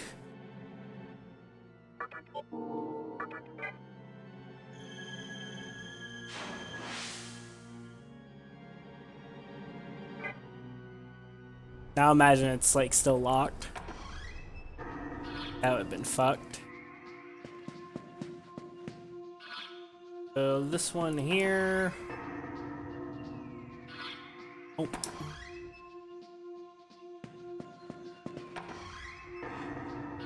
Loot! Loot, loot, loot, loot, loot. The trap with damage.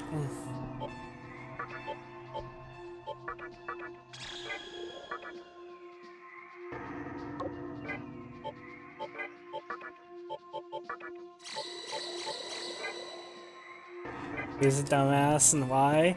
I kept getting teleported, and the voice kept calling me a dumbass, and then chat joined in. I was like, dumbass, you keep falling for my traps, ha ha ha.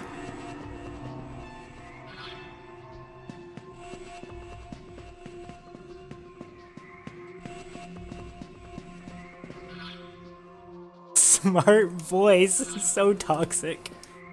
Sense a strong power from beyond the door. You enter? Yeah, sure.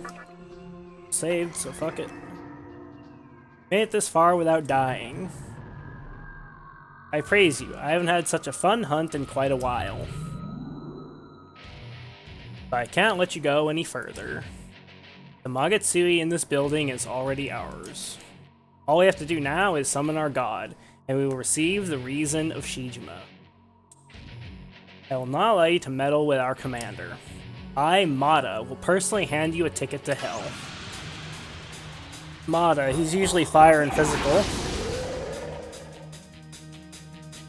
Just wasted his first turn. That's good. Did some damage, but nothing totally insane.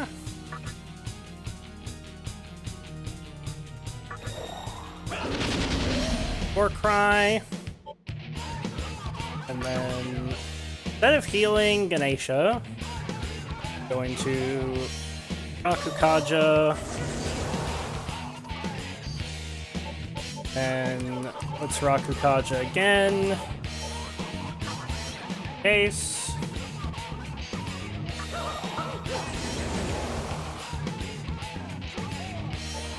Let's Tetraja. I don't think he has insta-kills, but let's just do that. 9. Really targeting Ganesha really hard. Targeting Ganesha really hard. Okay. Let's just heal Ganesha. That's fun playing an SMT game. We played other SMT and Persona games beforehand. I mean, I do like that a lot of the knowledge carries over, though it's not universal, because a lot of them, like, sometimes they just, like, change things at random. You know? Let's Rakukaja. Debilitate.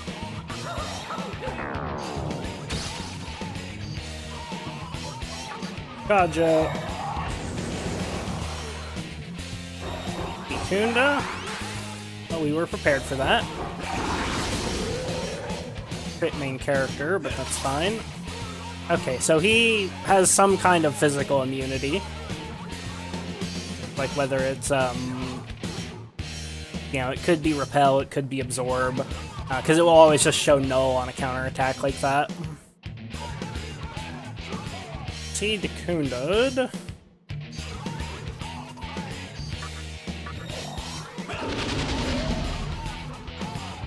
Okay. Let's Rakukaja number 4. Debilitate 1.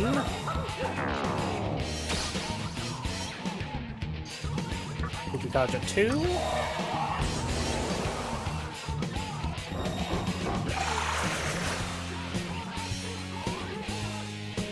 A little bit worrying that was a ailment. I don't like ailments.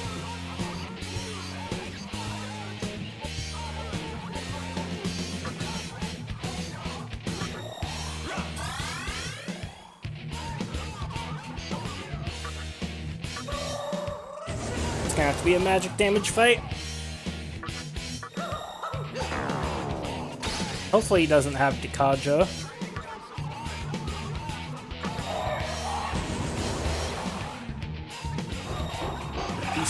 What do you got, Mata?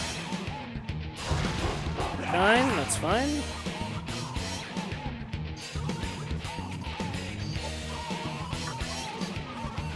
So Demi-fiend is gonna sit there and look pretty for this fight, more or less. Kaja. Makakaja 2. Debilitate. Sikaja. Pass. Makakaja 3.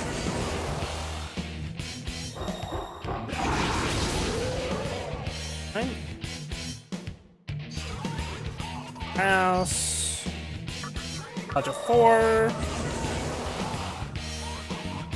Debilitate.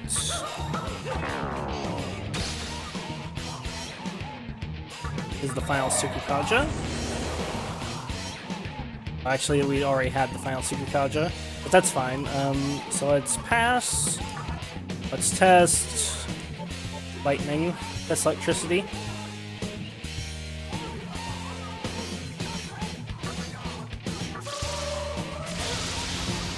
Okay, that's pretty effective. He's probably gonna Dekunda.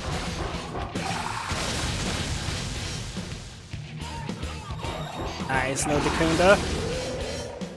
No, Dekunda is really good.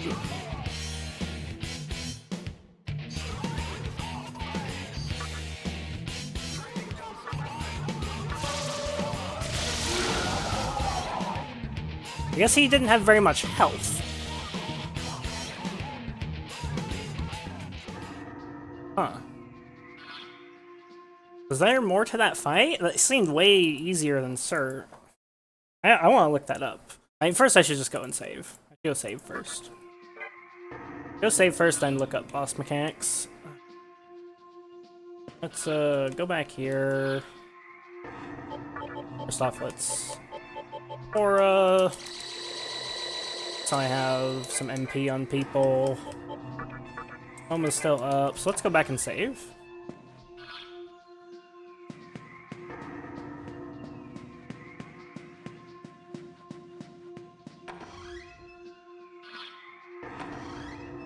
That seemed very, very easy compared to Cert.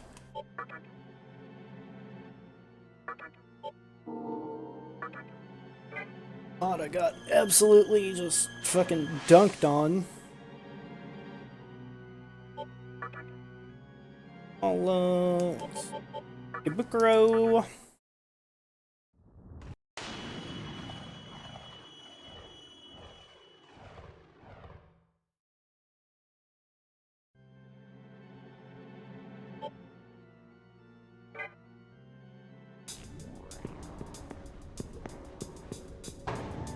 Heal up.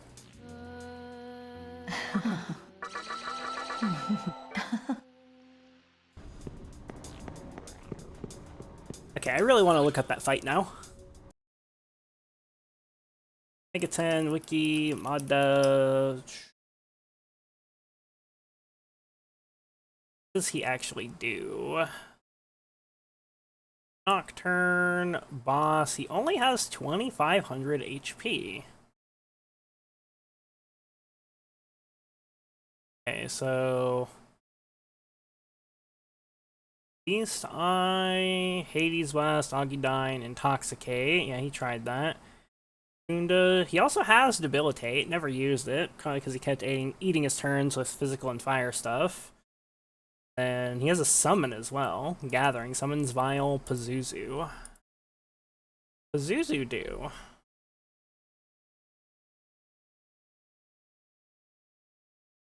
Hellgaze, which is Dark Insta-Kill.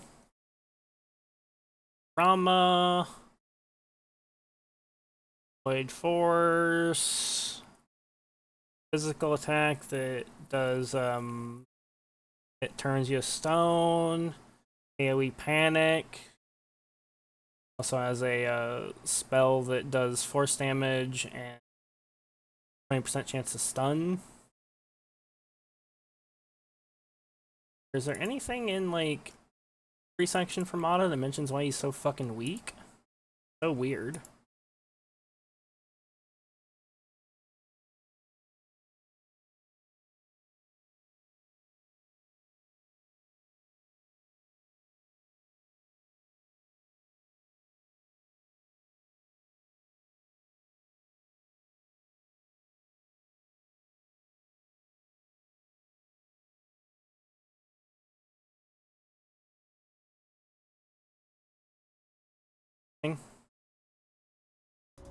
There's nothing in there about, like, why he's so weak.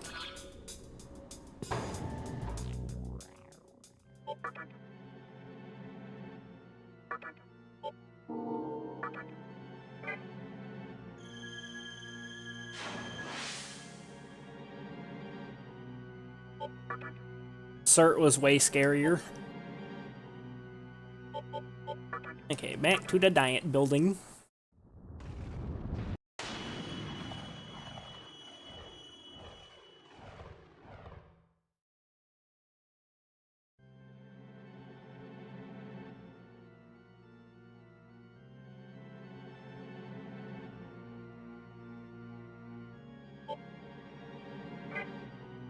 Let's go this way. For a nice little shortcut here.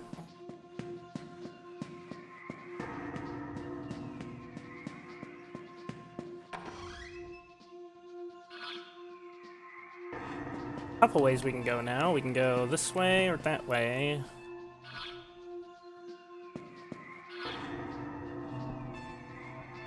Most of these places I've already been.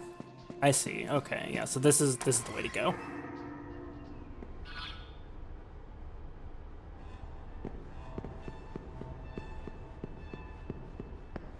Oh, see that elevator over there? Oh, another human. A woman took that to the top. What kind of world is Sikawa planning to create?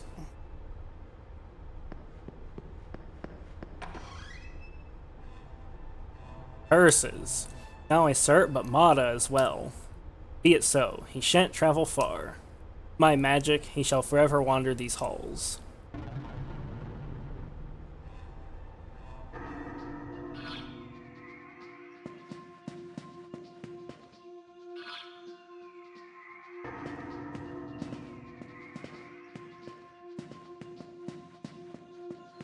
Dude, all the like forced perspective shit in here is it's really cool. I like it. And hear a voice. My power, thy path hath been closed. Okay.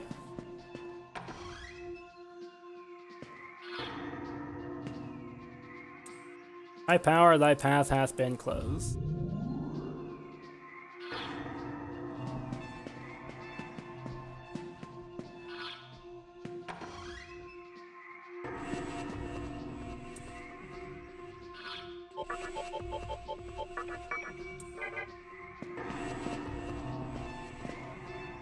Hear a voice. Thou hast fallen prey to mine art. Oh, rip. The wrong way. Not really much of a penalty. It doesn't even like hurt you or anything, or apply like ailments, anything like that. Just teleports you a few feet. Guess I should check doors before I open them. My power, thy path hath been closed. Fuck boy. Okay, that goes back.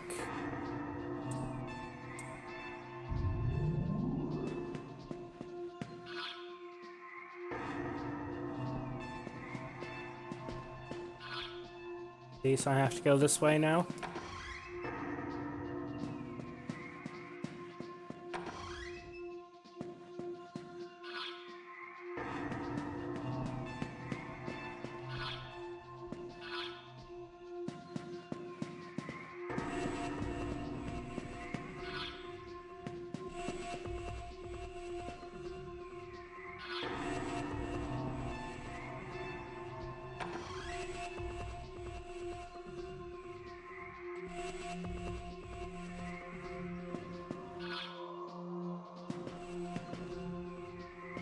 Thing, that's a thing. Go in there. Yes. Yosuga and Mizubi have already begun the final steps towards creation. But there's nothing to worry about. Soon enough, we'll receive our reason of Shijima. The moment is near.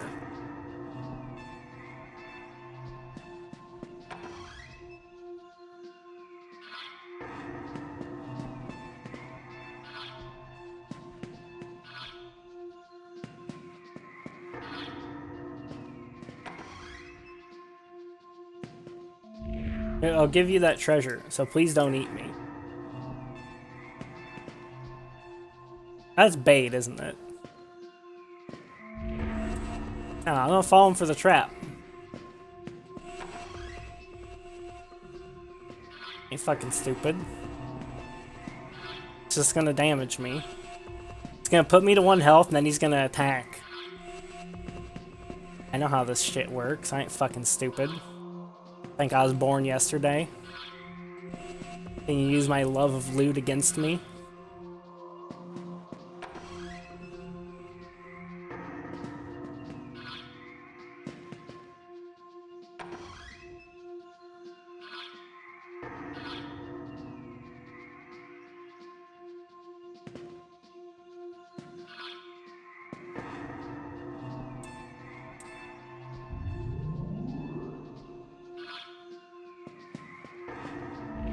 Hey, let me out of here. I'll be free if the demon here is defeated, so someone beat him. I don't care if only one type of attack works. Just try everything, damn it.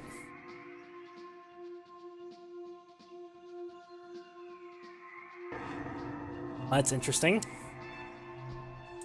I have a giant clue about what the mechanics of the next fight are gonna be.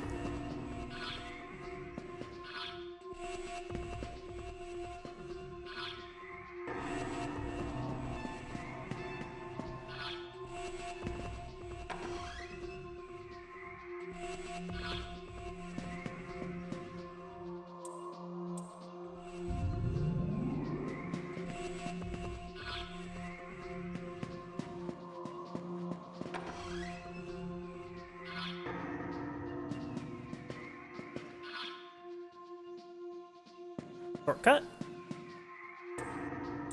Yeah, shortcut. Feels good, man. The shortcut.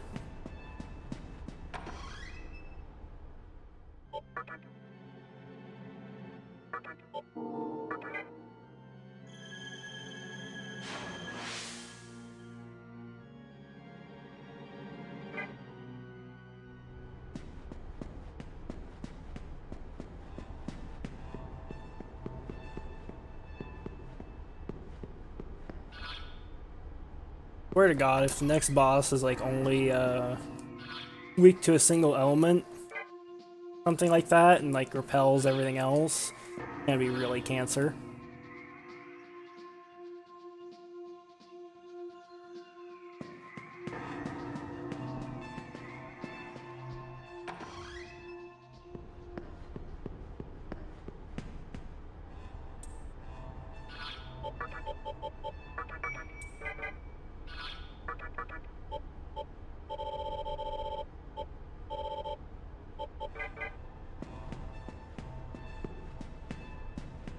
Need an insurance policy.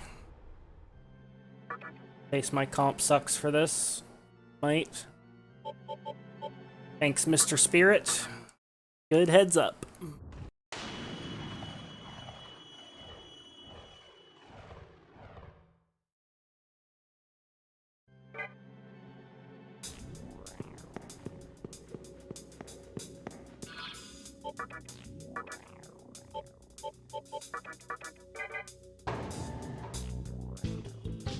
Hello there.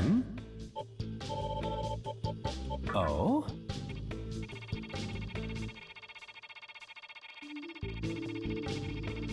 That okay with you?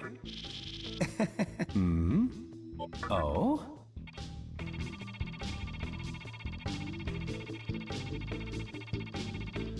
That okay with you? Oh?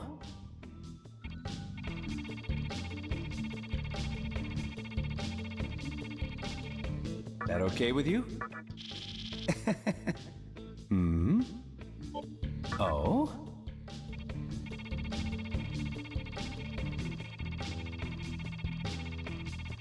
That okay with you? There, I have 99 of each of the damaging spell items. They may be low damage, but it might be necessary as like a thing to like check on this fight.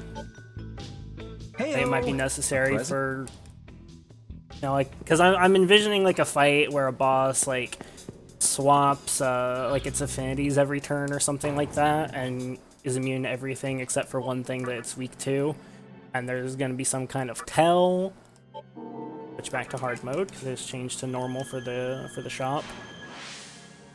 But there's going to be like some kind of tell about like what it's weak to, like probably based on the kind of move that it uses. And so if that's the case, you know, I don't have great elemental coverage right now because I had to sacrifice a lot of elemental coverage for so many buffs and debuffs and defensive abilities and all kinds of shit.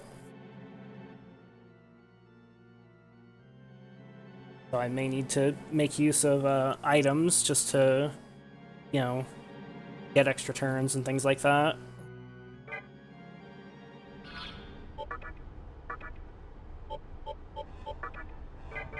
That's why I just went and bought 99 of all those damaging items. Just in case.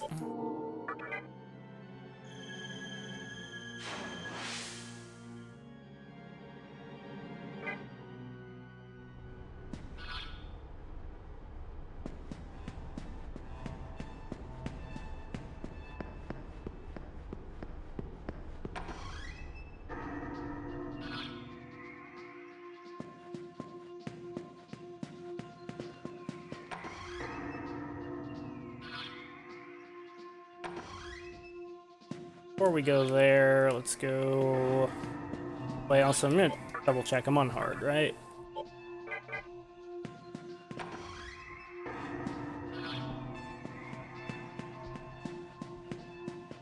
Ah, okay. Leads nowhere. That leads nowhere. This is the only way left to go.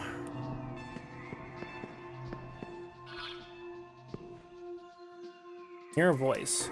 Truth and falsity are but light and darkness. Thus now have the capacity to find my true self. Thou shan't escape from this labyrinth, lest thou seest the truth.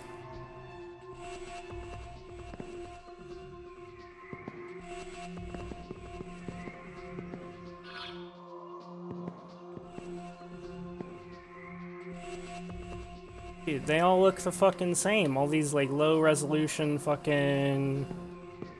all these low-resolution cucks.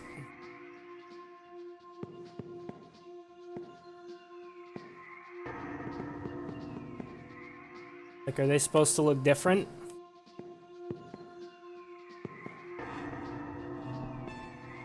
Can't have a puzzle like this. Fucking, that's unfair as hell. Not with 2003 graphics. Can I turn off the, like, resolution? Presets, high. Oh wow, that actually looks a lot better. What the fuck? Why wasn't I running that to begin with? It's not like I have issues running the game. Like, that's not a small difference. What the hell?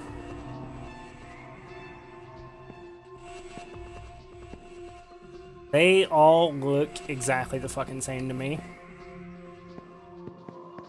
There's something on the back.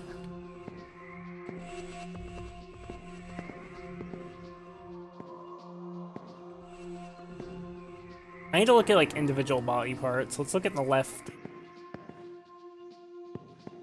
Are they all, like, slightly open like that with the... They're all making that, like... Oh, that one's, like, a little different, right?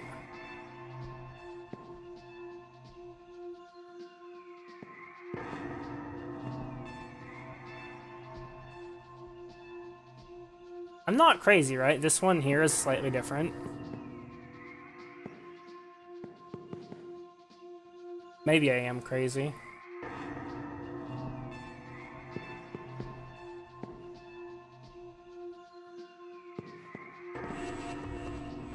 There, I'm just gonna go this way.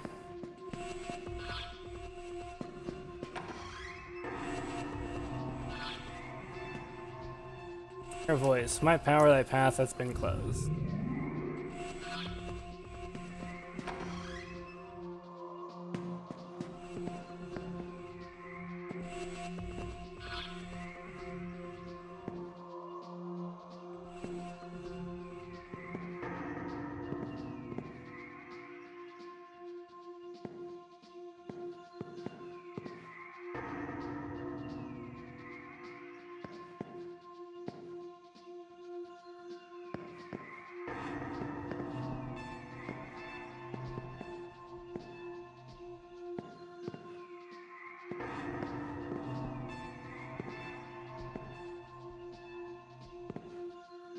I don't know which one is fucking which. This is some baby back bullshit.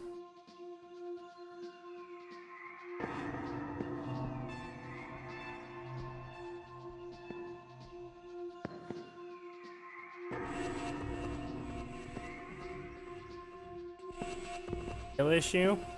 Why don't we just smash the statues into each other?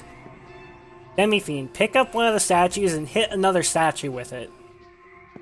Keep doing that until there's no statues left. Skill issue? Probably a brain issue.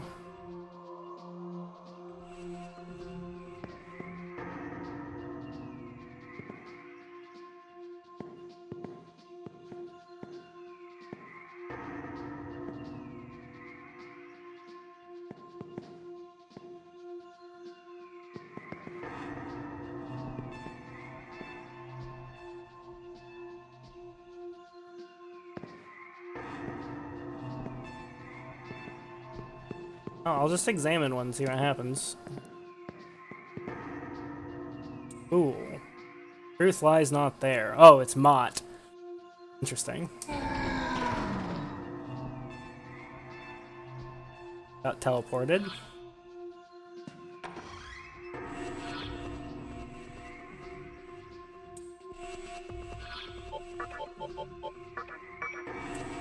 So I know some things about the Mott fight, as Mott is like the other Matador.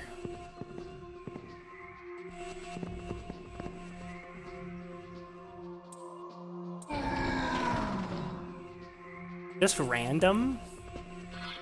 There's no way it's random, right?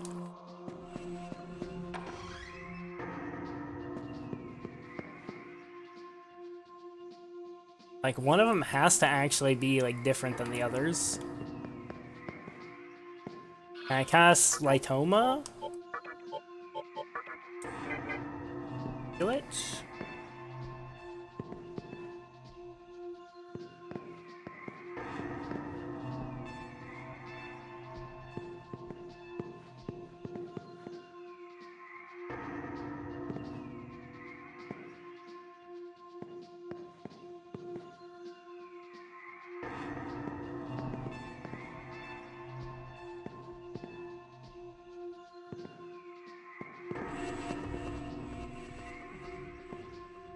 I could just, like, start guessing and try to brute force it.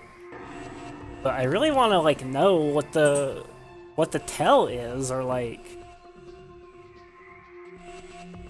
Like, does one of them, like, cast a shadow or something, or not cast a shadow? Like...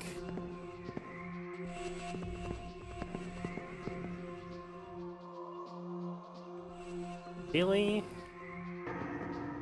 But yeah, I know about Mott because, I don't know everything that he does, but I know a little bit about him because everybody always talks about him.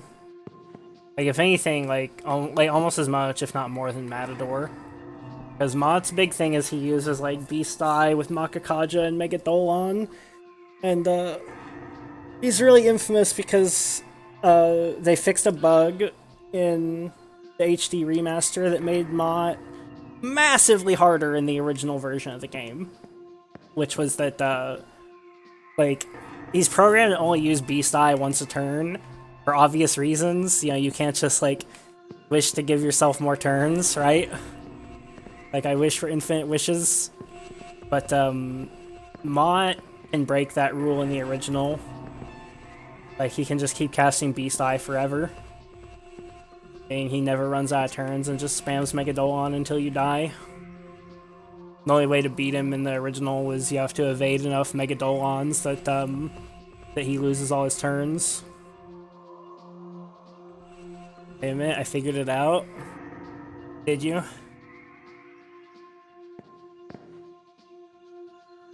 Wait, I think I see it. Oh, I think I figured it out. See the Sony blunders? Yeah, the stuff you posted in Discord. This one, right? Yeah. Definitely this one.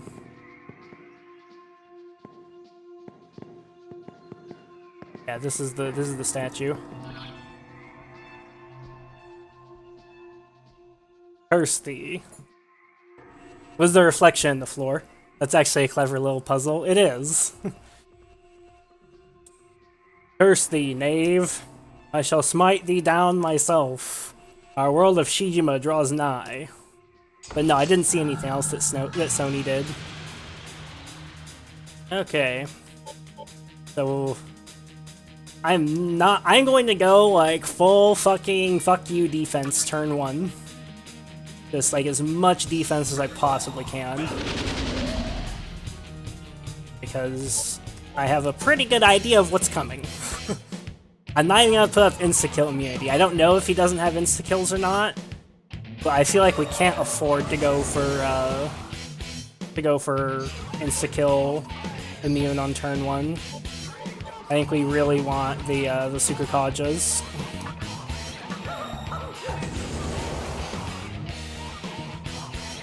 We really want the Sukukaja. Who does? Worried about that? Kaja, that's fine.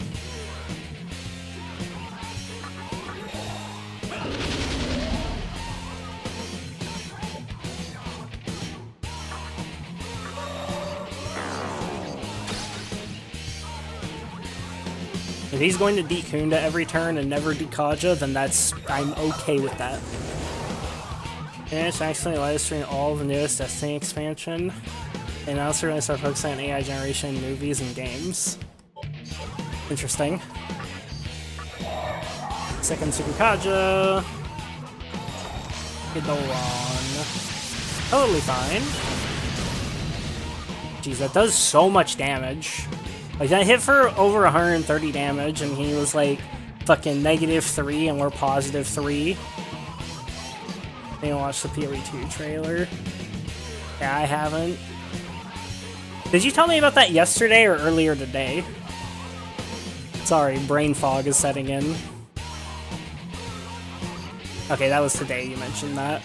Okay, that's what I thought, but I wasn't sure for a second there. Okay. Akukaja. Dukukaja.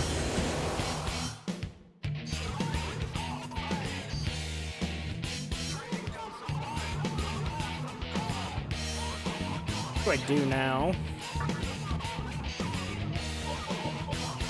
We test out physical.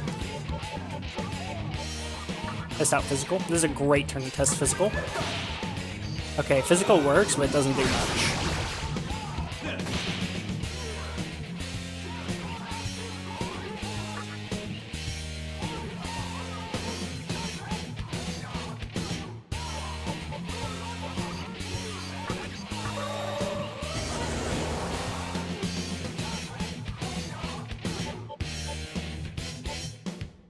Are we at 4 Rakukajas?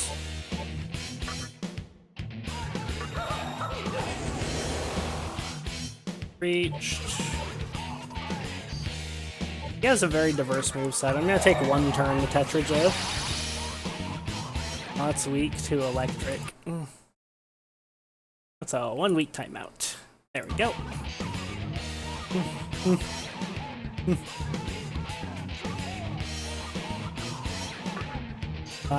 That's funny too, because I was literally just about to test electric, right?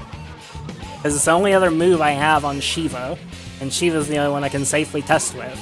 So, like, such a stupid fucking backseat.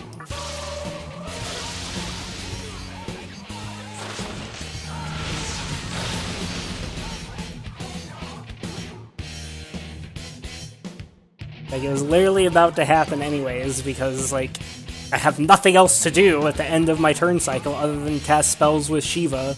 And what's the only element Shiva has? Electric.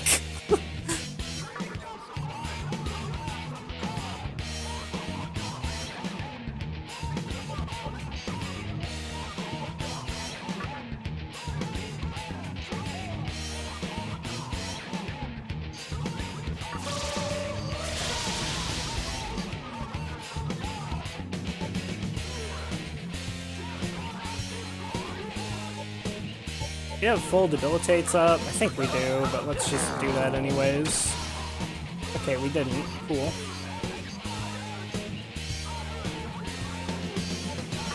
That's one last Tsukukaja.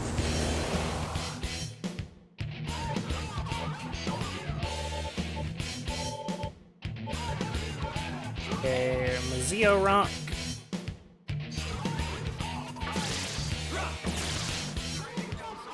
This is decent damage for a fucking shitty-ass item.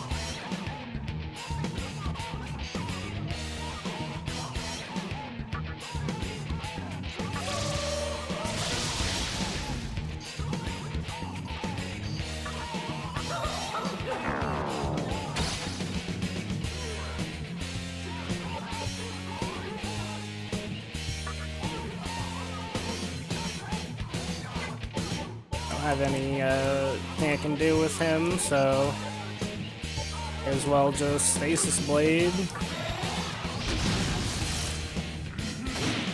Oh, Avenge, I maybe shouldn't even do that.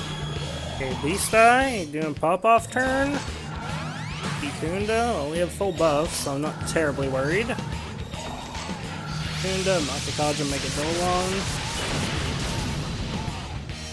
Okay. Warcry.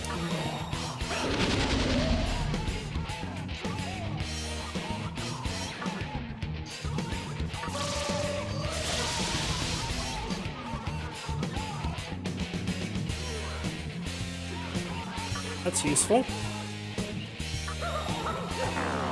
Get shocked, son! Shock is really good, by the way, because this happens with shock.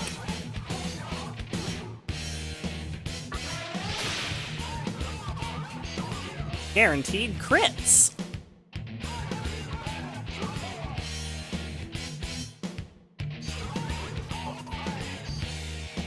Mm-hmm. 59 damage crit, yeah.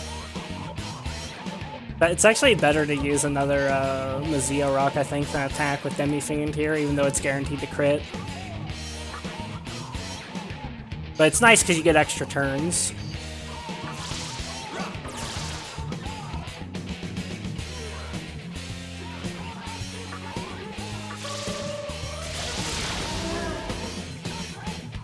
Good job, team. Its magic is coming undone.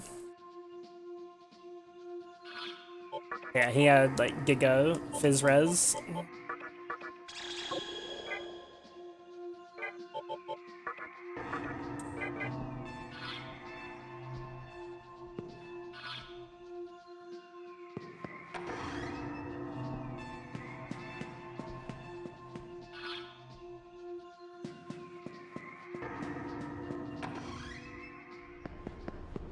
Posted a meme you might appreciate. I will take a look at that meme as soon as I save.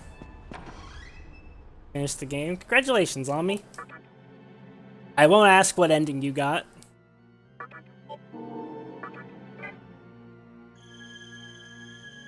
You're happy about the ending you got? I'm glad. Are you gonna do New Game Plus and go for a different ending?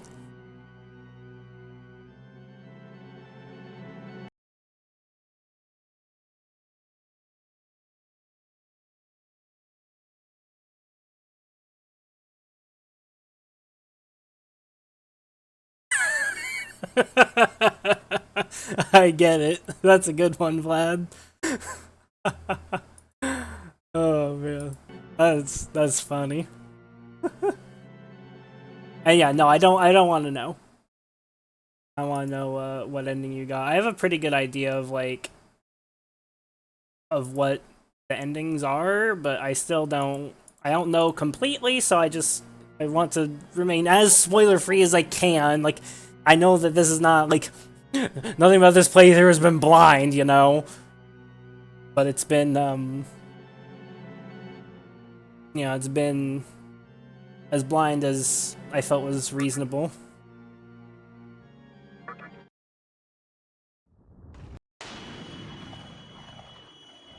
Yeah, it's all good, Lamy. And congrats again on finishing the game.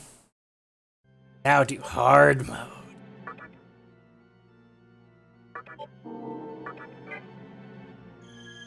Also, Snick, are you still here?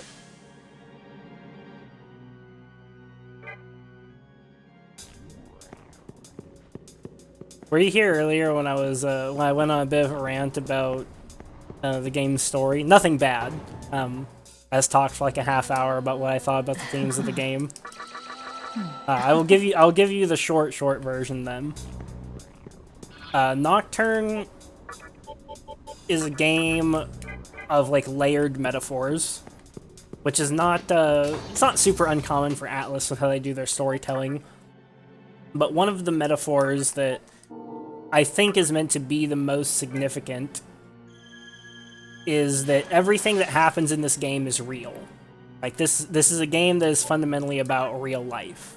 The only thing that's not real is like the magic powers and such, because the like the ideologies of the people involved and the premise of the game is essentially a tale of human history. Because like the kind of like peaceful life that we're all used to is incredibly fragile. All it takes is a small group of radicals to completely destroy society.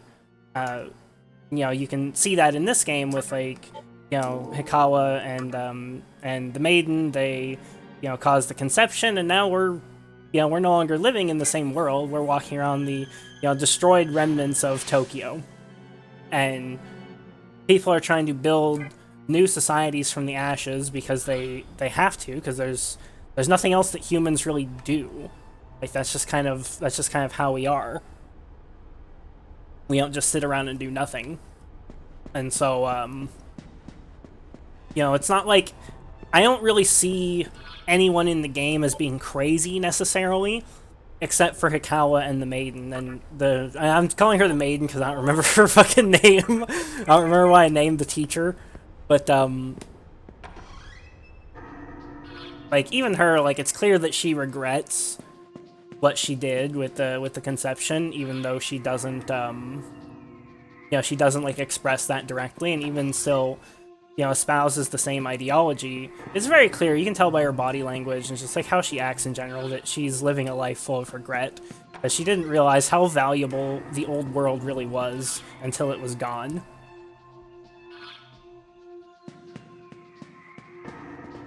But all the other people that are going quote-unquote crazy with power, you know, like people like Isamu and Chiaki, they're just kind of playing by the rules of the world, doing the best that they can in a situation that they never asked for. Like, they're not actually crazy, because that's how life is, right? Because if you don't try to advance what you believe, then you'll be living under someone else's rule. You'll be living in the paradigm set by somebody else. And in a world where you're starting from zero like this, that's unacceptable to them.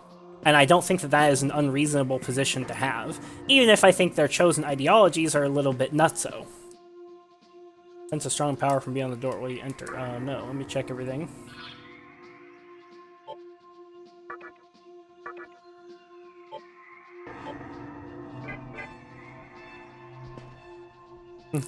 I'll give you the short version, 20 minutes of yapping later.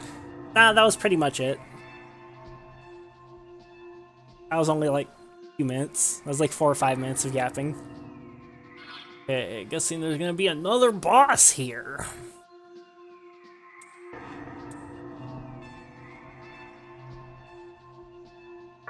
Wait.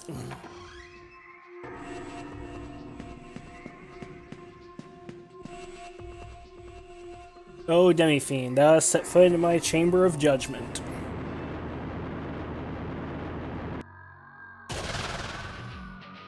Mitra. I am the arbiter who enforces the law known as the prophecy of Miroku. So here I prosecute thee. I don't remember what Mitra does usually. I feel like he's one of those ones that changes every fucking game, like Matador. This is the prophecy says, reasons have been made manifest as this vortex world nears the time of creation. New world shall be created, no matter which reason prevails. 'Tis a joyous occasion. But darest thou, a demon, attempt to create the new world? It is forbidden. Demons shan't be the heralds of creation. Naoki, it is my duty to ask thee questions to test thine alignment. Dost thou accept that thou art a demon?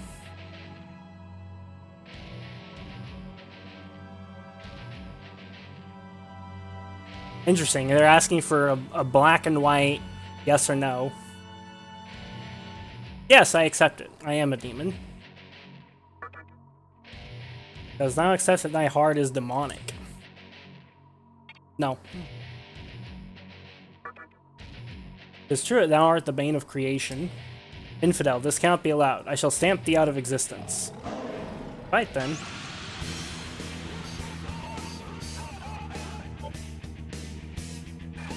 Okay. War cry.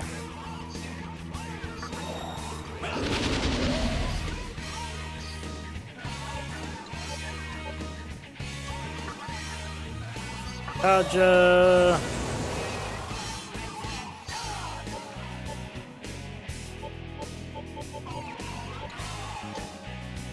Kaja.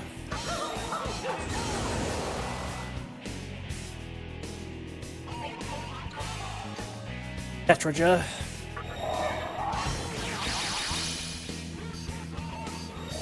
Dragon Eye. What do you got? Mitra. Mudo on. Get fucked. Come on, I might be dead. Oh no, okay.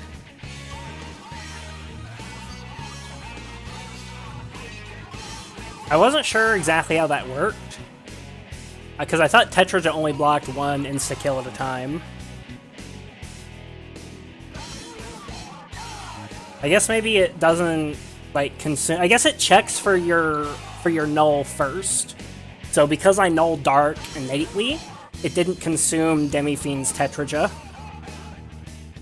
And everybody in my party nulls at least one Dark or Light. Like, they null, like, one of Dark or Light.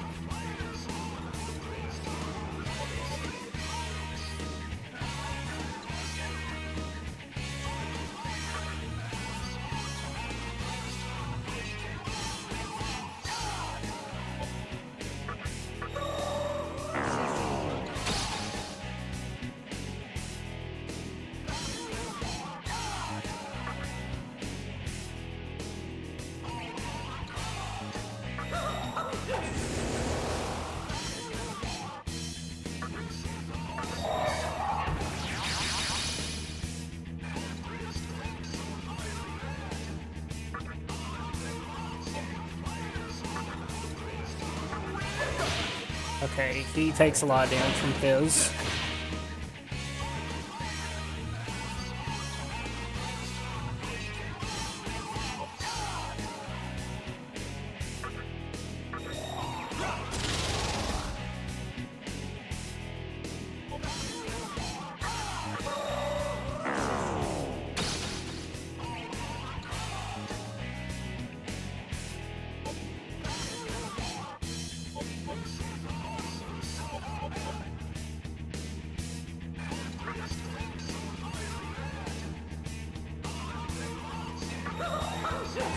Tetris is already up because he didn't do shit last turn. That's Tsukukaja. Finally get some evasion buffs up. Good. Wasted all his turns. Yes.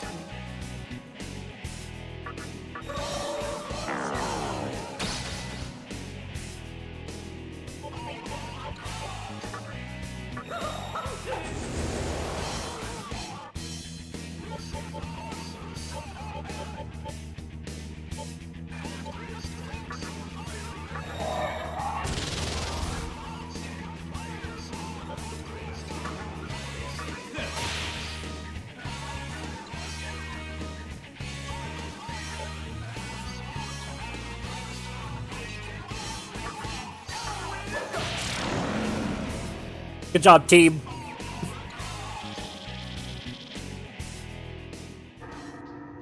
Oh, Kagetsuchi. Has the destroyer appeared? Or is he...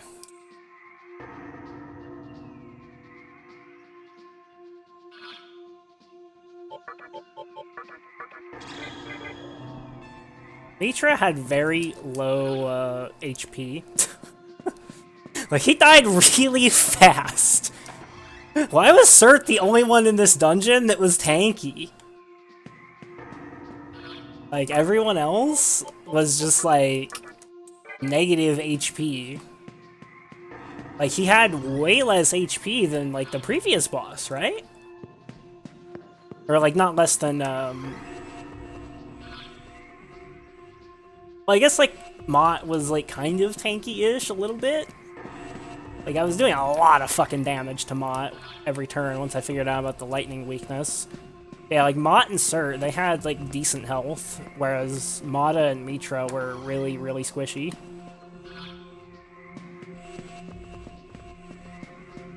I don't know why else have gotten, like, a proper, you know, sort of boss rush like that, though. 4 bosses in 1 dungeon.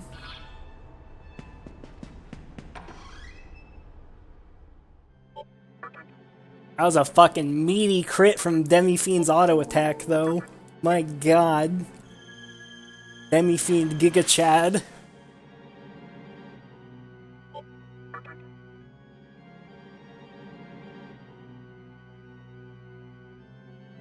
Giga Chad Demi-fiend.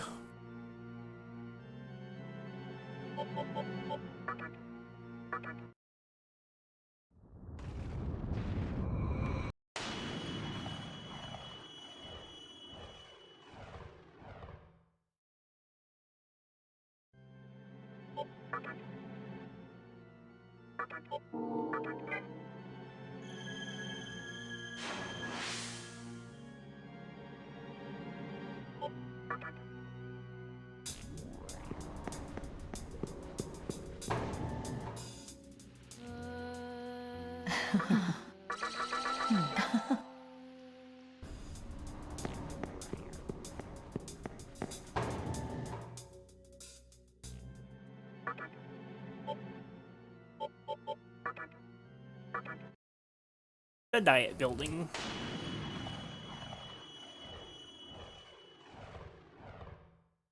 Back to the diet building.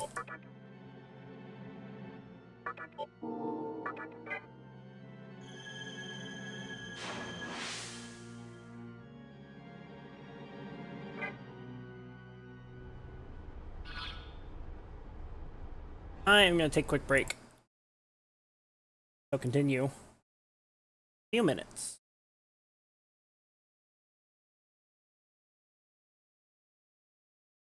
Be right back.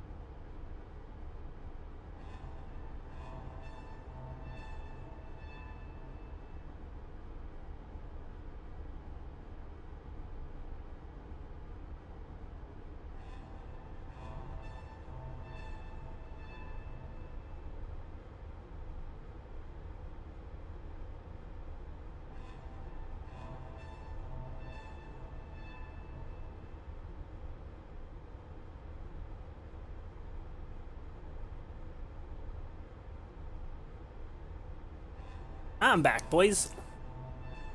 Also, I'm gonna look up Mitra. I forgot to do that. I like looking up the bosses and seeing everything they had every time I beat a new one.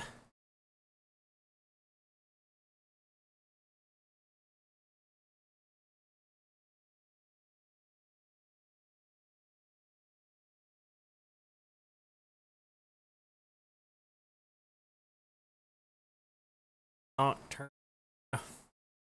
4,500 HP. Dude, like, all he has basically are insta-kills. Like, he's got Dragon Eye, of course, and then he's got Mamudo on, Mahama on, Hama on, and then Debilitate, Holy Wrath, which is light attack that halves remaining HP, and then he has Megadola. Like, more than half of his toolkit is fucking just insta-kills.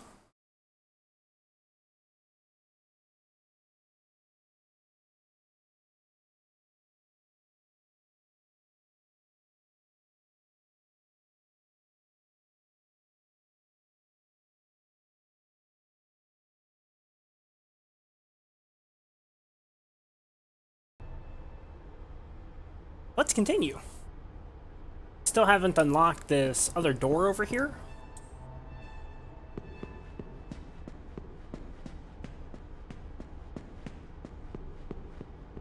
I think I may have missed it, though. I think I know right where it's at, too.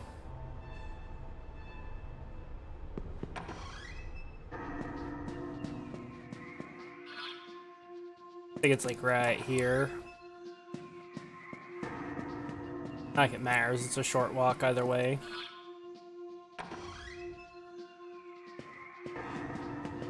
Chest. Big chest ahead, boys!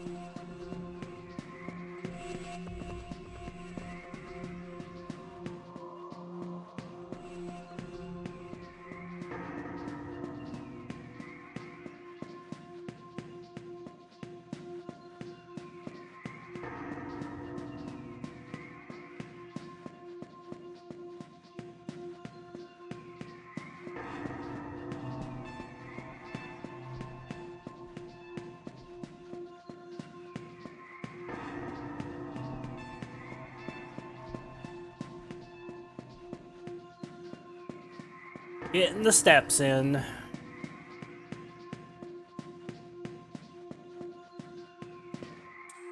Nope. Balm of Rising. Not worth. Fake Tink.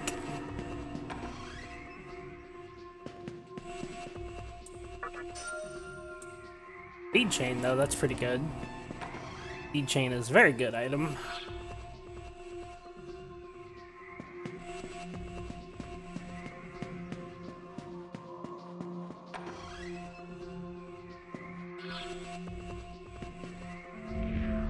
Jeez, even Hikawa might have trouble with this one.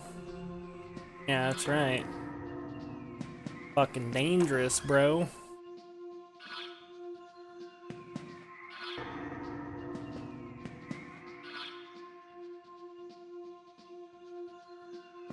I can go through all these places now that were picked over before.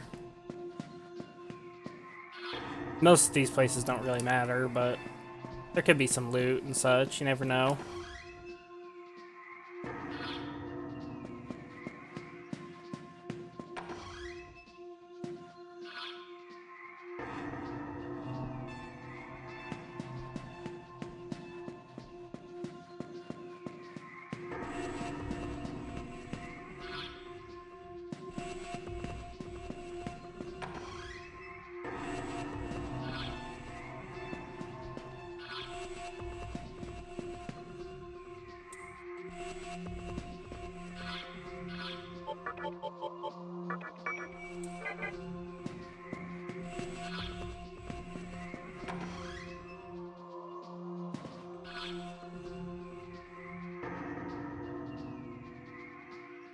Right, I went up before.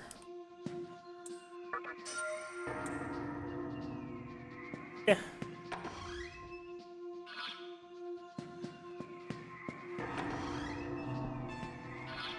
And it was this way, down here, and then up to the next floor.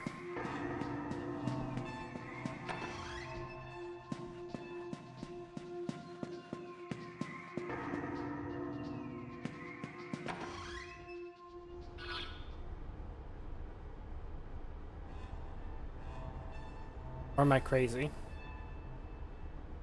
Where the fuck did I fight fucking Mitra at? Oh,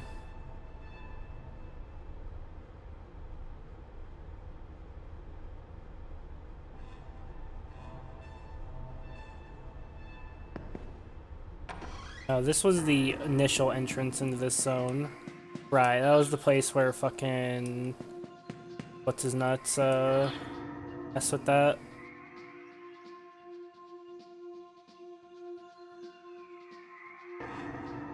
Oh, I'm fucking stupid. It's down there, isn't it?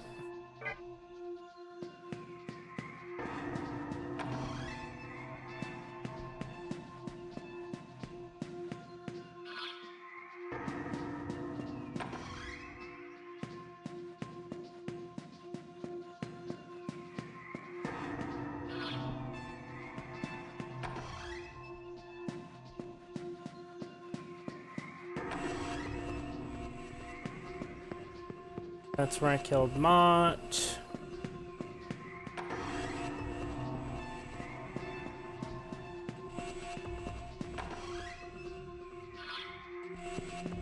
Here.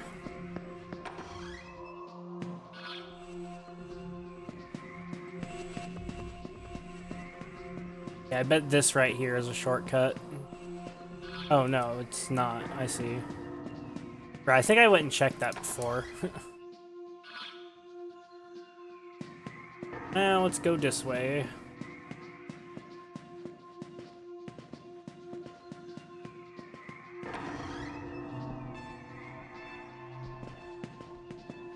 Big chest ahead.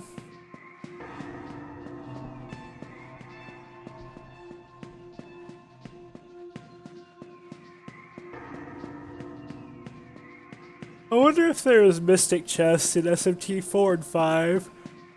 Who worked the exact same fucking way as in, you know, this and all the old SMT games. I wonder if that's a series staple.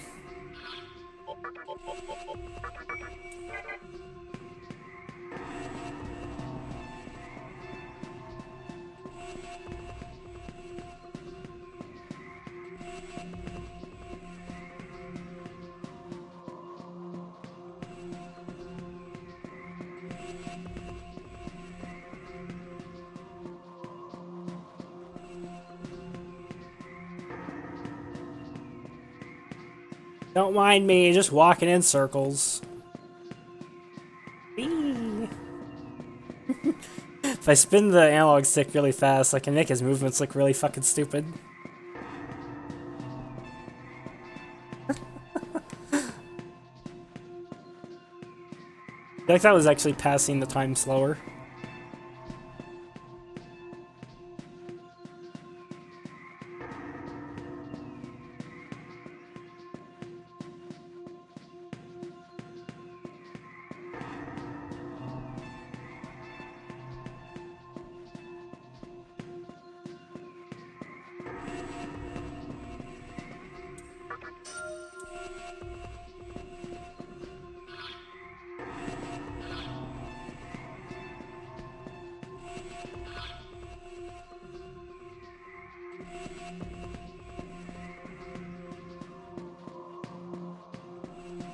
Yeah, I honestly don't know if I'm gonna like start over either. Like once I beat the game. It depends on how I feel about the ending that I get and just what my overall experience of the game was. Like I might move on to Persona 2 once I finish my first playthrough, or I might like do all the endings. It kind of depends.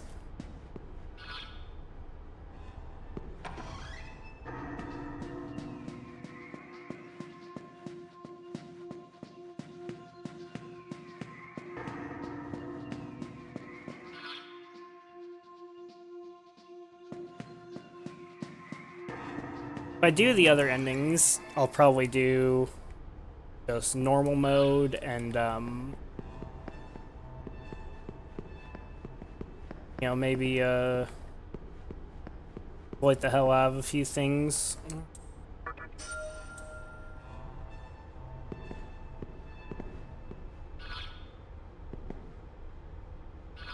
Elevator. Like, why is this door so different? It says at the top right of the screen, sir. It says elevator.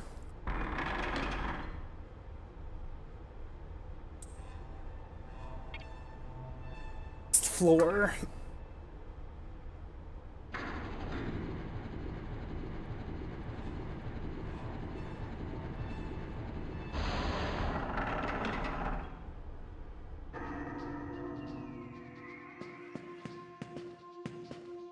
2 weeks away. I'm still on hard mode, right? I didn't swap for any reason. No, we're good. Sense a strong power from beyond the door. Another boss? Boss number 5 of this dungeon? Let's do it. Enter. That's trippy. How is it that you still don't understand? Freedom was never a thing. It existed in name only, as a front for wholesale corruption. If you really believe in concepts like freedom and potential, why bother with creation? Were these things not present, abundant, more accurately, in the previous world? Why did you not pursue your goal back then? I mean... You are as guilty as those you judge. And what did you hope to achieve by sending your students here? Honestly, Hikawa's kind of spitting straight facts right now. Did you think they'd be able to do what you couldn't? Or did you want them to feel the same agony of defeat that you felt? Do you know why you've been unable to obtain your reason? All this time, you've just been running away, trying to leave everything behind.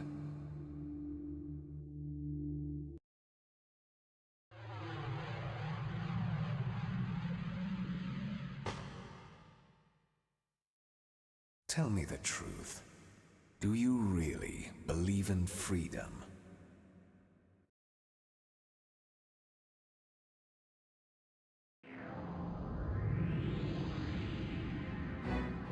Your choice to believe in Shijima, human, is a type of freedom itself. You must be Aradia, the outsider. So, it was you who strung her along. Do not bother trying to interfere. You are powerless within this warded area. Just watch quietly as my god descends from above.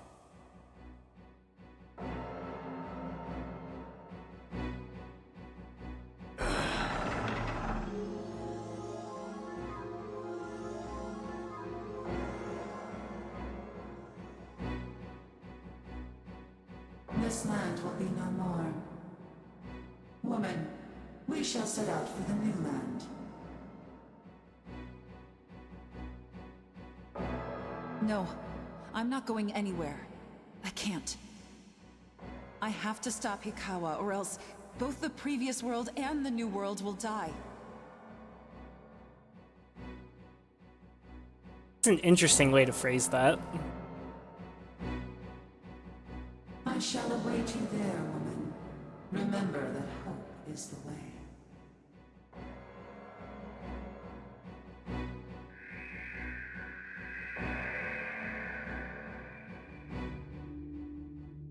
How pitiful. Deceived and now abandoned by a false god. This space will soon be consumed by the void. Now, sacrifice yourself to my god and fulfill your duty as the maiden.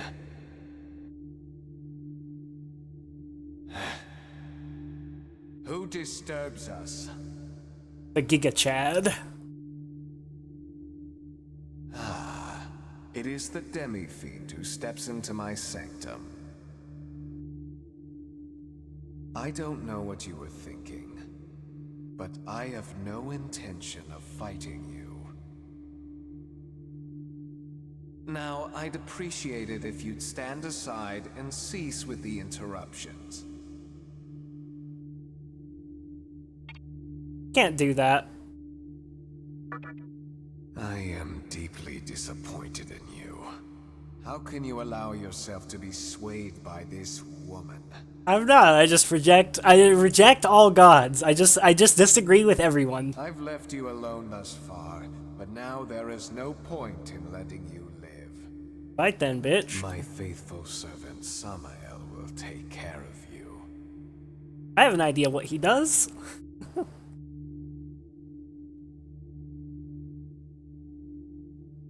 I got a pretty good idea what this guy's gonna do. Considering he does the same shit in every game. Insta-kills and ailments. That's what he does. In like every game. I'm gonna bet that it's pretty much gonna be the same here.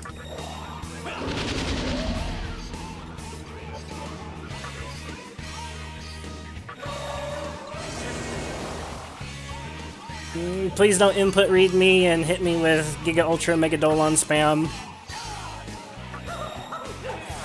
Just cast your stupid ailment spells.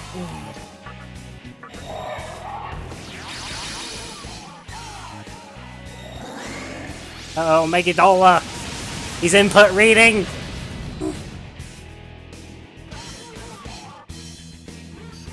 That was it. Okay.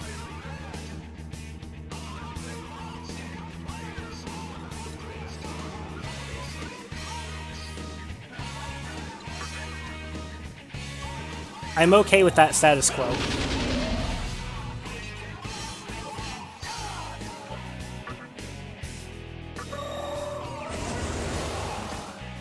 He's going to input read into like almighty attacks. We can out tank that.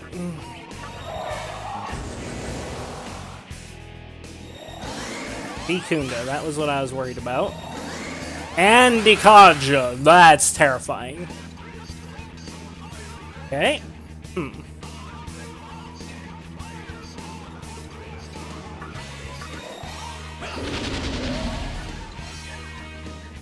Well, we're still ahead in one sense.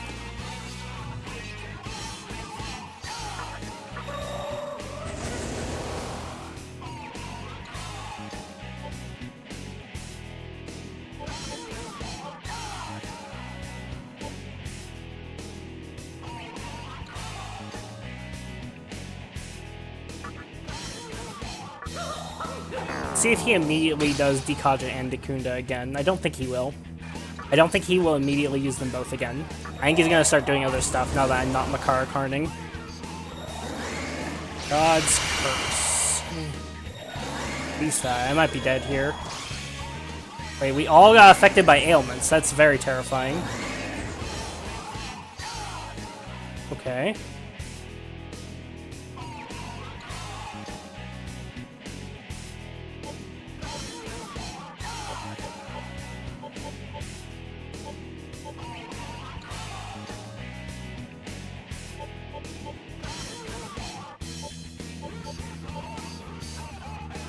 Just bind. Complete panic for the entire party. Please act, Demi-fiend. Yes. That was very lucky.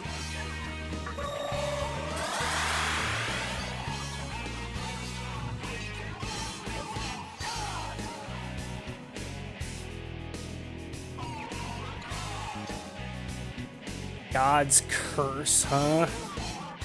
It's fucking terrifying. I don't think anybody here nulls ailments. Shiva resists ailments. Like, massively resists ailments. But I wonder what the play is now.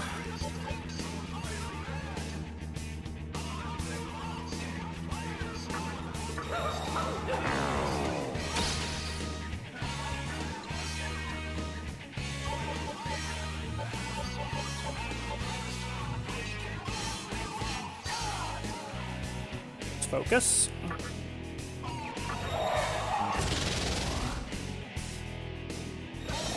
Solo, it's fine. Shit, unless you dispelled me, which you didn't. Okay. Hi, noob. Okay, let me think. Yeah, I think we just debilitate. We have to go on the offensive now. We gotta strike while the iron's hot here.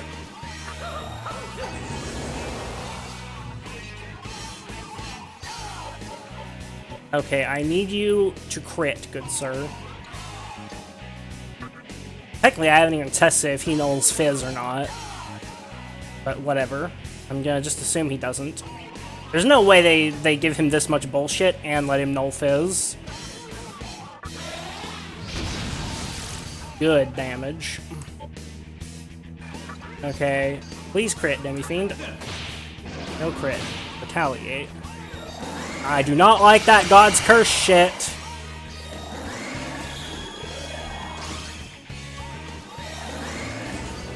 Okay, Rakukaja.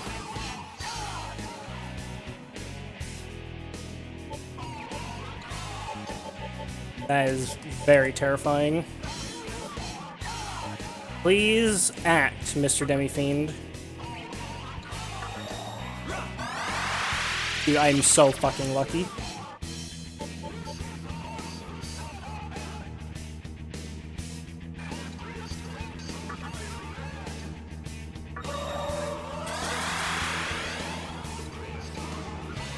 I've got to kill him next turn.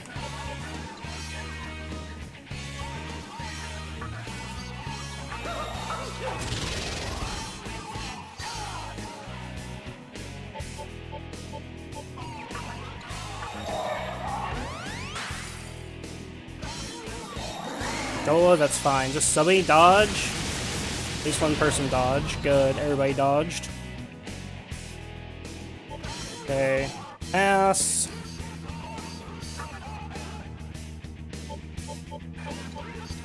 Debilitate.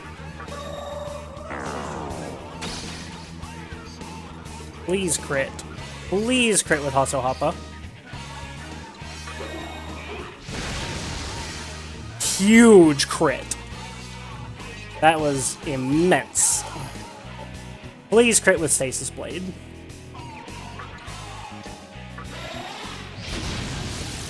No crit, but I'll take it.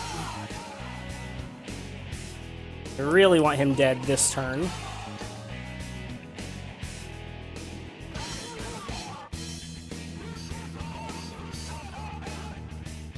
I'm tempted, actually.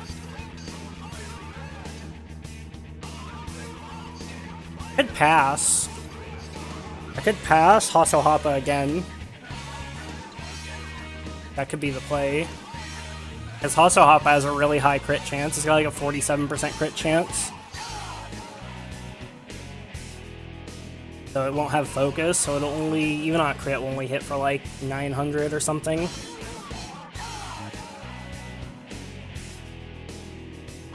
You know what I could do? I don't like it, but I could actually bait the Dikunda, Dikaja, like Megadola turn. Because I feel like that's safer than him casting God's Curse. Like, God's Curse is incredibly fucking rippy. Like, we could just get stun locked for fucking infinity. And that's assuming he doesn't have any fucking, any ailment insta-kill spells, which he might. Because every time he's cast God's Curse, I've broken out of it turn 1. But he might just, like, insta-kill my entire party if we have ailments on us, because that's usually what bosses their ailment base do, is they cast their ailment, and then the next turn they, if anybody has an ailment on them, they go for an ailment insta-kill attack, which goes through things like Tetraja.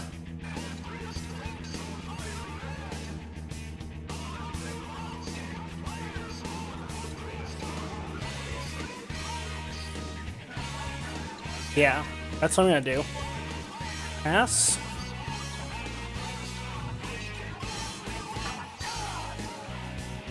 You can bonk.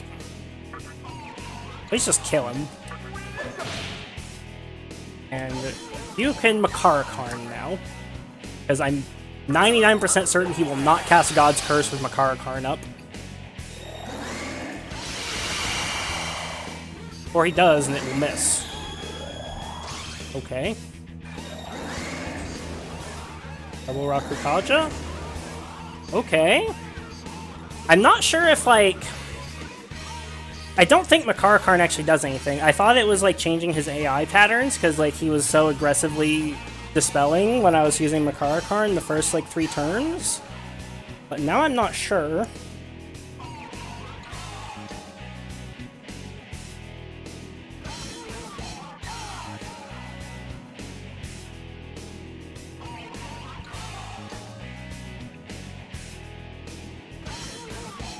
Okay.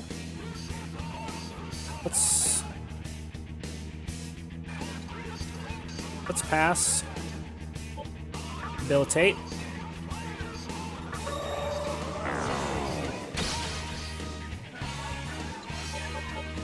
He's got to be close to dead. Yes! Crit! Okay, Ganesha, please follow up crit. Or just kill him, that works too. That was a really fucking sketchy fight.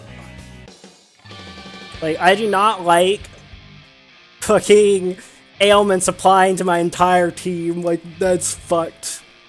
And that was, like, clearly almighty, because it went through the Makara Karn. It didn't get blocked by it.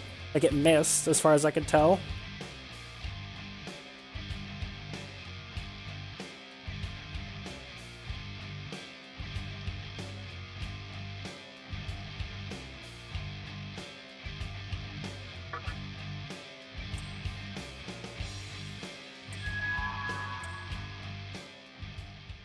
What else you got, Hikawa?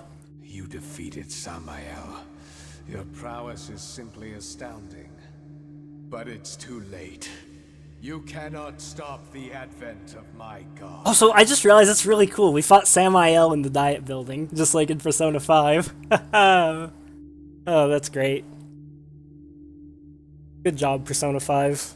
That was a Nocturne reference. Never even knew.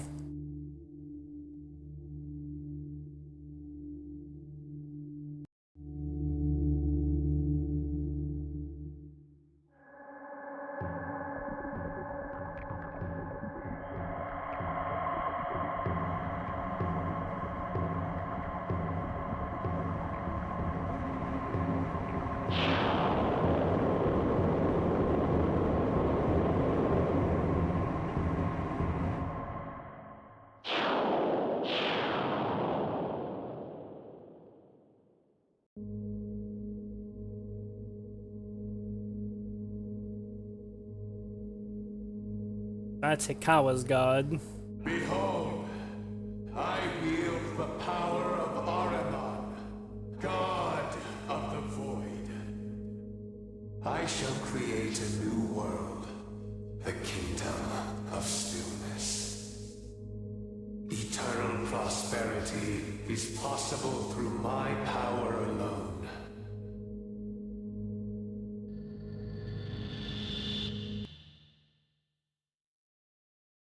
Now all the gods are gonna fight. Final boss time? No. No. We have a lot of game left. Not a shit ton, but like... this is all just like leading up to like fucking Ragnarok, the fucking, you know, the end of the Book of Revelation. Like, this is like... It's all building up to this, like, you know, war between the gods. All possibility has dried up in this world. Yeah, it's your fault. But there must be a world out there where freedom prevails. Freedom! We need some guns. I wasn't strong enough to lead us there. But with the strength of your will, you can.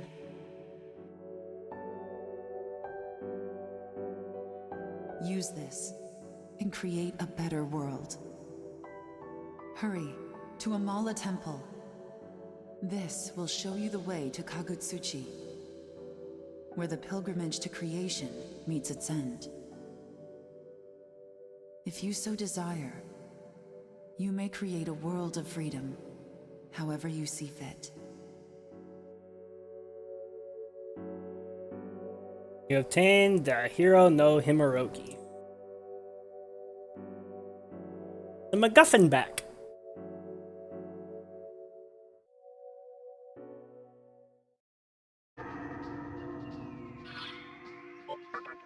Okay, so we're all alive. We're fine. We're all fine here. I'm still active. Fuck out of this place. This is a dark and unholy place. Let's get the fuck out of here.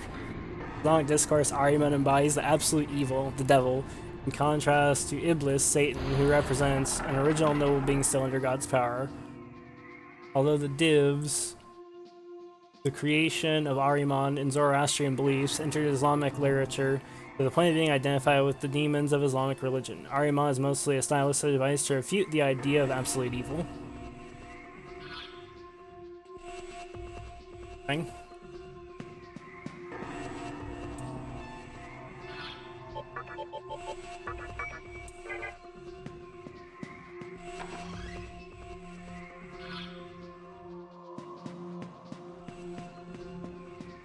I wonder, like, what all the mechanics are on that fight, because I feel like, if I did that boss again, I'm not sure I would win. I don't feel like I know how to do the fight. I'm definitely looking that boss up now. Because that was, like, beyond sketch, just because, like, ailments are bad. Ailments are terrifying. Shiva's even resistant and got hit twice in a row, but then it like missed on everybody the third time it cast God's Curse, and so I'm not 1,000,000% sure what was up with that. I'll remind you, Ahriman is a Avestan name of Zoroastrianism's hypostasis of the destructive / evil spirit. The main adversary in Zoroastrianism, either of the Spenta Mainu, Holy creative spirits, mentality, or directly of Ahura Mazda, the highest deity of Zoroastrianism. Oh, I didn't realize Ahriman was essentially just another name for Angra Mainyu. Okay, that makes sense.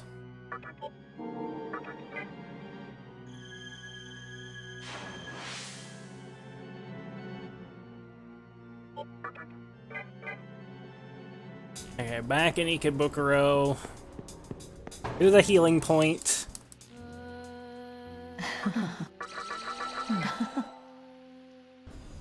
Okay, I'm gonna look that boss up because I'm really curious. IL. So what the fuck were those abilities? Okay, God's Curse. Cancel inflicting charm, panic, sleep, bind, or stun to all foes, enemy only. Of course, he has Beast Eye, Rakukaja, Dekunda, Dekaja, Megadola, Megadolon, Maragidine, and Retaliate. He fucking never cast Maragidine. That would make the fight easier. So I guess the thing that makes him kind of balanced, he doesn't have like an insta-kill follow-up like fucking Pale Rider or, a bunch of other bosses in this game. And he doesn't have anything to like buff his damage. I guess his thing is that he tries to just whittle you down. Like he tries to buff his defense, dispel you, and keep you with, locked down with ailments, and then like blast you with spells. Not really a lot you can do about that other than be immune to ailments, which would be the play on that fight. If I did that fight again, the way I would do it is I would run in with Iamonte, right? And just fucking laugh at him. Like that's how you do that fight, is you change your Magatama to give you ailment immunity. But you can't really know that before the fight fucking happens, right?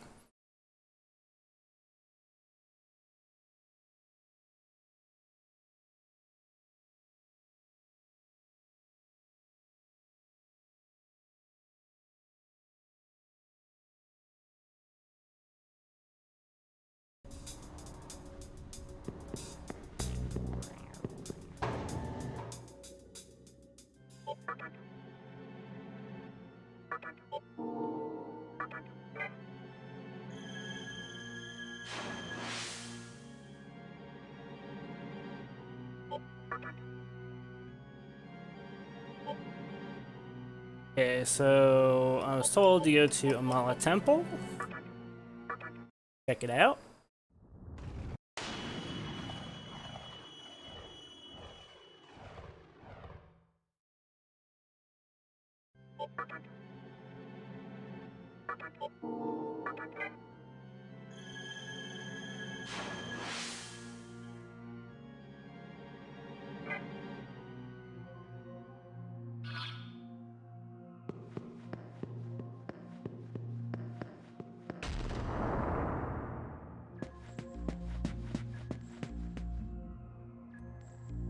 I hear a voice coming from somewhere. The time has finally come. The way shall now be revealed.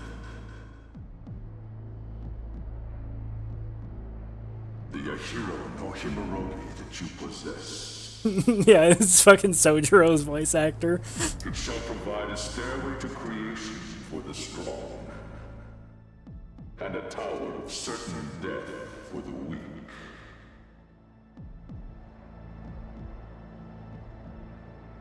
Fate awaits you within. If it is your will, then go inside. This is the point of no return, isn't it, Snick? That you warned me about in DMs.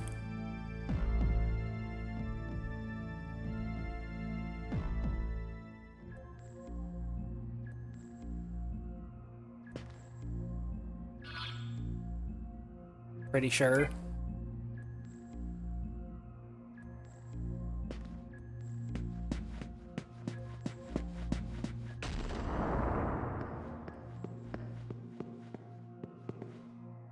The Kalpas await. Yeah. Gonna make another save. Or I'm gonna save over this one. We're gonna use slot 3 for a while, just to make sure. I'm gonna go and like confirm. Confirm this is the point of no return.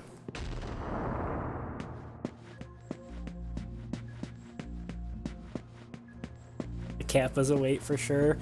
We're gonna be doing the Kalpas very, very shortly. Will you enter the central temple? Sure.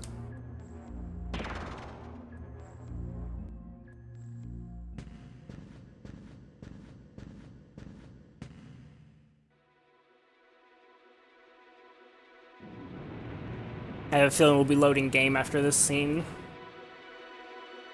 Just gotta confirm the name of the dungeon.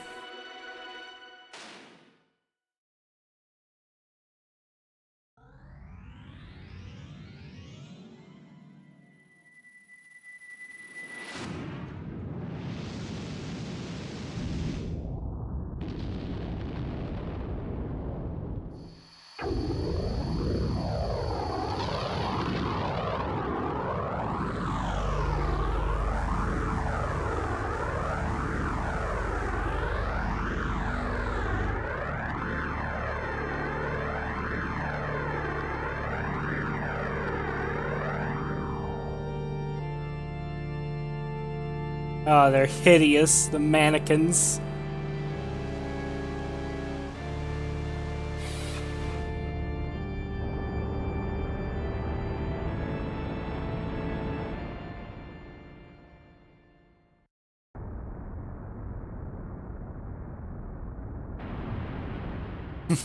Touching tits.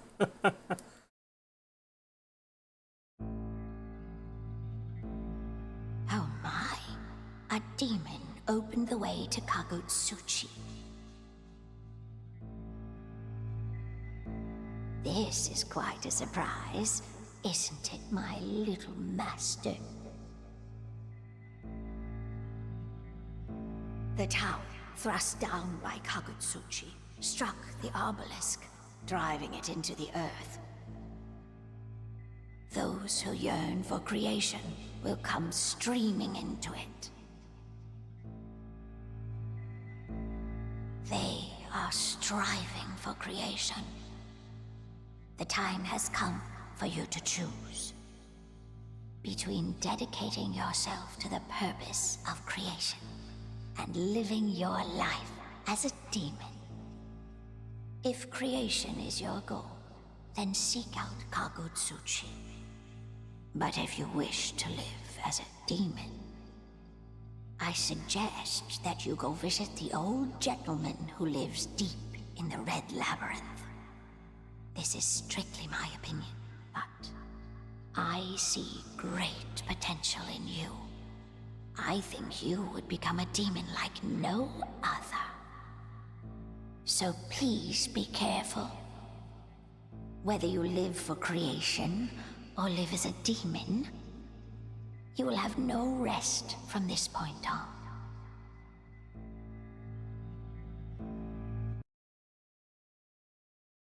Child and the old woman have disappeared. 24-hour stream. Definitely not going to be a 24-hour stream. Okay, so we're not inside the dungeon. This is still Amala Temple. She said no rest though. I don't give a fuck what she said.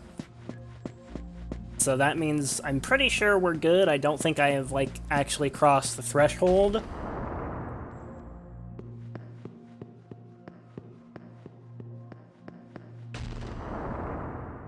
Still just gonna leave that save in slot 1 alone for a little while at least. Question is, where precisely is what ending you going for? I'm still not like 100% certain because I don't know what all of the endings are.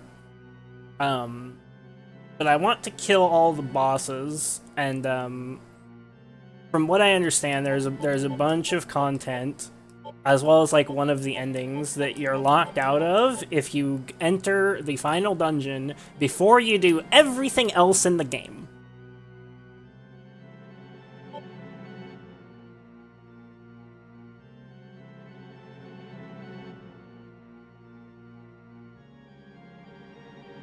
Because I don't know the I don't know like the structure of anything, but like I have seen a phrase on the internet, that phrase being the true demon ending, which I guess a lot of people consider to be the true ending, and I don't know if I'm going for that necessarily, but I do know all of this is like a requirement to unlock it. I don't know if there's like a decision point or something. I don't know if it like defaults to that ending if you kill everything in the fucking game. I'm not sure like how any of that works because I've explicitly attempted to avoid learning the specifics of any of that. But I definitely want to do all of the bosses, and so if doing all of the bosses locks me into the true demon ending, then we're doing the true demon ending. And if yeah, if I get like some kind of choice after that, then you know, I'll pick whatever I feel like at the time. I don't know.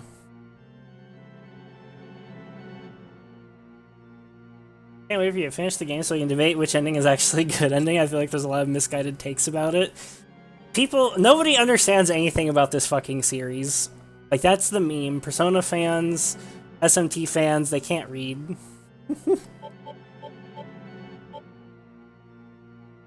So where in the actual gigafuck is the fucking thing? I'll just go to Ginza, Nyx will tell me. Maruki good ending. Dude, there's so many people that think that like unironically think that.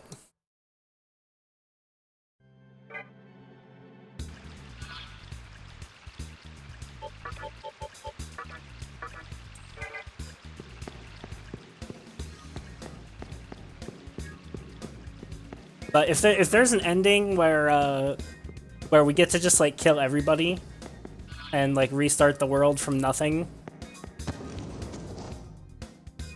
like I'd probably pick that ending. Well, hello. There's a tower coming from Kagutsuchi connecting to the obelisk. Like Kagutsuchi's saying to come on up. Ijima, Yosuga, Mizubi, which reason will guide Tokyo? Chiaki Osamu, who will become Tokyo's conqueror. Moment of fate is near.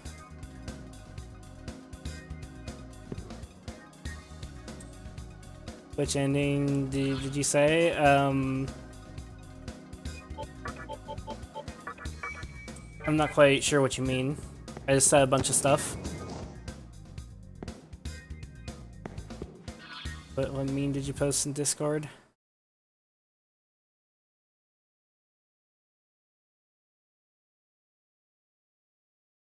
What the fuck?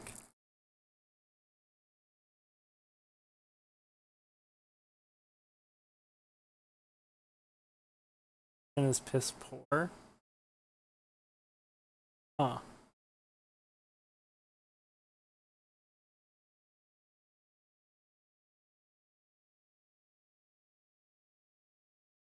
Is there some joke I'm not getting here? I don't understand the meme. Do I have bad reading comprehension because I don't understand the meme?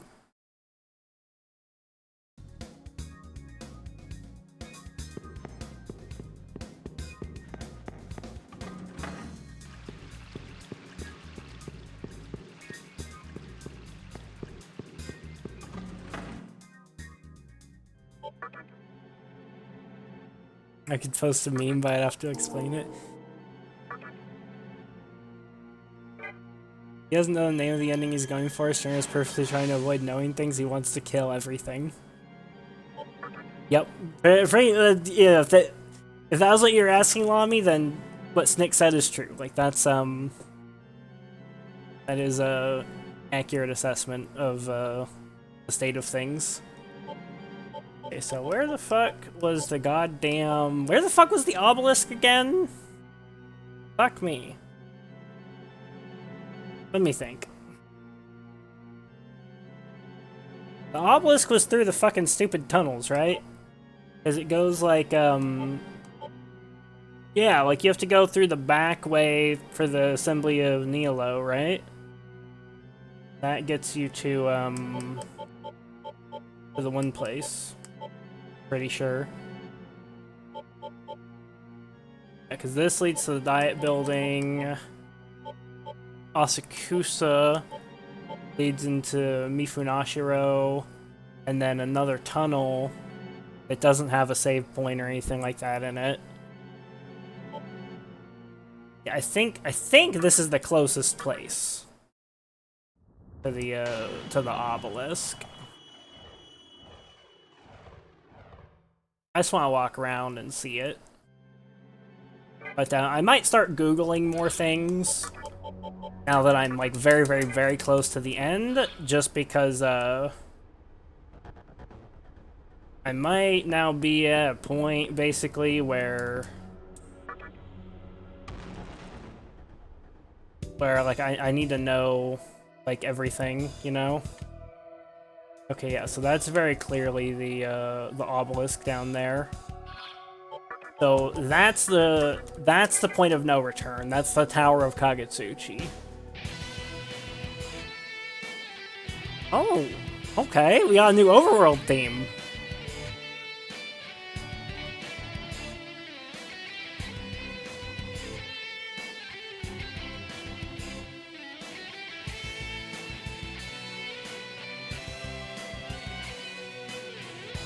Yeah, we cats, we jam. I like the new overworld theme.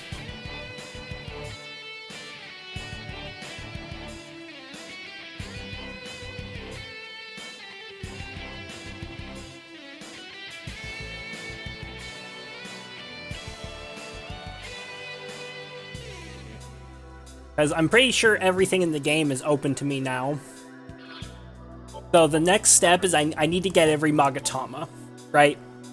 I need to get every Magatama so I can get Masakados. That's like the next thing I should focus on.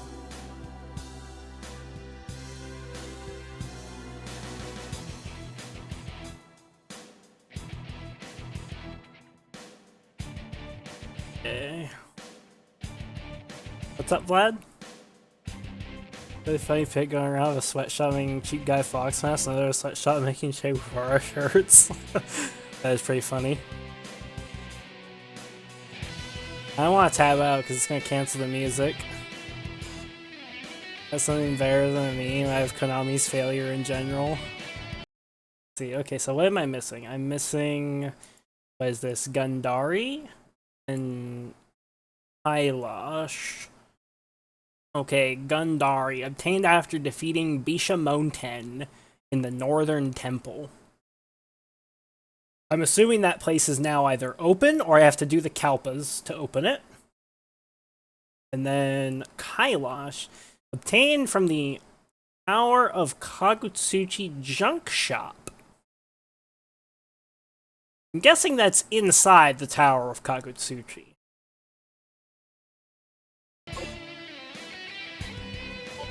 Is that correct? Can I get some, yeah, I want some Araversal Magatama knowledge, Snick. So is that correct that the last, or rather second to last Magatama,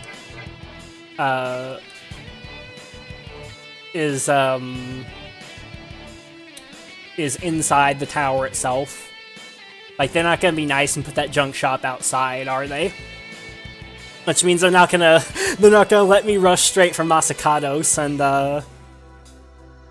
and you know, trivialize the rest of the game. Okay, fair, Atlas, fair. You don't want me equipping Masakados until the very end. Fair. I have a question, Lamy. Did you get Masakados?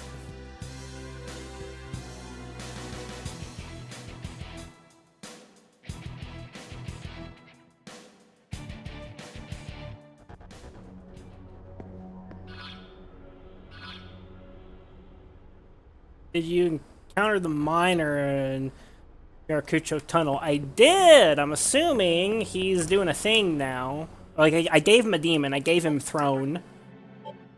I'm guessing I gotta go back to him now.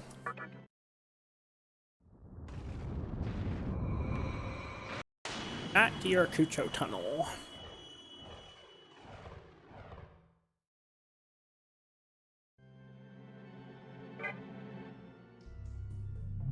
I'm gonna check out Vlad's, I didn't see what I said or posted. I saw what you said, all this stuff about Konami and the 23-year-old FMV. I'm checking your meme now.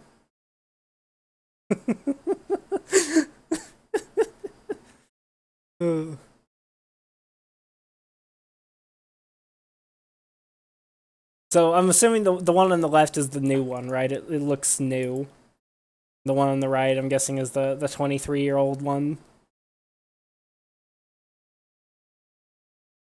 So the one on the left, it doesn't look worse, per se. Just got really fat.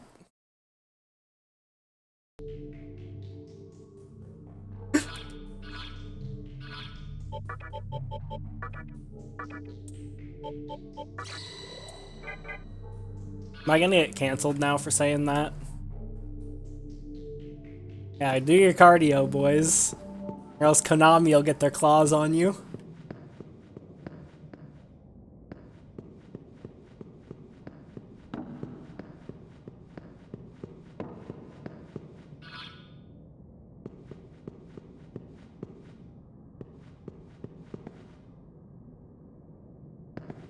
But yeah, Lamy, did you get Masakados before you finished the game?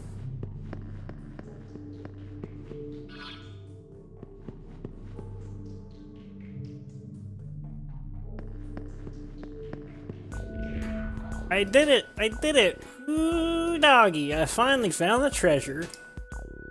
I owe you a little buckaroo. We'll split the treasure, as promised. There's 4 chests ahead, so pick 2 of them.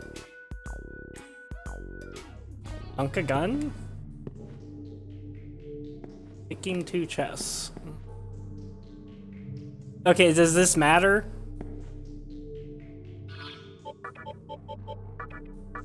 I would just go for the Mystic chests.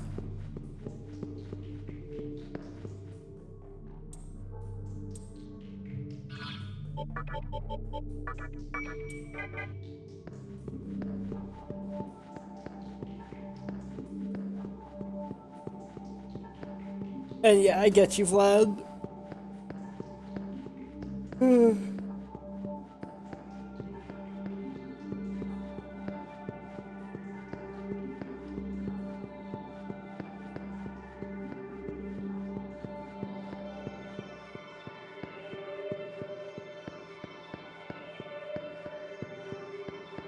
Fix your words, you can only pick 2. One of the chests you can ignore. Not gonna take that one after all. Hurry up and pick 2. I got a jamboree to go to. I recommend you check online about it. Sure, why not? I'm at that point in the game. Nocturne. Marcucho. Tunnel. 4 chests.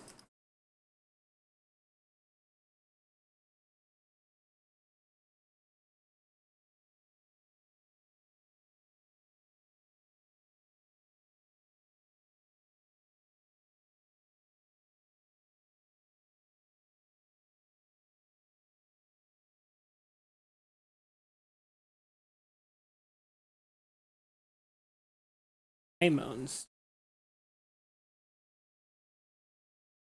Fuck is a Kaimon stone?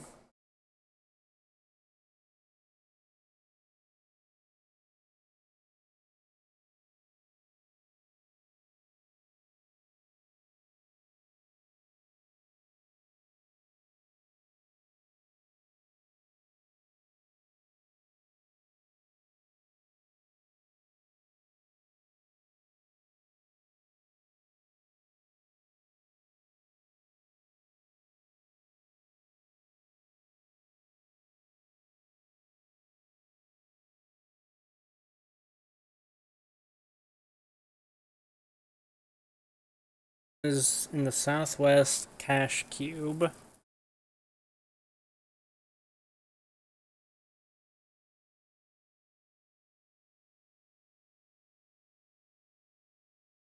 Oh, I see. So you don't want to pick the Kaimon stone. It doesn't actually matter because you get it no matter what you do. Thing? Huh. I'll just pick the 2 big chests then. Oh my god, fuck off, sir.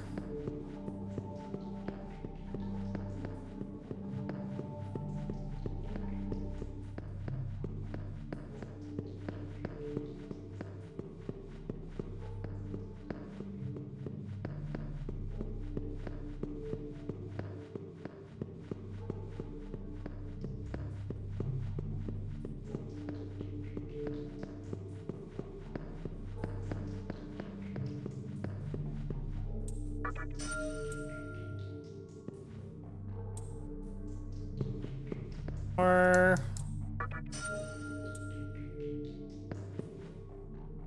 pick 2, right? And the rest is mine. Thanks to you, my lifelong dream's been fulfilled. More useful than a terrier in a backyard full of prairie dogs. Here's a little something for you. Was in one of my chests, but I don't reckon I need it. You might be able to find a use for it. Kaimon stone. Demon kicked the bucket. Sorry about that, partner. That's fucked up. Demon that you said dies.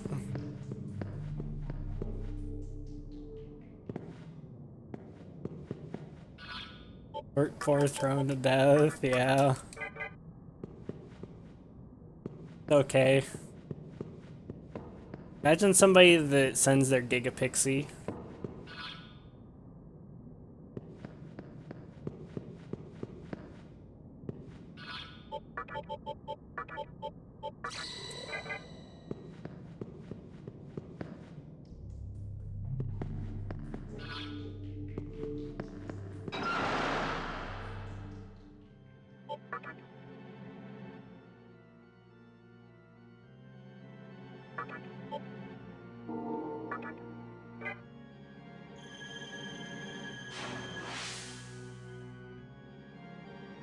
Yeah, there's been 2 whistleblowers, Vlad, as far as I know, and 2 of them have died.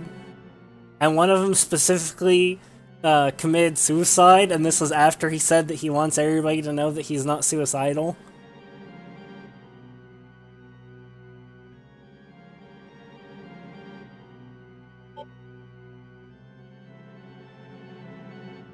Okay, so yeah, I'm guessing the... spoiled that, but yeah, that's what I was guessing, is that the Kaimon stone is for sealing or unsealing the temple. No, I only heard about 2 whistleblowers. Hey, there's been more. But where the fuck was the damn... Oh, there've been at least 10 more whistleblowers that came forward. Ah, I see. You're going to be busy. That's fucked up. Where the fuck was the temple again?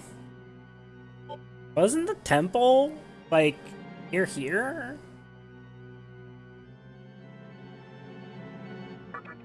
Pretty sure the temple was this way. I'm gonna say they're paranoid and constantly afraid now. I mean, I would be. Like, holy fuck.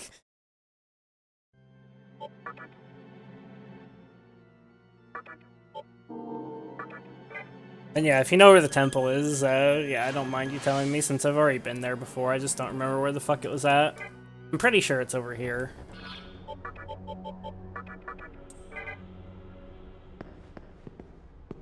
Oh, right, it's up by Asakusa, isn't it? Right. Right to the left. I remember now.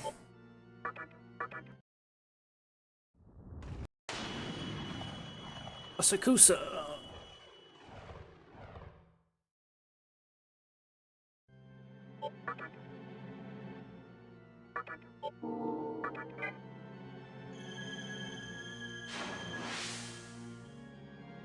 Yeah, the not suicide one is crazy. Also, I already know what is in fucking the temple, because, you know, of course, I just read it on stream a minute ago, right? The Magatama defeat Bishamon 10. And also, I've played SMT 1. And I'm pretty sure I know what Bishamon 10 does. And I think I've got a pretty good comp for him, but he's pretty scary. Because, like, Bishamon 10 is one of, I think, like, what, 2 or 3 bosses where I've seen a Nocturne Moments video. Like, I've seen that one in like a compilation. Like the ones that I've seen are Bishamon 10, Mott, though it was old Mott, not the fixed version for the HD remaster, and Jikoku 10.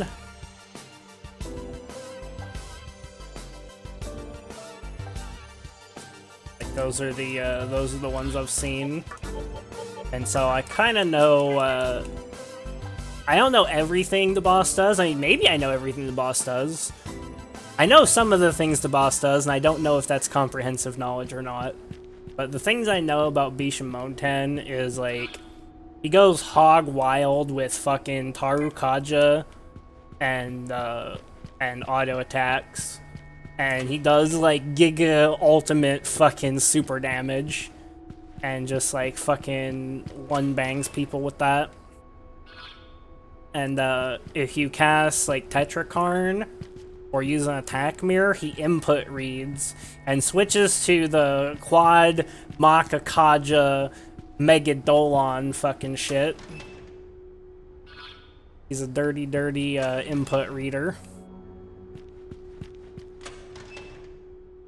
Also, I think I went the wrong way. Thought it was out this way to the left.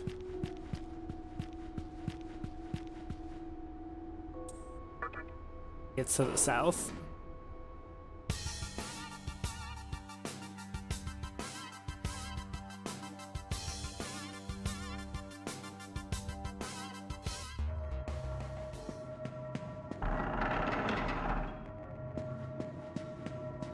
I didn't realize there were demons here now. Finally, it's time to head for Kagutsuchi.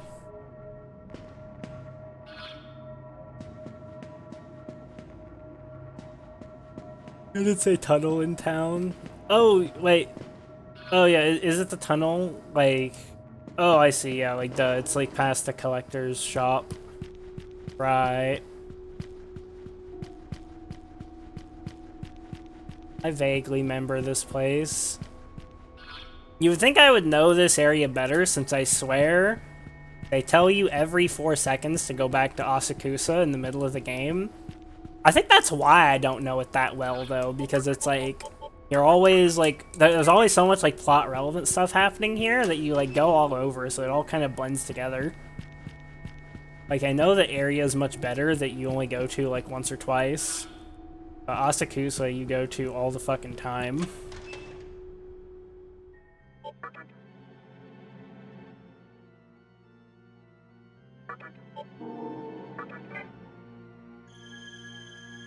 I think I'll be fine against, there are a lot of beige hallways, that's true.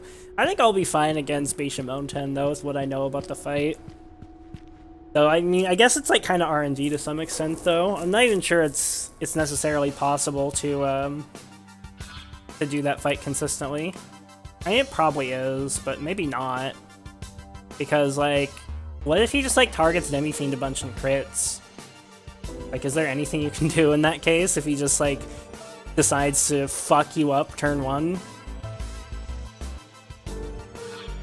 Like, I feel like I'm basically, like, as stacked as possible for him, right? Like, I've got physical resistance, I have almost maxed out HP, 2 of my demons null fizz, 1 absorbs fizz, double digits incoming. Now we're gonna first try him. We're obviously gonna first try him. We just gotta live through, like, the turn 1, right?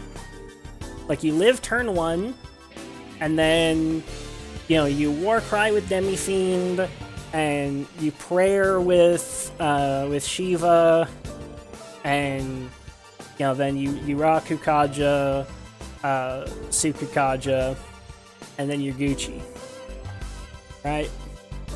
Then if you survive, well, not necessarily Gucci, but if you survive turn 2, then you're fine.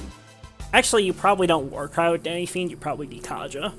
And thankfully, I have like 60 Dekaja stones. Daimon stone began to shine. Seal has been broken. Will you enter? Yes.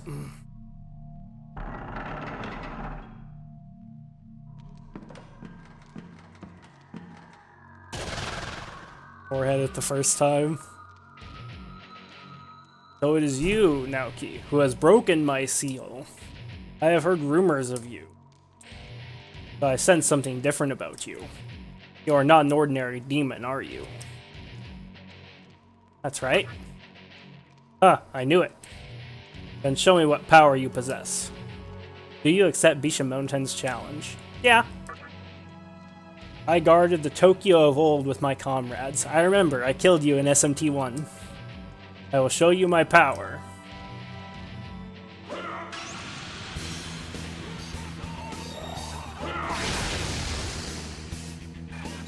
Okay, so he just fucked himself. That was a kind of a big fail on his part.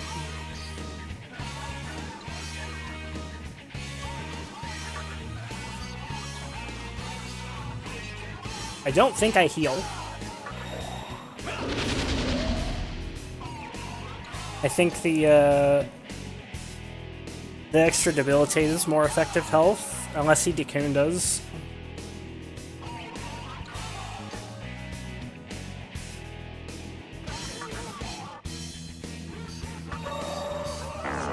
I think that was a very lucky opener. The fact that he Hasso Hoppa'd cost all of his turns. We are not going to Tetrakarn, because if we do that, I'm pretty sure we just die. Let's Rakukaja.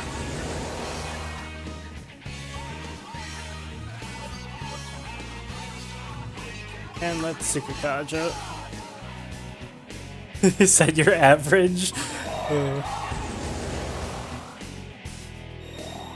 Also Hoppa again, that's fine. Okay.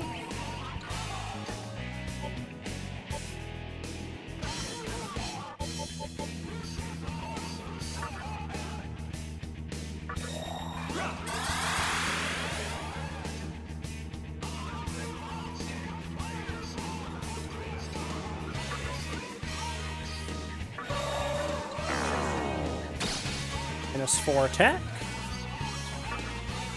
+3 defense.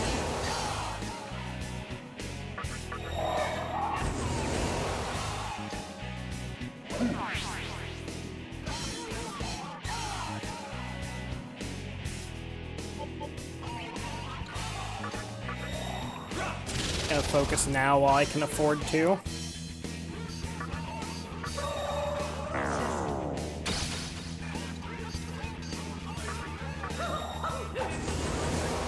I don't know that he doesn't have like light-based insta-kills.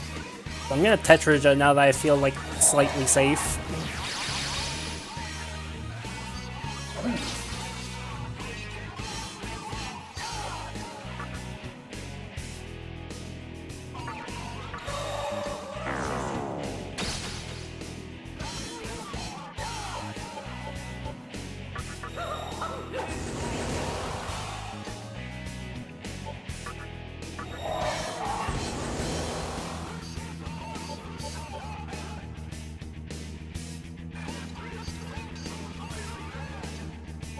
I want to test this. No reason to spend this yet, just since it might phase him. Okay. Die by my spear. Oh yeah, this is the like big boy turns, right? This is the like Dragon Eye shit. No? The fucking Avenge proc, holy fuck. Why did he do nothing compared to the one random, like, Nocturne moment video that I saw? Did he get nerfed or something in the remaster? Did the AI just go brain dead and decide to use Hasso Hoppa a bunch, so he just kept wasting his turns? Like, why no Dragon Eye? Like, where was his, like, Dragon Eye quad Tarukaja pop-off turn? Like, what? I shouldn't tap out yet. I'll fucking go save first. I was imagining now. Let me just punch you in the face. Yeah, I'm so almost surprised Avenge did that much damage. Like Avenge just absolutely railed him. How much did the Avenge hit? 3,600 non-crit, which it was focus boosted, and he was quad debilitated with, and we had one Tarukaja up. But still, that was only one Tarukaja. Just as he said, your powers are far greater than what I have imagined. I retaliate on my Demi-fiend. Yeah, Avenge is just a higher level version of Retaliate. Because, like, Counter is low, Retaliate is medium, and Avenge is high. I don't like my comrades, I must lend my powers to him. I'd like to fight you again, but I must be going. Take this. You obtain the Magatama Gundari. If you have enough power to obtain all of these, then you will be able to set foot into the world I am going to. If that should happen, then we shall meet again. That's interesting. Bishamonten disappeared. Okay, I'm gonna go save now. And then after saving, I want to look up this fight. And also, I gotta link, like, the Nocturne moment video that I saw of Bishamonten. Like, I gotta link you guys that for anyone that hasn't seen it. What's this over here? Shima Station. I remember that.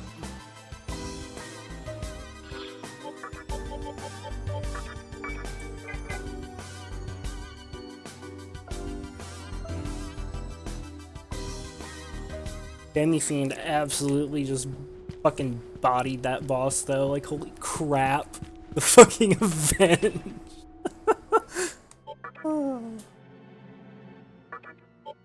Bonk. Big punch. Demi-fiend has the largest punch. Peter Wagner, PMC wrote in a letter exactly how they were going to say he died after the short coup. Oh yeah, I remember that, Vlad. I know what you're talking about. Okay, I gotta look up that fight now. Okay, Megaten Wiki.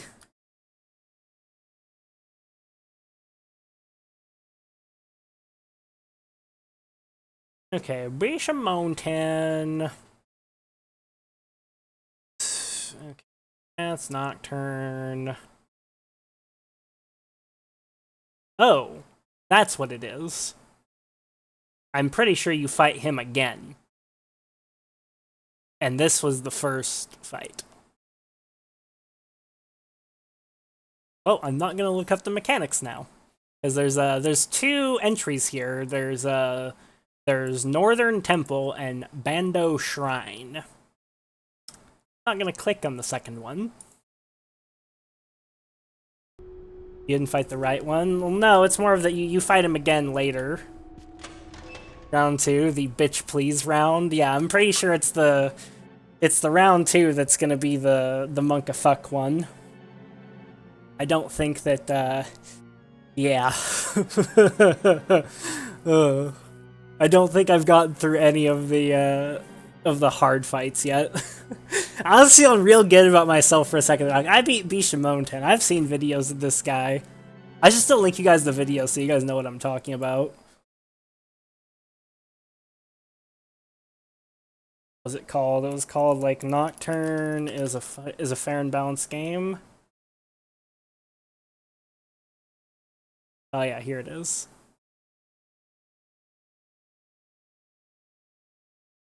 Pretty sure this one is,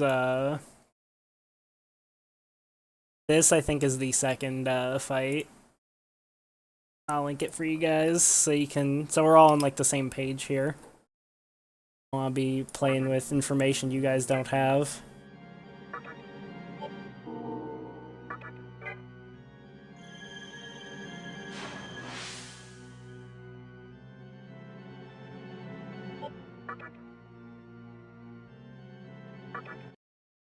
Yeah, that's the bitch please round.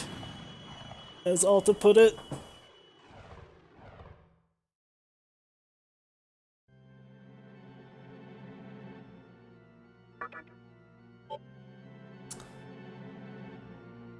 So, where am I going now? Oh, I still have, like, some more fiends to fight. I'm gonna just look at the fusion calculator real quick.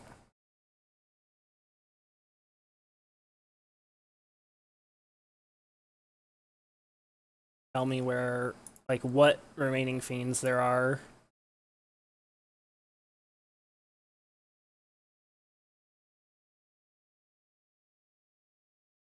Fiend.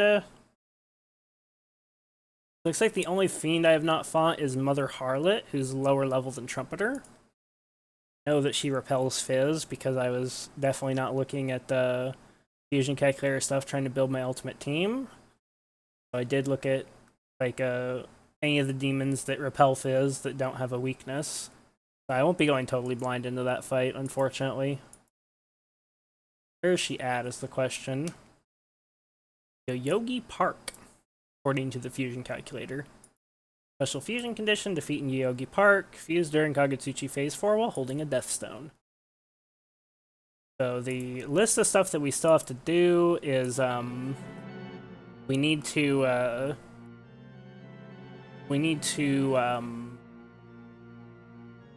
defeat Mother Harlot,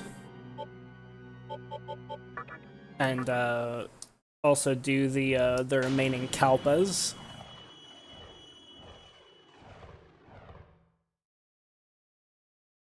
I think I'll boot back up my save to do those remaining things, I guess. Do you have a save from before you entered the Tower of Kagutsuchi?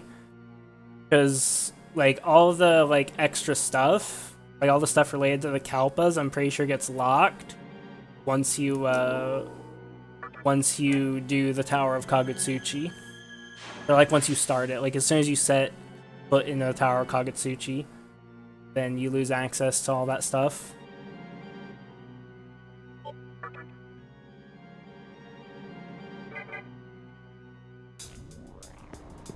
Go and heal real quick.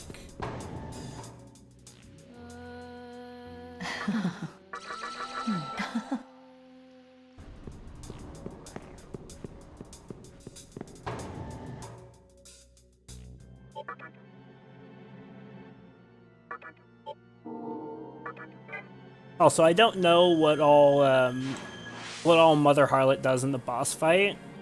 I know, like, her unique skill is Beast Roar. It does almighty damage and heals the party. I know she has Maziodyne. Not heals the party, but heals herself for, like, the damage dealt. Yasmaziadine, but I don't know, like if she even uses those in the fight or if they work differently, because the only thing I know is like what I've seen on the fusion calculator.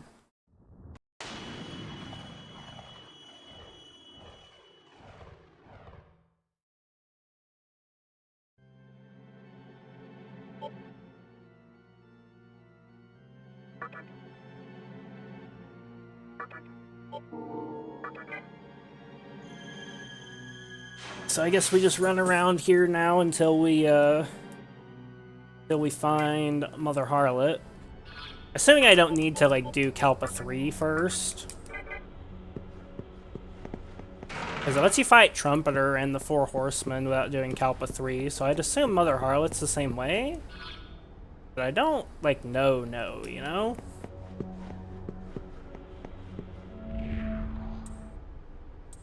Oh, actually, that's a good point. Snake, hit me with that universal knowledge. Do I need to do Kalpa 3 or Kalpa 4 to get Mother Harlot to spawn?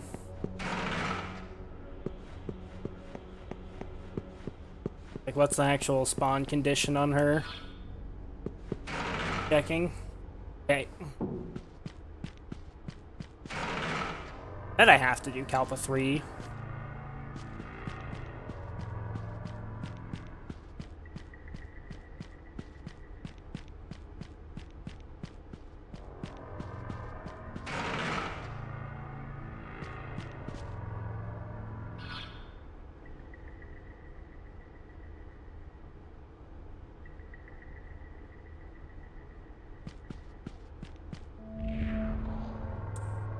Nobody's saying anything about a fiend here.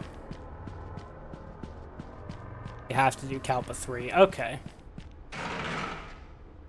Let's go do Kalpa 3 then. Go do Kappa 3.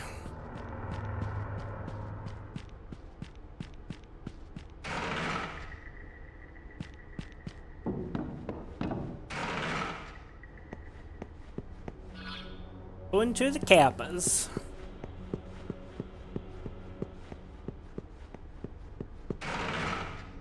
I'm not gonna lie, I kind of hate the Kalpas. Like, I like the bosses and stuff, and I think like the whole concept is really cool.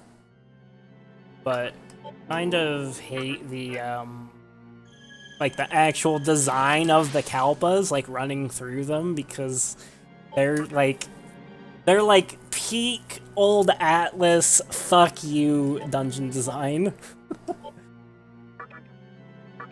Like, especially with the way it makes you go through like the older ones, because like the shortcuts, you know, you can't open them up until you have enough menorahs to access the next one. So they're even, you know, yeah, they're CBT made flesh. Yeah, pretty much. Pretty much that.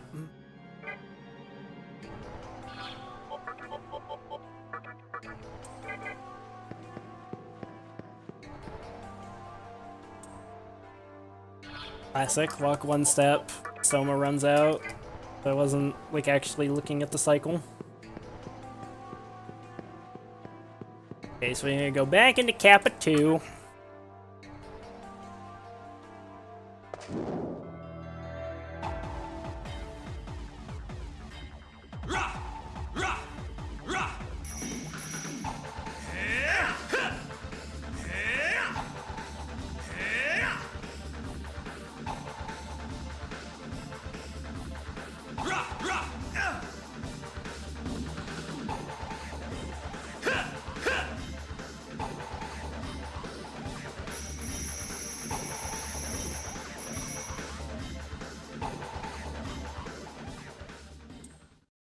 Yeah, I got money.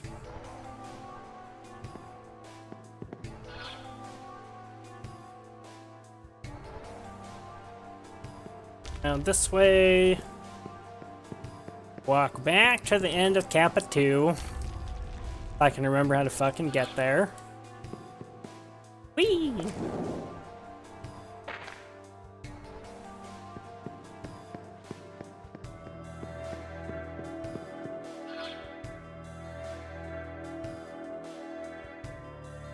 Right, the way through is like going through here, right? The moon key.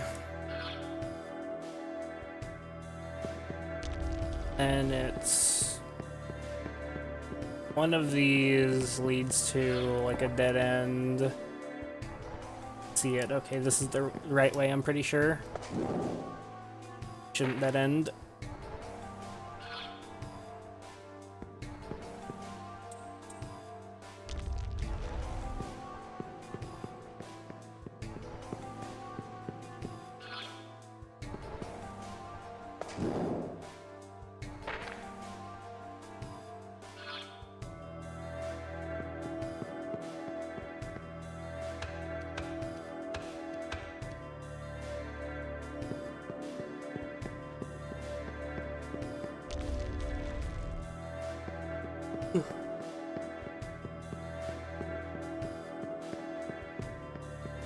Okay, in the cap of 3. Let's try not to die to the bullet hell. I still don't actually know if you can die in these. They definitely get like more challenging to not take damage in as you go along.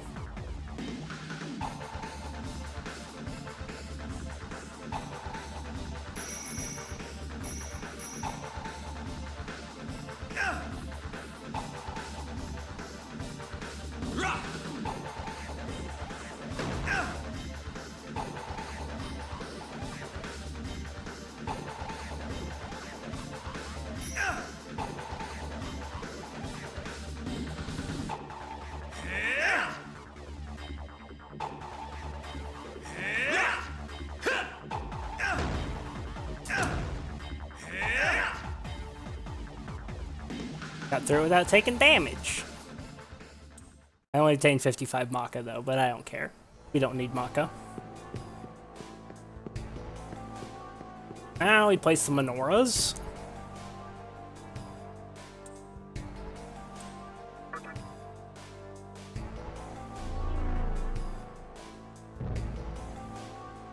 Lit the menorah of compassion. And wisdom. And insight.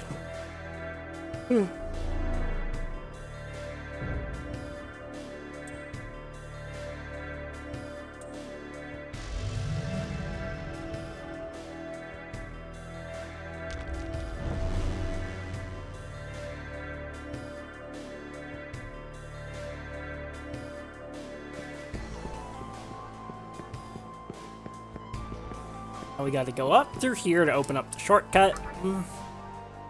And we'll have to go back down.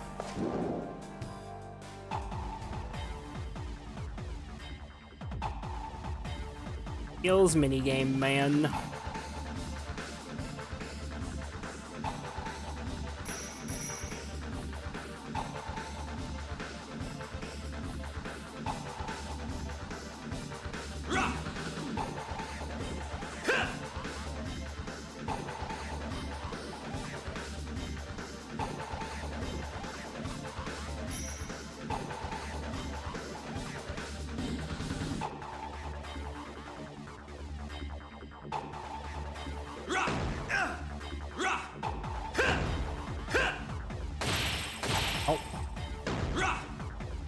I hit twice. Okay,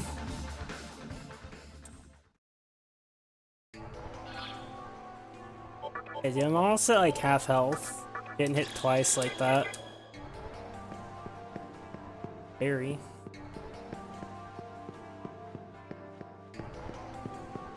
Okay, so shortcuts opened.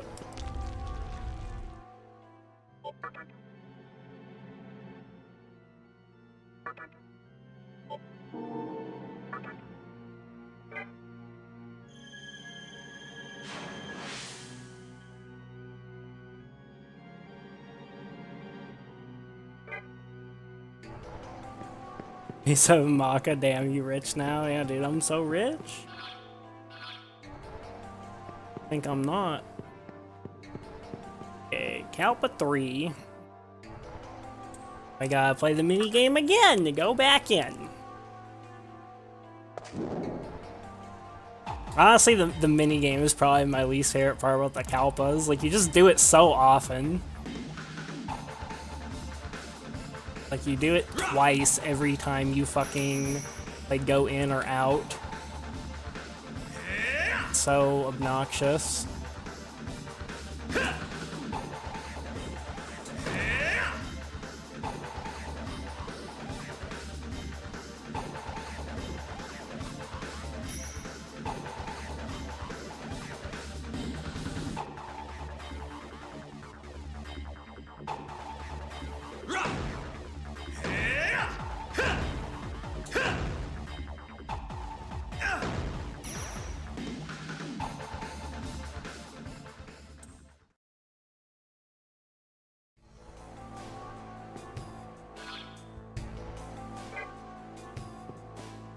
Now we can go inside.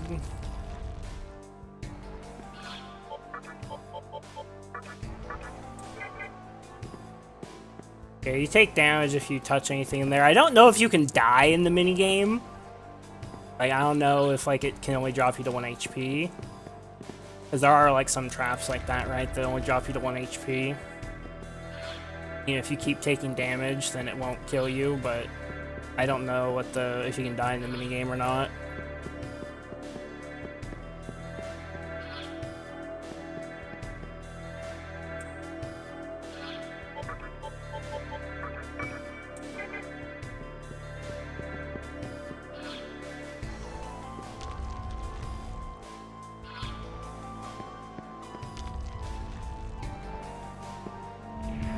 See hesitation in your heart. Life or death, you must choose, even if choice defies reason. I can see it. Your inclination is taking form. Would you like to know why your soul wavers? Sure. Imagine you're in a desert, and a tortoise hobbles up to you. Without thinking, you flip the tortoise over and leave it on its back. It struggles to right itself, but it is to no avail. Then why did you flip the tortoise in the first place? You did so because your heart is conflicted. In reality, the helpless tortoise is you. As you lie there on your back, looking at an inverted world, you may just realize truth can also be turned on its head. So why don't you lay down your troubles and move on?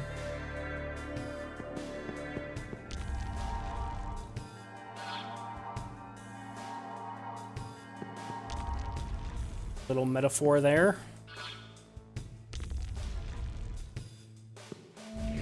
Labyrinth of Amala used to have some incredible treasure. I heard it all got stolen by a bunch of terrible demons. I don't know much details, though.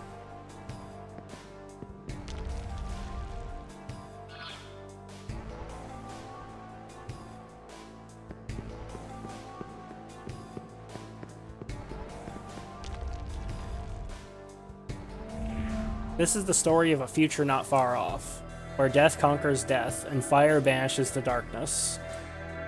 Then shall the words of creation be spoken. We all await those words. I heard that from a demon in the labyrinth. I wonder what it means.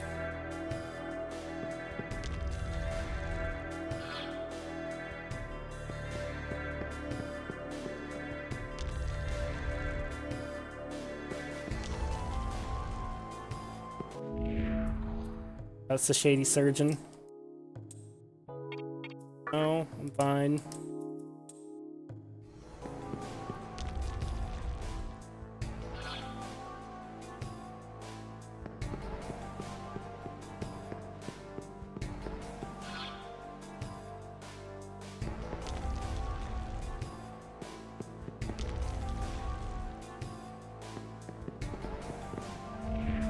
This floor has 3 types of special doors. You need a certain amount of strength, magic, or luck to enter each door. The door up ahead is one of them. Going in, you better be prepared. I think we're good.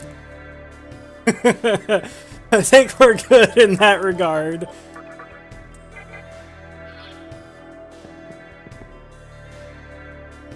Before I allow you to pass through, I shall test your magic. Will you try to open it? Yeah. Your magic is worthy of praise. You may pass.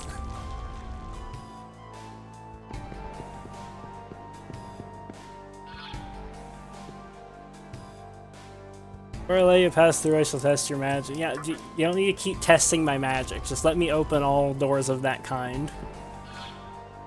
You don't need to keep doing it over and over again, game. There's a ladder leading down somewhere.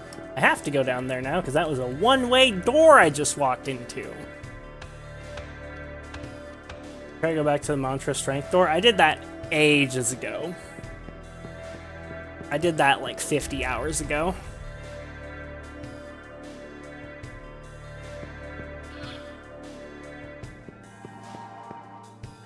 Hee-ho! I saw an awesome dude with guns and a giant sword mowing down demons. Hee-ho! Right, Dante is in this game. It was terrifying. Look, Dante, you don't need to kill all demons, okay? You can leave, like, me and the Jack Frosts alone. Flames of the Menorah of Sovereignty are flickering wildly. Boss fight? Is it time for a Dante fight?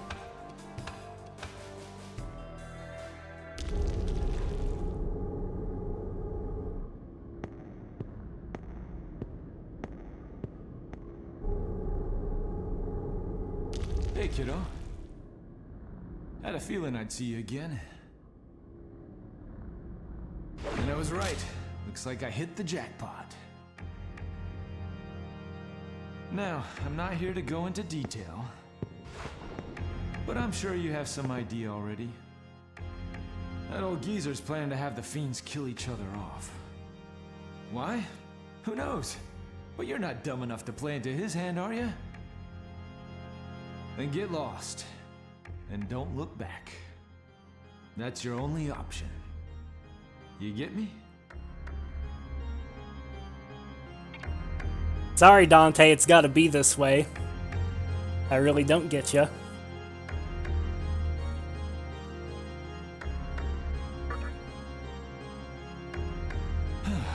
You're asking for it, kid. Okay, guess we're gonna do this the hard way. Take one step beyond this point. Bang! Got it? Demi-fiend's like, I don't care. From here on out, it's showtime.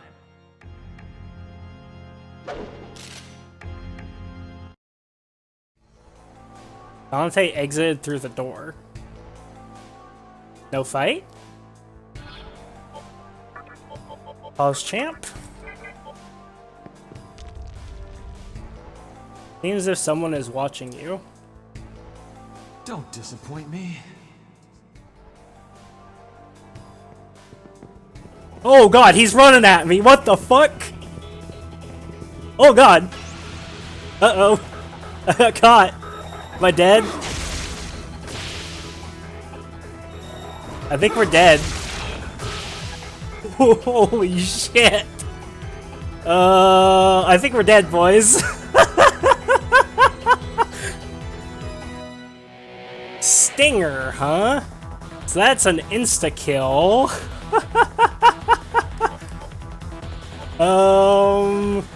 Dante, can we talk about this? I can't run away. I think we're dead. I think we're dead. Because that's an almighty insta-kill. Let's bonk him.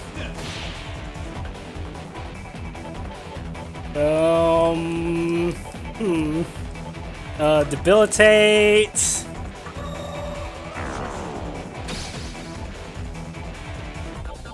Stasis blade.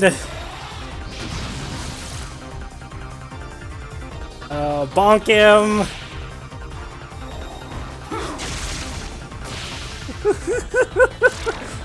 Oh, he fled. What's the matter, kid? You tired already? Holy fuck! Okay, so revival bead.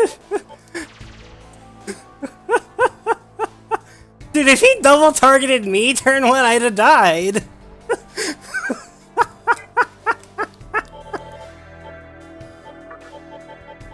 Oh, holy shit. You're supposed to escape from me so fast, though!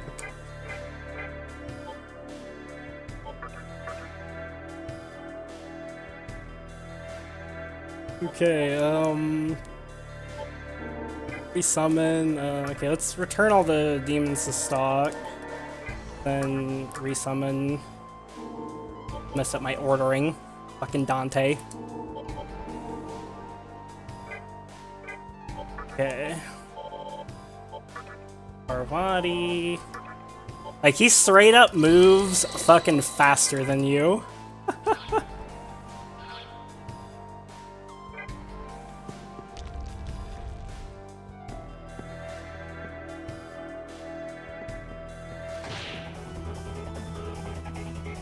What the fuck?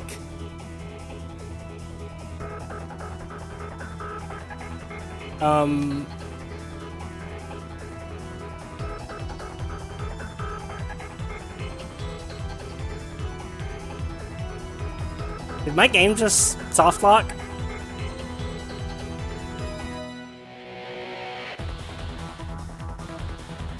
I think the game just soft locked. Snick, this isn't supposed to happen, right? I can't do anything. I can't move. And it looks like Dante can't move. Dead. Dante and Demi-fiend both died of boredom. Dante killed the game. Dude, Dante is actually outer reversal. Dante killed the fucking game. Yeah, he shot the game directly. Holy fucking hell. Oh, what the fuck. Man, I have to do all that over again now. Because the game's soft locked. I'm guessing what's supposed to happen is if he shoots you, you're supposed to, like, not die, but it's supposed to, like, stun you. He walks up to you, and you get in combat with him. Right? Like, I'm assuming that's what's supposed to happen. But, I think this is a great spot to call it for tonight. Because it's already getting late. Sorry I started a little bit late today. And unfortunately I won't be streaming tomorrow, right? Because tomorrow is, you know, Friday and I have some real life things I need to do tomorrow. Annoying. But yeah, it's a great end of the stream. Dante killed the game. The Dante awaits. Oh, fuck that. That's fucked up. I'm gonna look up a guide for this shit, because I want this happening again. So I'm pretty sure what you're supposed to do is you're supposed to line of sight him. You're supposed to immediately walk to the left here. Line of sight him. And wait until he, like, commits to a direction, like, watch him with the camera. And then, like, fucking zoom over here. And then fucking go that way. And then there's probably a bunch of, doors and shit where if you pick the wrong one, it probably fucks you, I'm assuming. You pick the wrong one, it dead ends. It's fucked up. Why is Dante so powerful?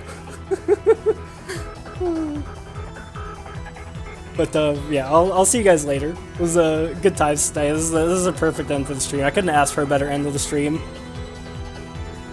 Peace out, boys.